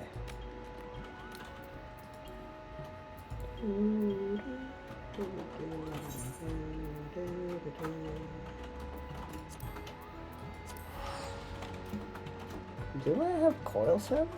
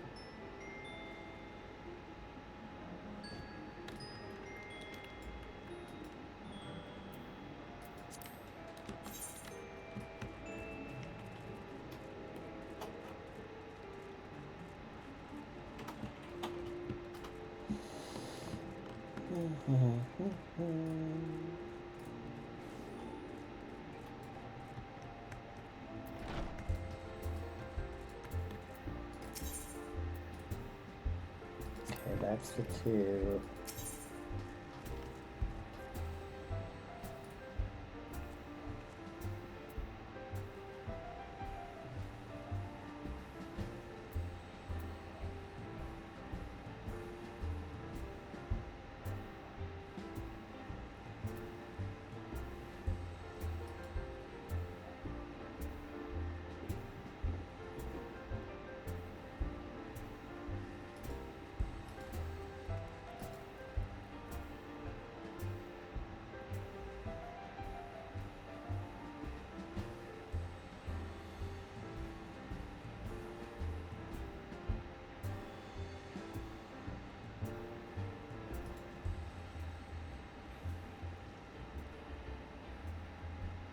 Son of Steam and Steel. Okay.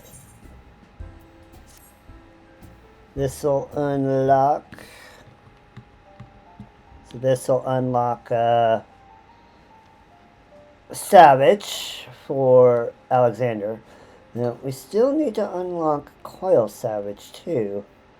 The Whispering Winds tells of adventures daring do unto mine insatiable ears.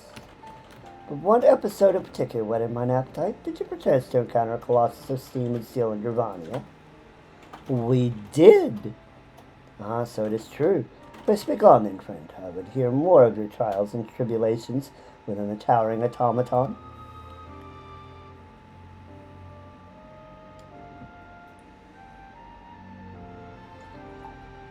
God, bored of goblin prayer. A citadel upon legs whose very life spelled death to all without. How marvelous! My muse stirs in the mention of such wonders and moves me to song. Hearken now unto your own tale, brave hero. O friends far and near, I challenge you all to think of a marvel so strange or so tall. A steely-skinned giant whose veins course with steam, in those bright burnished bosom foul goblins did scheme. A heaven too they who therein did dwell, but one whose mere being made all else a hell. Forsooth, we could not well be left to abide, so this is huge. So into his huge hand a hero did stride, and battled through legions to reach his hard heart, conspiring at last to rend it apart. His core being no more, the giant fell still, though goblins remained there to plot for their ill. Ah, my muse has left me, but tell me true, did I capture the essence of your journey? While a poet must change one or two details for dramatic effect, a ballad should rouse its audience, not send them to sleep after all. Pray accept my humble verse into your heart. Songs give the listener fresh eyes to see, and mayhap mine alone will allow you to look upon your deeds in me.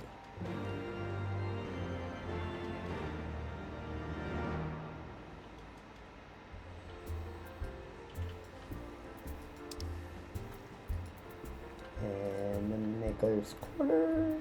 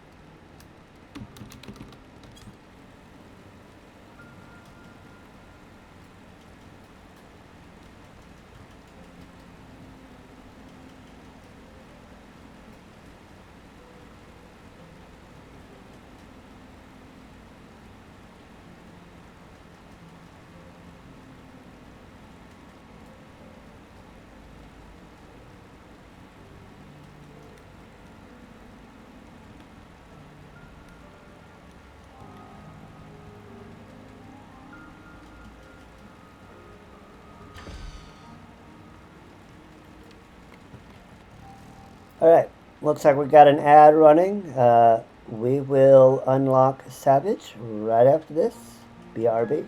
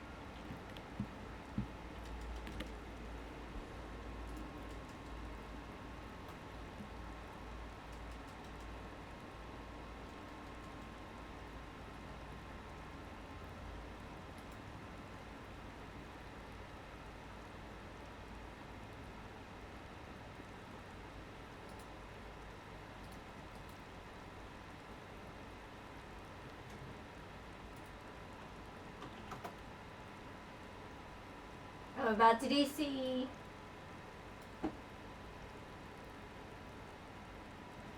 About to DC.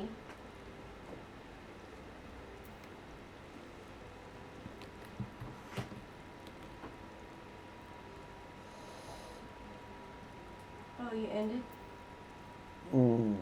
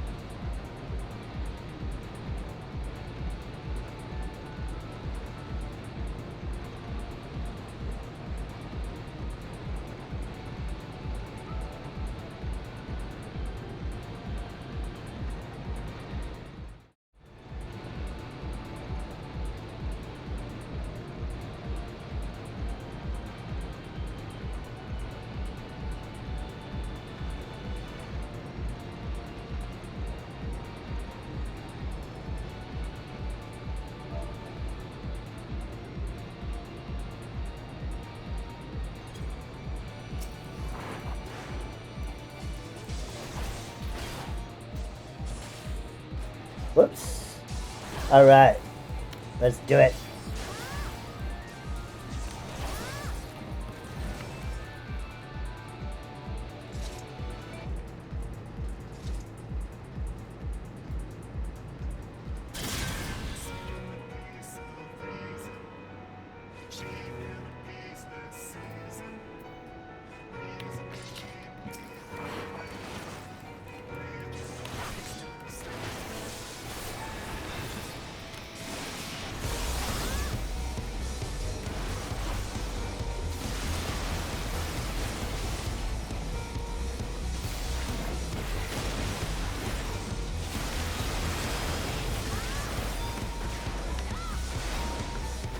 There's our 0.5.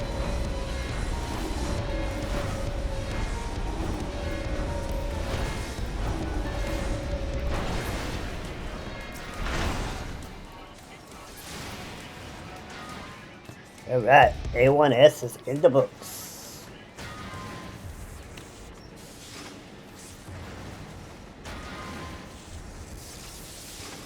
This is just a boss rush, of course. We'll be able to just smash through these. There's no cutscenes or anything.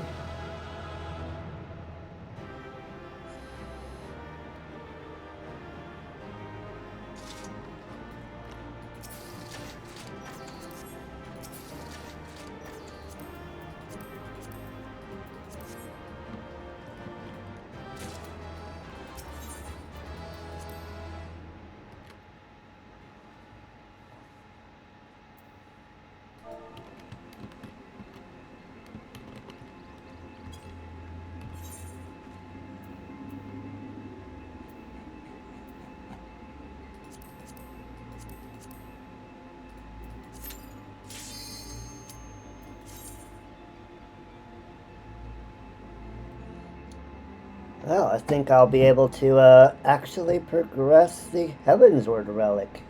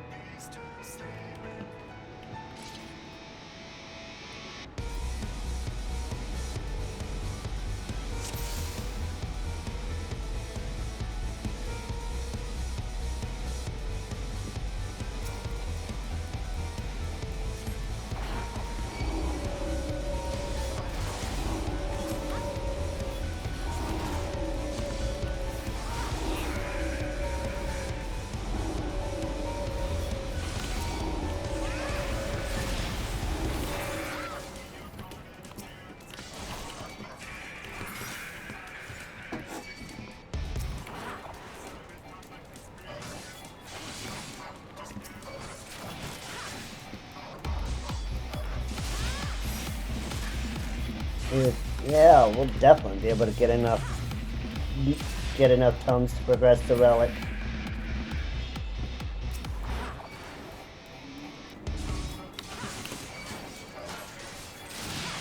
We only need like 1,700.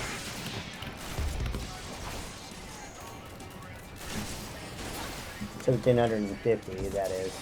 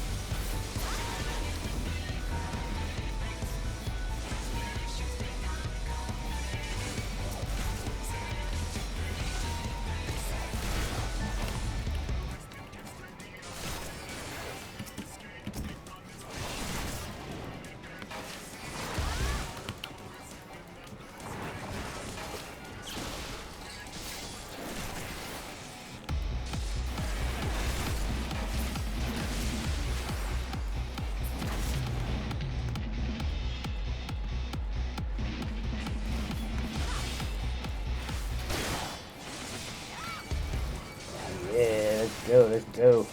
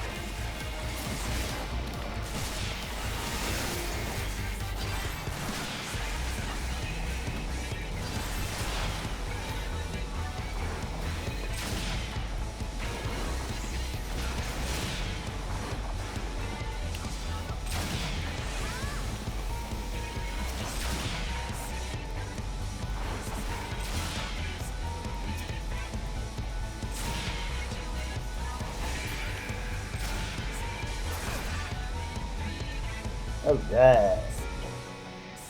Here is A to S. Kaboom.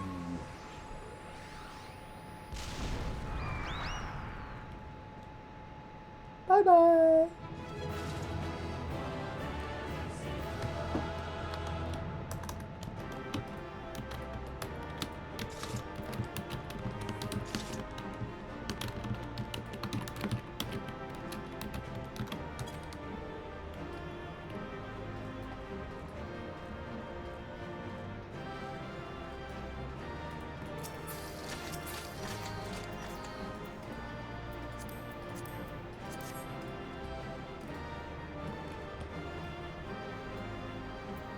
Alright, I'm going to go use the little Aura's room and run ad because I had to snooze so we can get through that.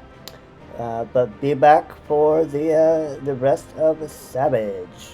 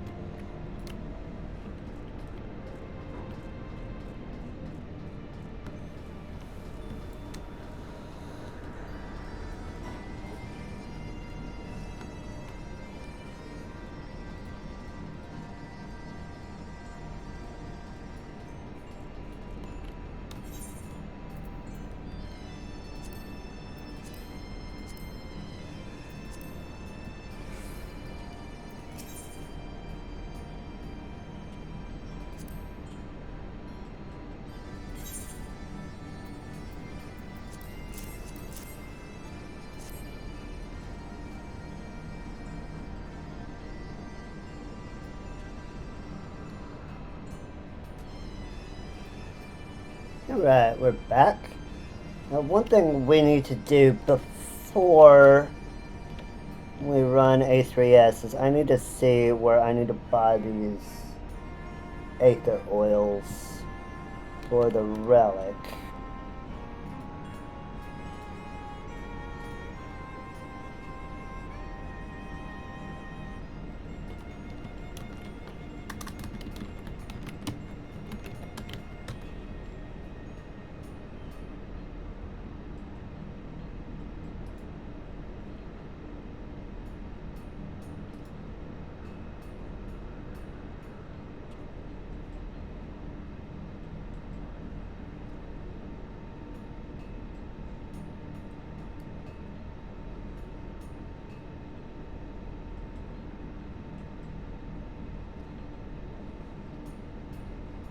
Okay, I think.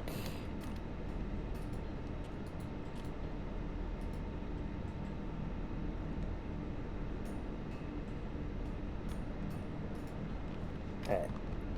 We will go and pre-position ourselves in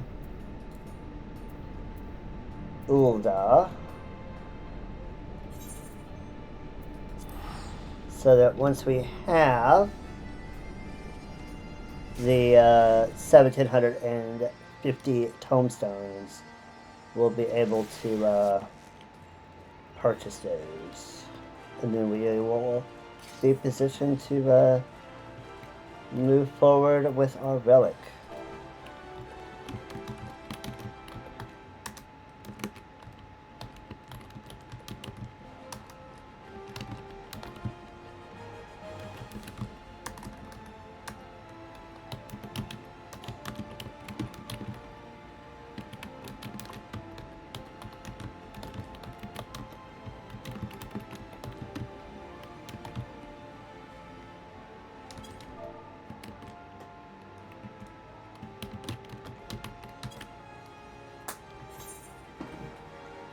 Alright, A3S.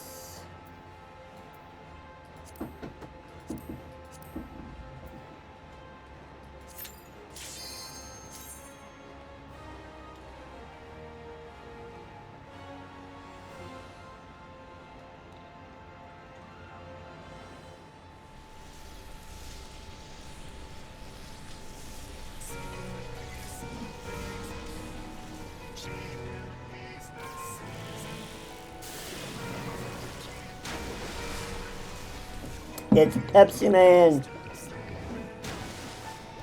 Pepsi Man!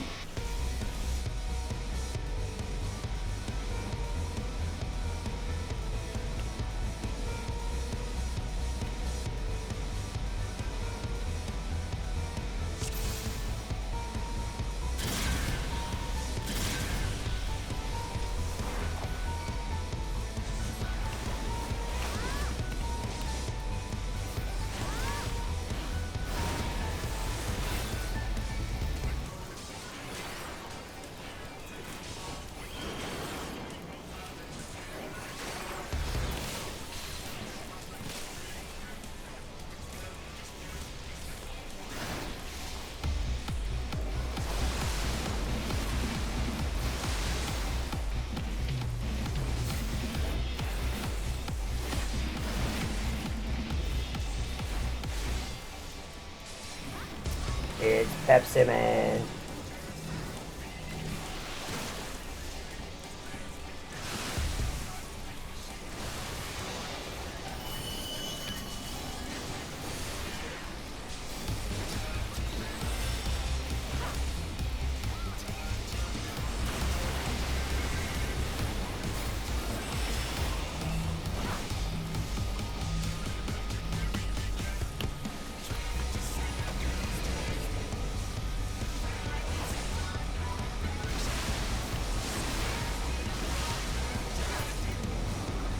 And there's A3S!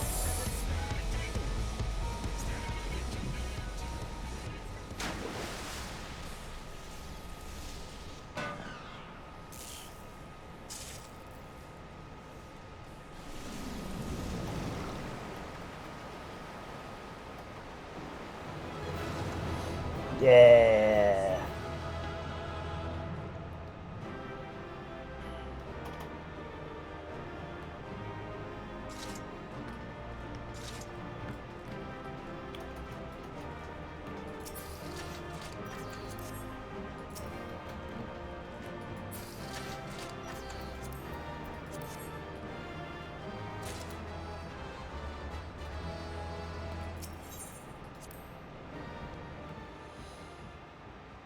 I am going to hold on to some of this Gordius stuff for glam purposes.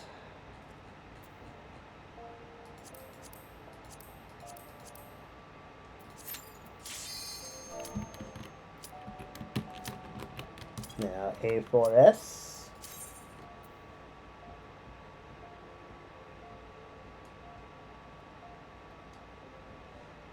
A4.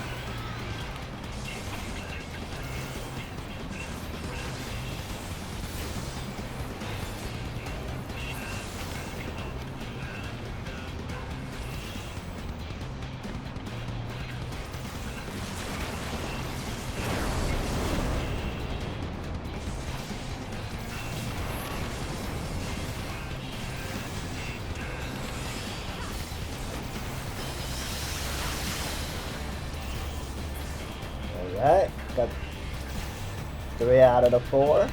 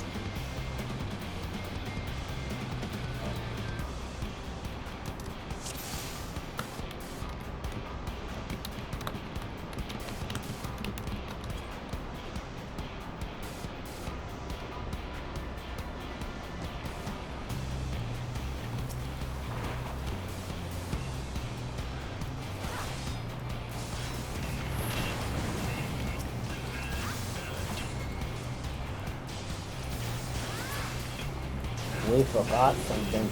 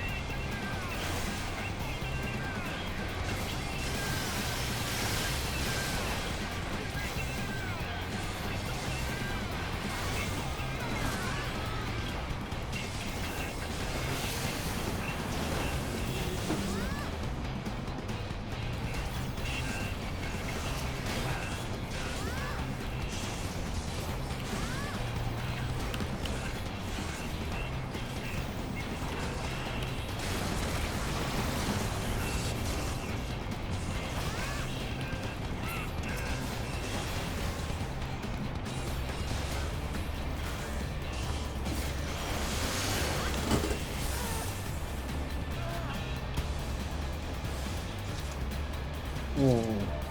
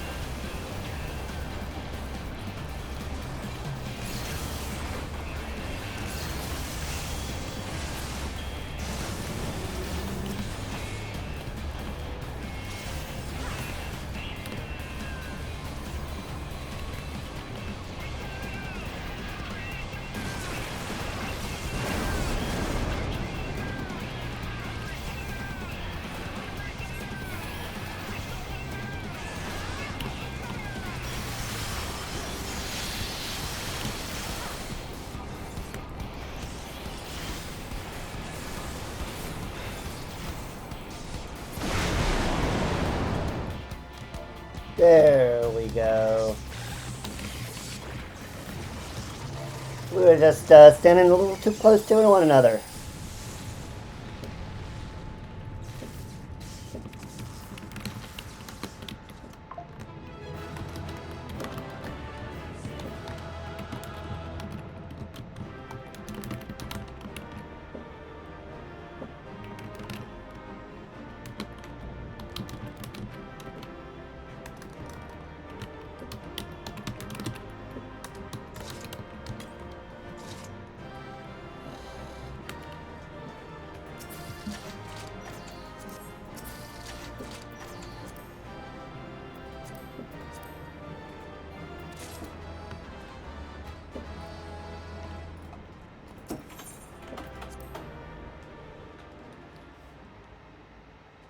Alright. There is Gordius Savage completes.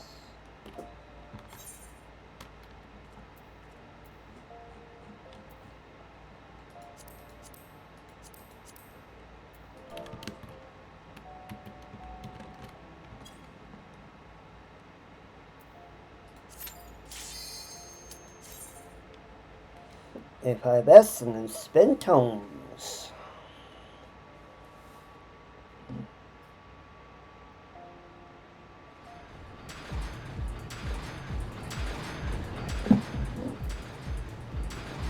Other arm.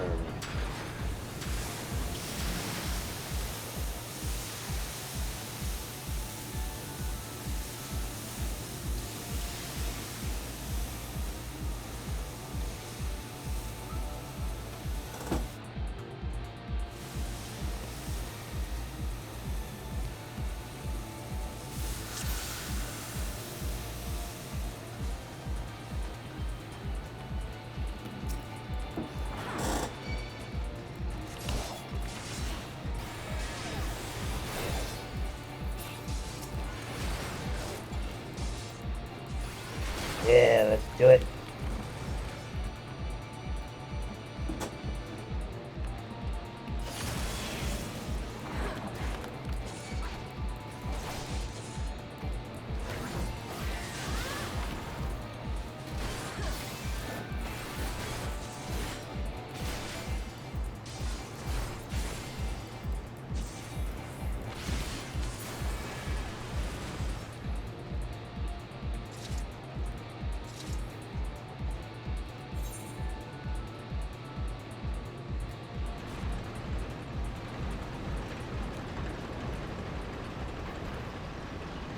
Escalator go up.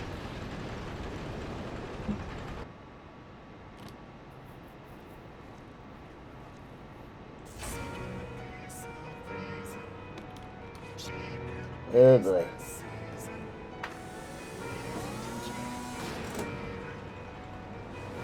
This one may need to do some mechanics.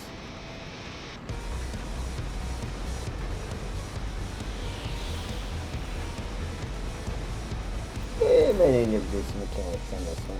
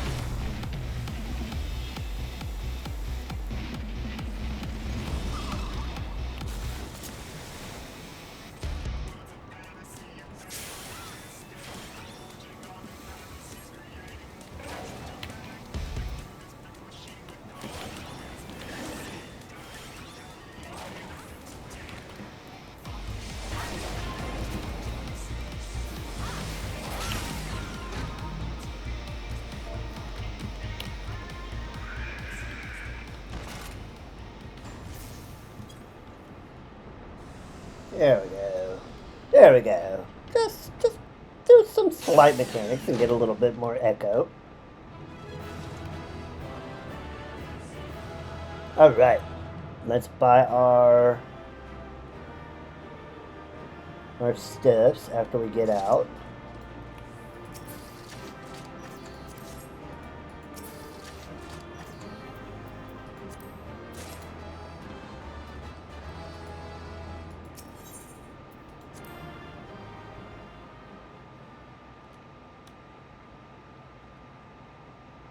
Okay. So we need 5 pots of acer oil. Combat supplies. Special arms.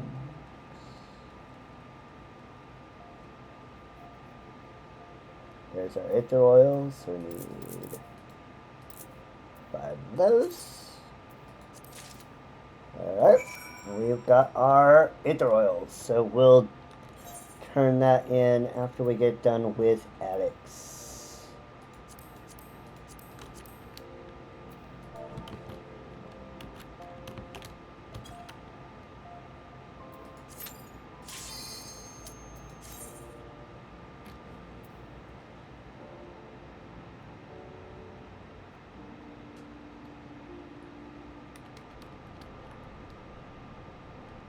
Careful as so.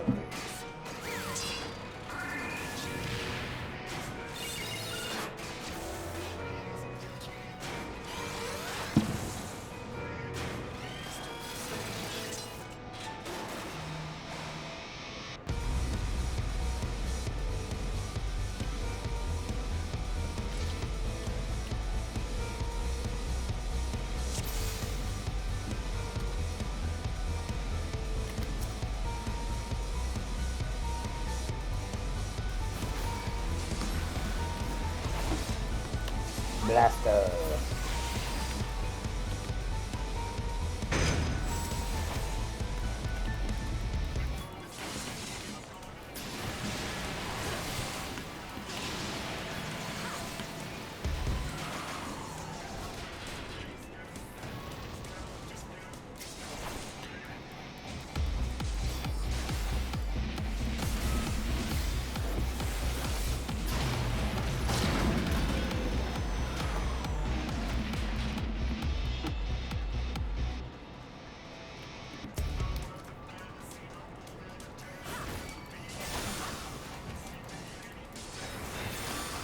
Take out the brawl.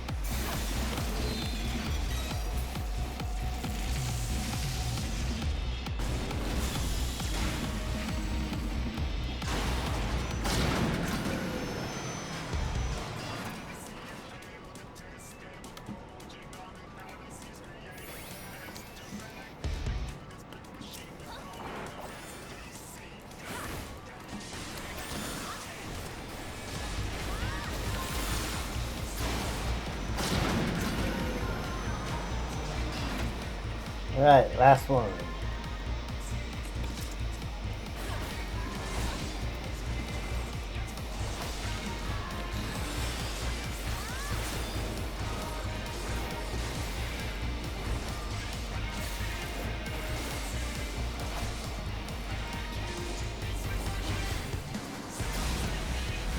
Alright. That is A6S.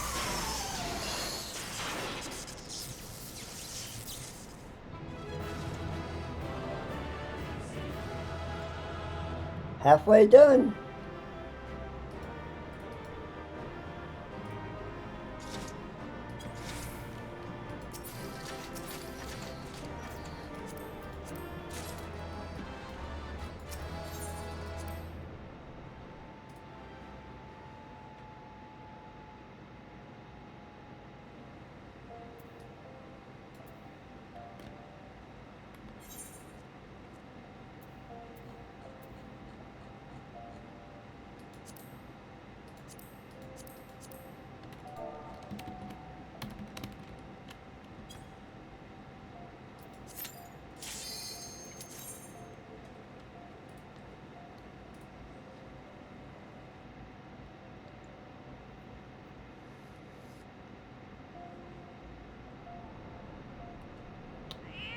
Well,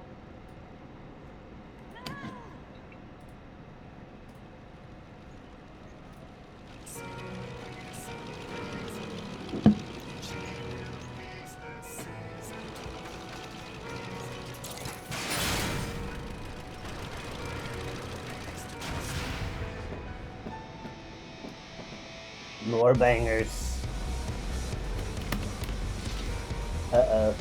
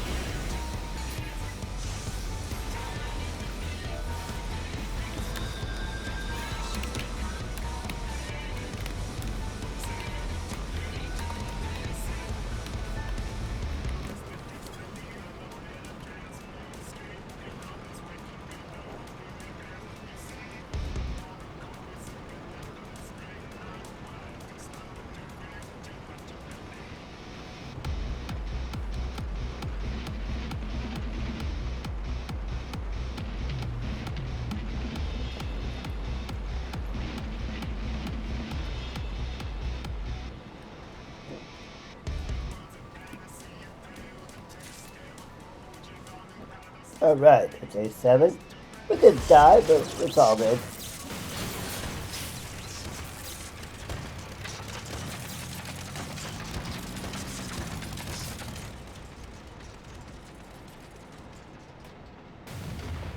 Boom.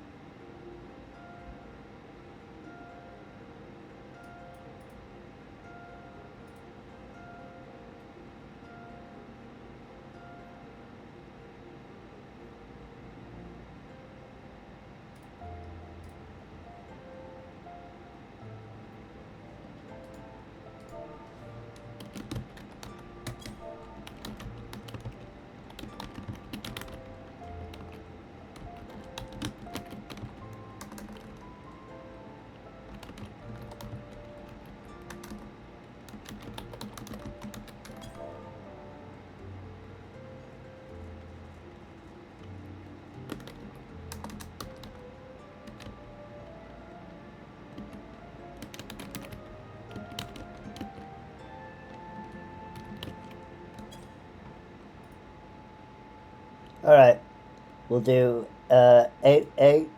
A8S after the ad. BRB.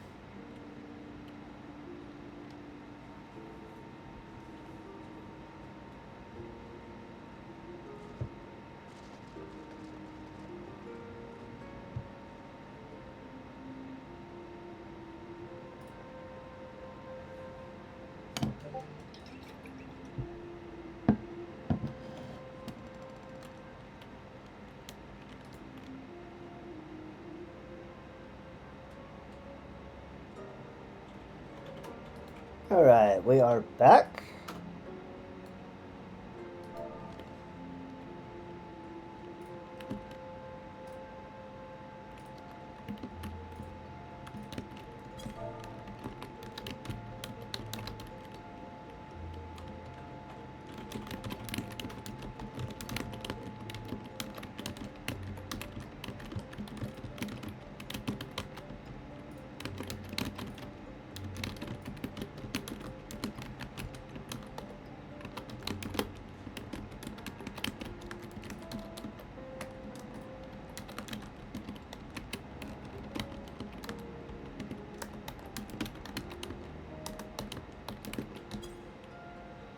Alright.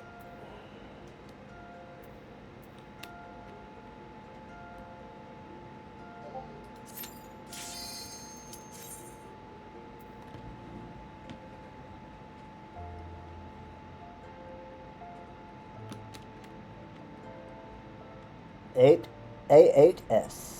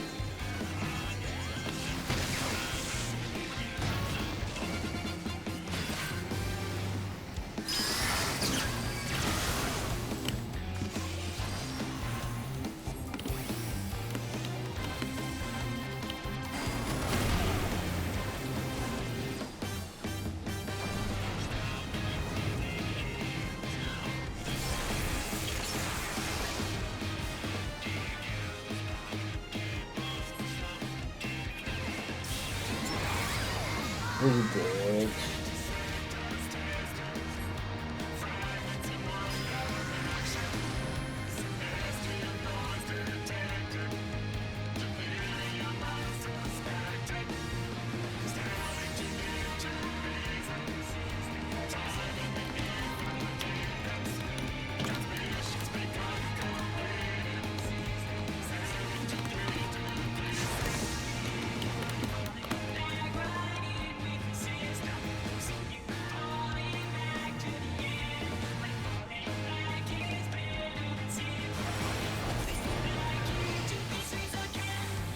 We died, but we got through it. We figured it out.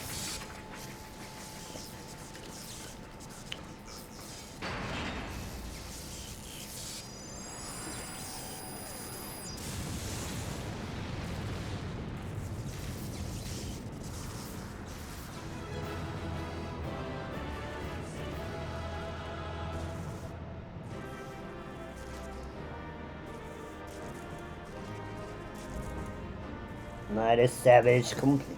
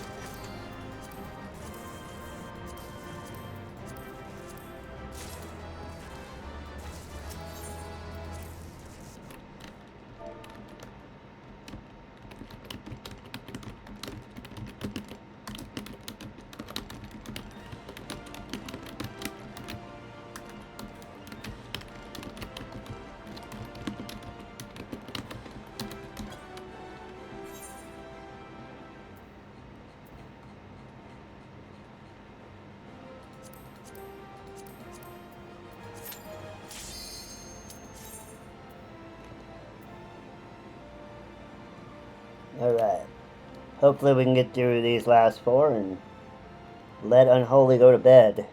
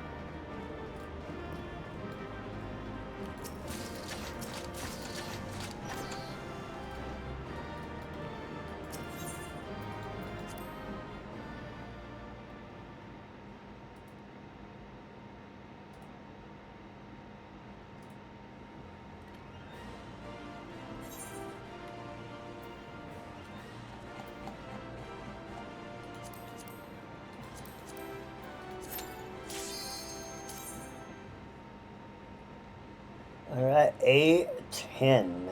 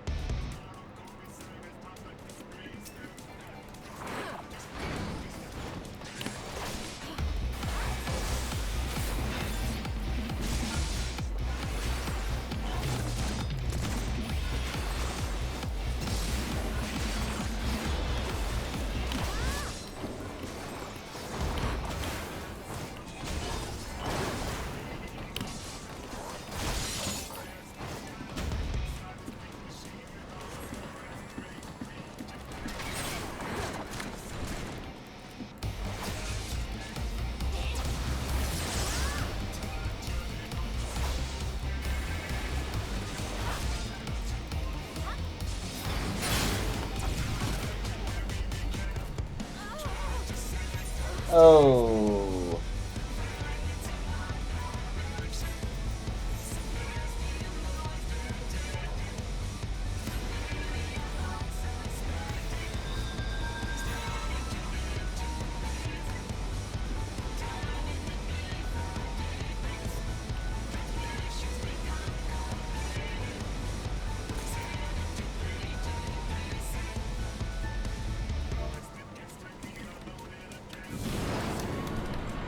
I did not see that on the floor.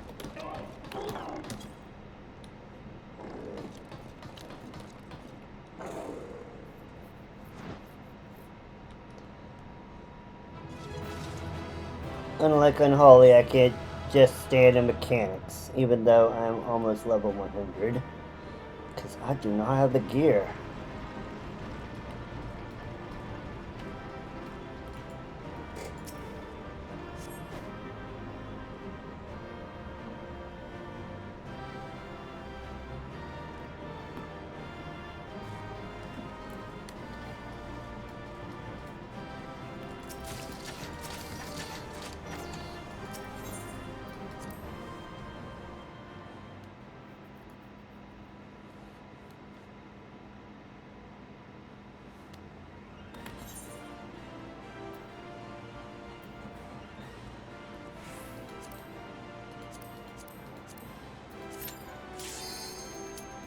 A11S.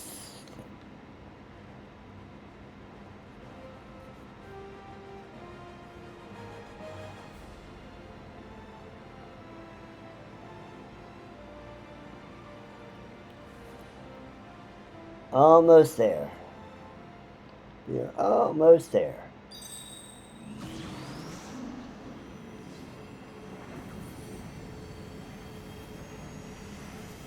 I need to be quicker on the draw for this one.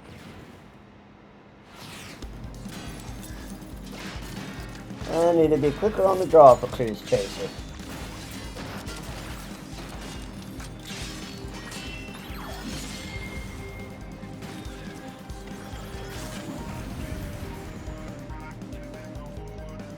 Cannonball.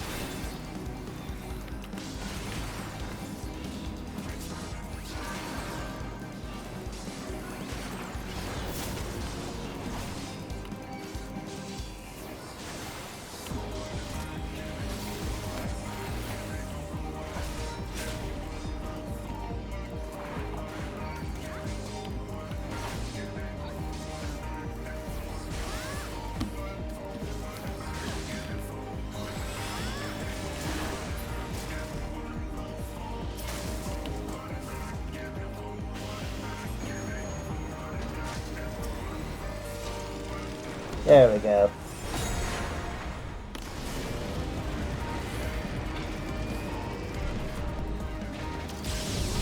We're not there, Cruise Chaser.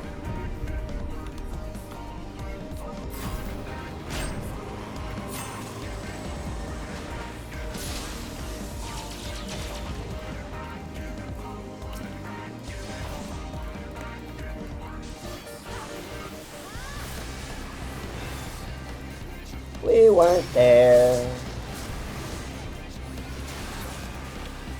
Alright. A11S is complete. One more to go.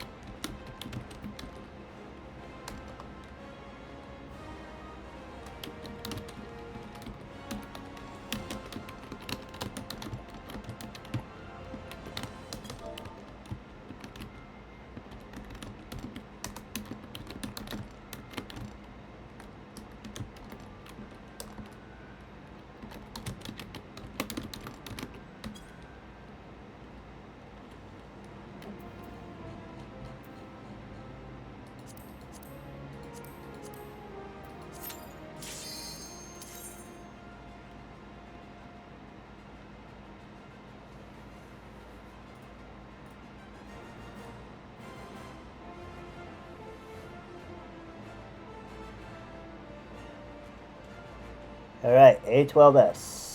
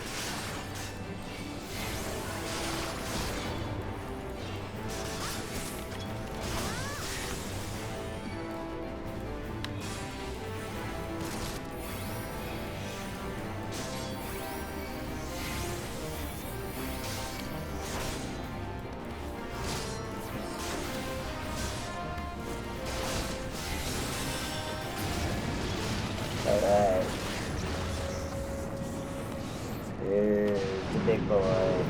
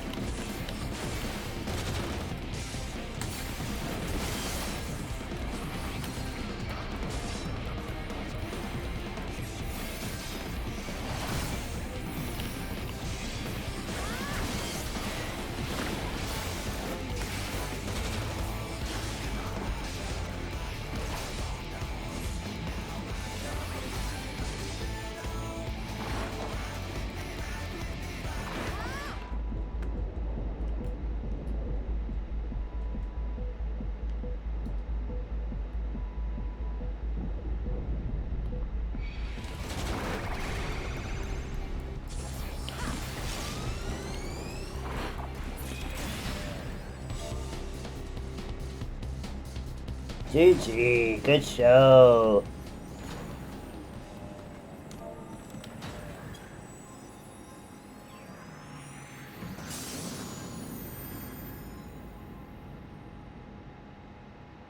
There is all of Alexander completed.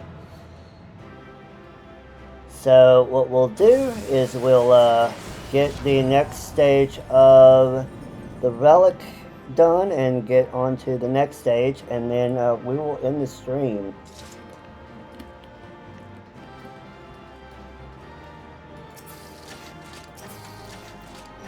Let's get all the good stuff.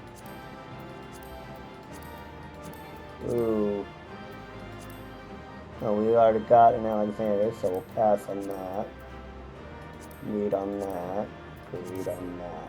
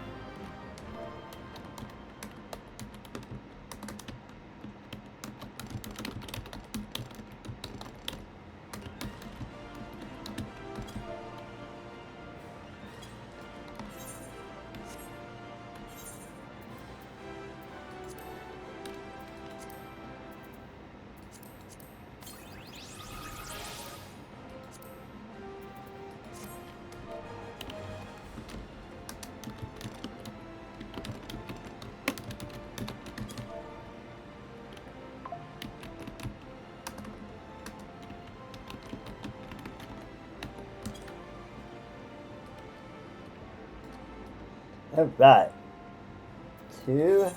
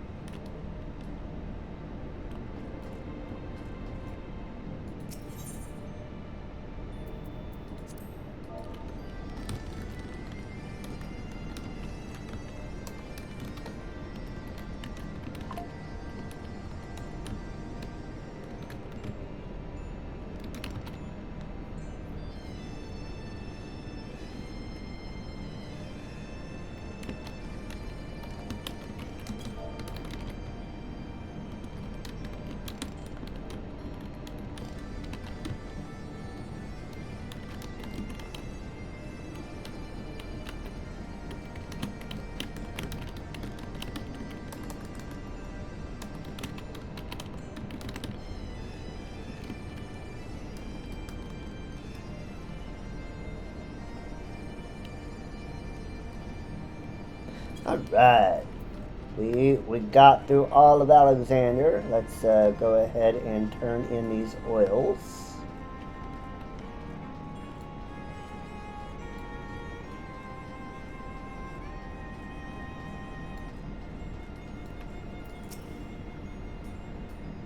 We shall set to work as soon as you return with Aetherol. It's 5 pots if we require, don't forget. Oh, and do remember to bring the weapon itself.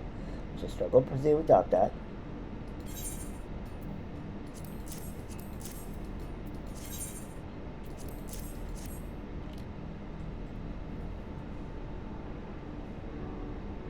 Well done, friend. While you were abroad acquiring these, we saw to the rather less onerous matter of our own preparations. In the process, we happened upon an archive with a particularly riveting selection of texts and etherochemical research that may well prove useful in the future. Alas, I was only able to steal a few curious glances at the contents as Geralt was intent upon sneaking off to drown himself in ardent spirits. Would that we were as keen to immerse himself in his work. Pious little prick, a young'un like you wouldn't understand. It's me muse, me inspiration. All the best ideas come after drowning something strong. Is that right? Then what a pity you abstained for so long as you did. Had you only been a little bit more inebriated, maybe half you would have devised a plan which didn't involve putting Zelda into so much trouble.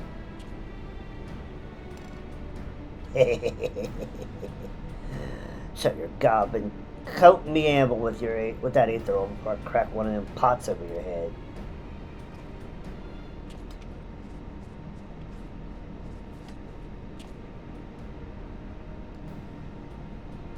They're applying the oil as much easier than expected. How did you fare with your hammer? Sold up and ready for action. There's no telling how long that coating will last, though. Time to get pounding. Please do be careful, Geralt. Zelda went to great lengths to procure that oil. I would not ever go to all that trouble again without any error on our part. Alright, looks like there is an ad incoming, so I'm going to run it, and then I will return after, and we'll get this particular part of the relic done. BRB.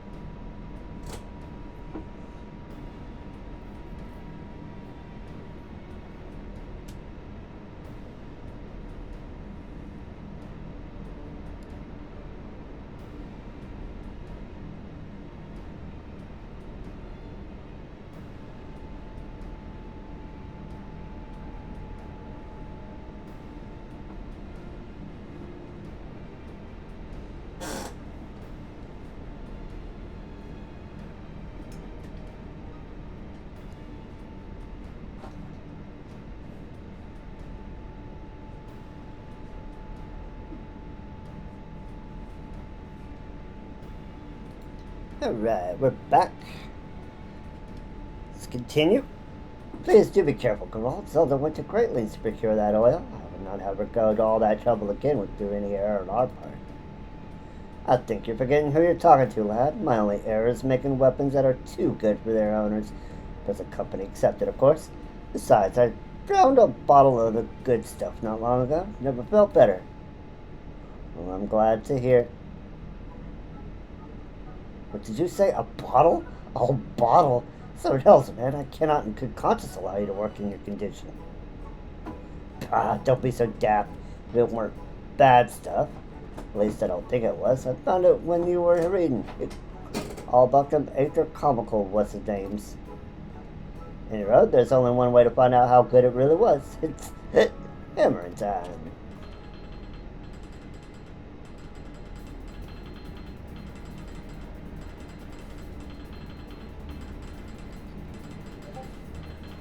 How is it possible? Such with precise movements in his eyes I've never seen. Never have I seen him so sharp. Is he quite certain that it was alcohol he drank and not some manner of invigorating tonic?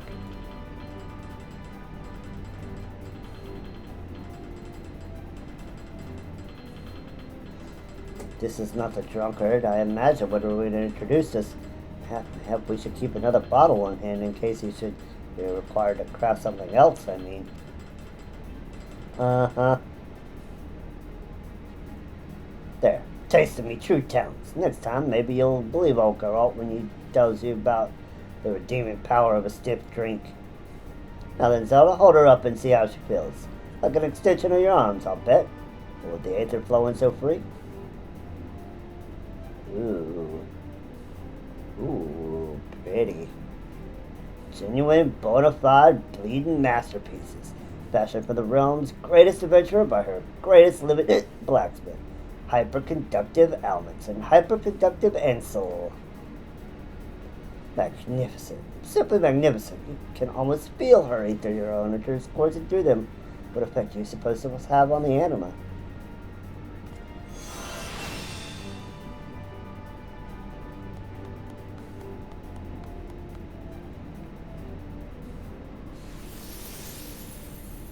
Speaking of anima,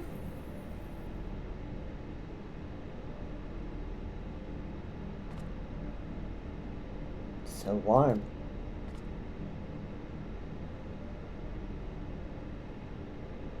At last I feel myself.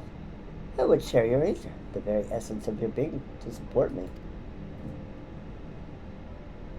Then I, in turn, shall do what I can to support you, going wheresoever you go, even into the farthest reaches of the realm. If that is, you will take me as your companion. Sure. Yay! Bye-bye, Anima. See you in the next quest. So I take it the Anima has spoken with you once again. She did? Then it was comparatively lengthy exchange, was it not? Far longer, certainly, than the scant whispers you described before. This is progress, my friend. Tangible progress. Should our young charge continue to develop at this rate, it may not be long before Geralt and I can converse with it. Last our goal of a free-thinking weapon is within reach. Impressed, are you? Well, the animal weapon is just a start. Feast your eyes on this little beauty.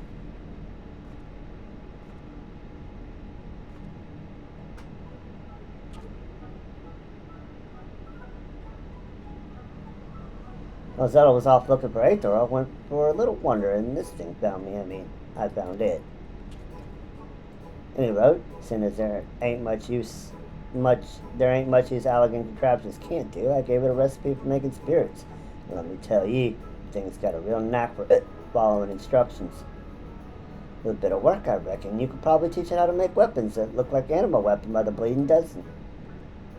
They won't be real animal weapons, of course, on account of there being no spirit inside.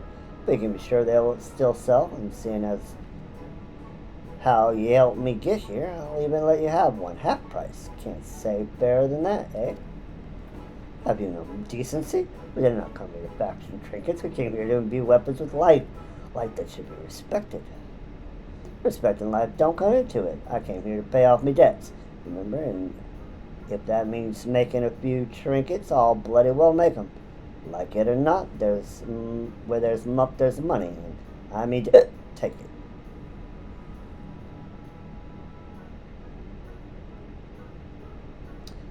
Drinking may have served your steady arm, but I can see your moral compass remains as wayward as ever. Playing their limits to even alcohol's miraculous powers. But let's set aside the goal scheming for the present. Today's marks an important milestone in your collective journey and in your journey, especially Zelda. The bond you share with Anima is stronger than ever. Teach it well, and one day soon the world will look upon the brilliance of our Anima weapon and wonder. And there is our weapons. We're gonna look good when it's done. It's now hyperconductive. Cool. A dream fulfilled.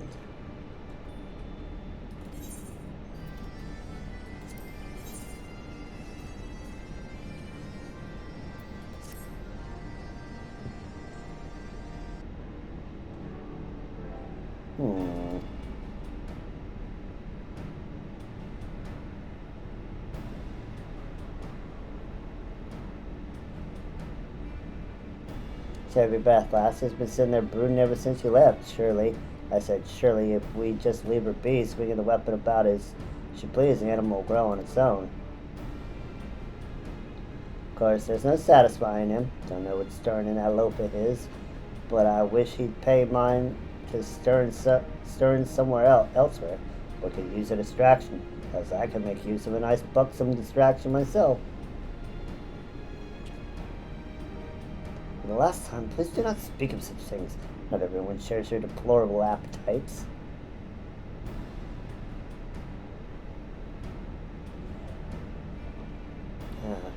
But you say the animal weapon. But what you say about the animal weapon is true. In its hyperconductive state, it's only a matter of time before the animal shows new signs of growth. What sort of researcher would I be if I did not search for a way to hasten the process? Oh, it's so serious. So the old lord spout a way to bugger us some more, eh? Indeed I have, though it'll require a trip to Idleshire. My quest to find Charlian researchers there bore no fruit. But I did meet with a young lady whose field of expertise is quite similar to mine own. Her name is Ulan. She has a vast knowledge of arcane entities and specializes in the study of carbuncles. In fact, her research concerns the enhancement of these entities with crystals. Well, not quite as free-thinking as Zelda's anima, they are similar in nature, perhaps enough for her work to be of use. When last we spoke, she sought an apprenticeship from the self-same Charlian researchers who refused me on audience. No doubt they have left her waiting in Idleshire even now. Come, Zelda, let's be off before she finds reason to conduct her research elsewhere. Okay.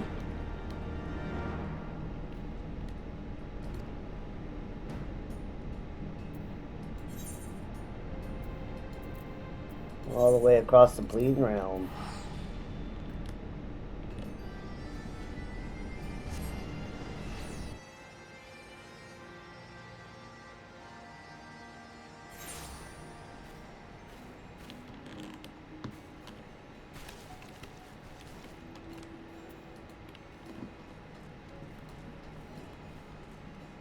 Whee!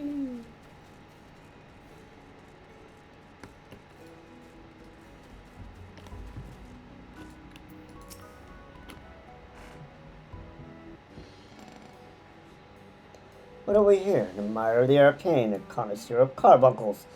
I have none for sale, mind you, but I would be more than willing to tell you about. Artist here. Pray forgive me, madam. Had I known you were an acquaintance of his, allow me to start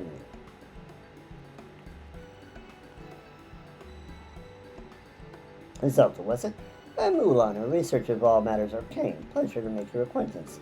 My luminous companion here is Diamond. How exactly how did you come to know my dear artist here? It would appear I've come late. My apologies. I see you and Zelda have already met. She's been a valuable assistance in my research on anima.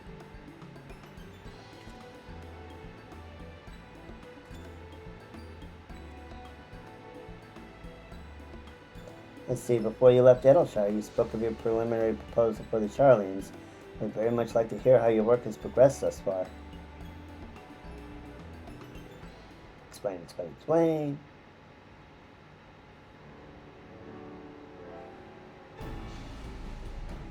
She's pretty. She's a pretty dragon girl.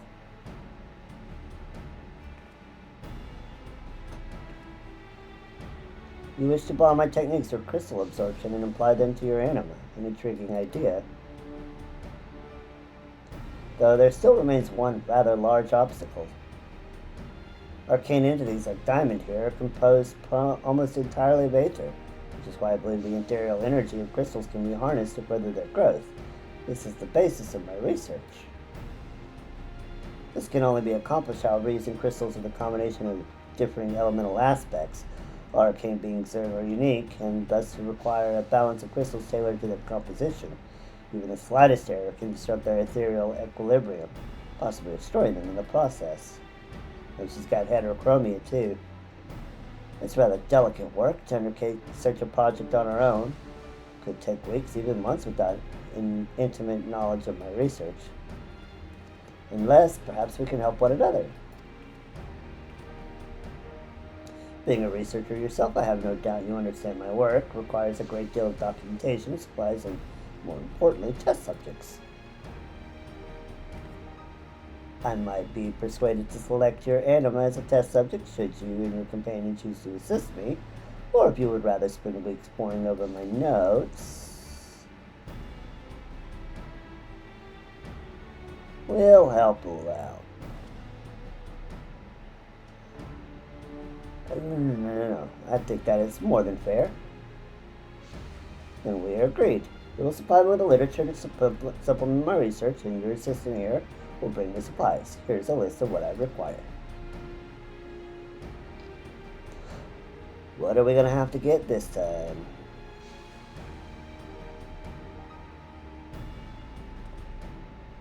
Seeing we have our work cut out for us, friend, I shall return as quickly as I'm able. Was time together with me truly such an unpleasant proposition? Now, where were we? Ah, yes, supplies for our work. I will not burden you with all that I have listed here. Even one of those items would be a boon. In exchange, I will offer you crystal sand, and a reagent of my own creation that should help facilitate the absorption of crystal energies. The process will no doubt require a great deal of sand, but I will happily give you all that you require. Be warned, however, you cannot haphazardly apply the sand as you please. I believe a demonstration would sooner explain my point. Would you be so kind as to call forth this anima of yours?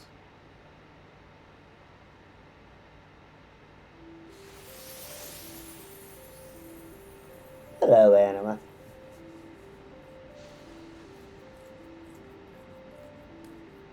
My, what a splendid thing you are.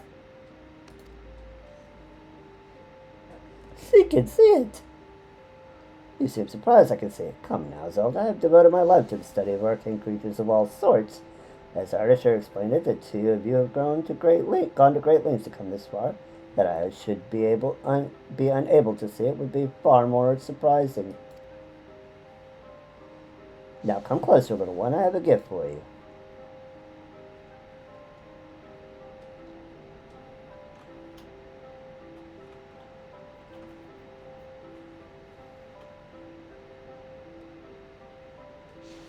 Zelda, this woman means us harm.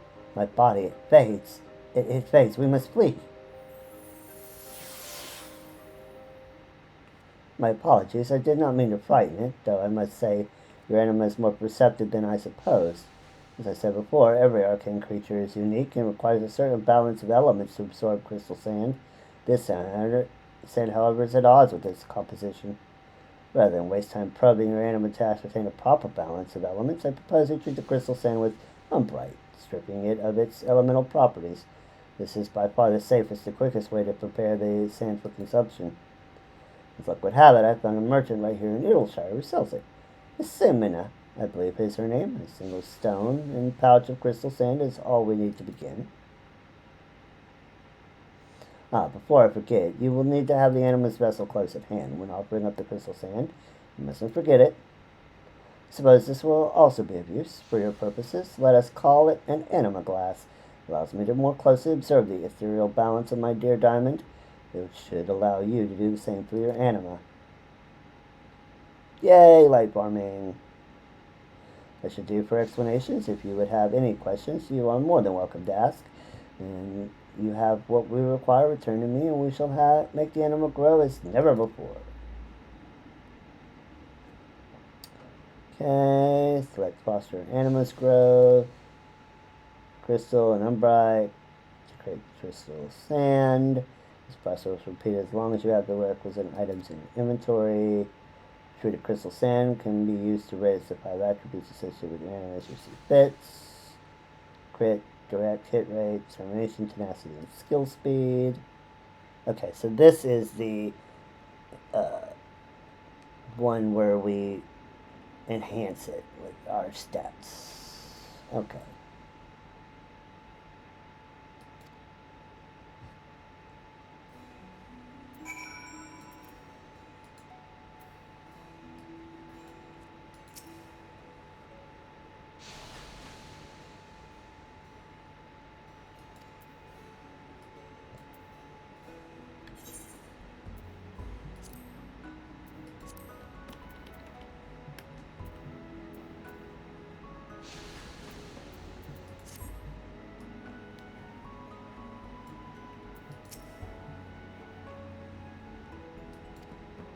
Okay, let's see.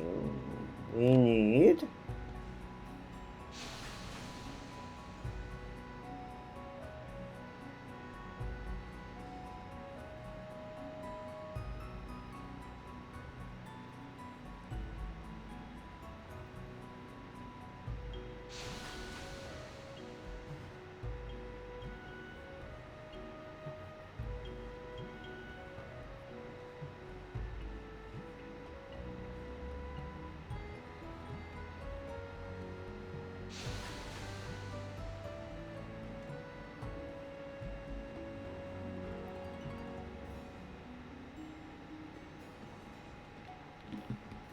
Alright, so apparently we need to farm a crap ton of poetics for this step. So this is as far as we can go for now. But soon, very soon. But that is all the time that we have for tonight. Tomorrow, we will unlock the Alliance raids. So that should be fun. But thank you for joining me tonight as we completed the Alexander raids, both normal and savage. Come back tomorrow, 2 p.m. Pacific, and we will get into the Alliance for Heaven's Word. I look forward to dying on the ship. Until then, have a good night. May Nama bless. Goodbye for now.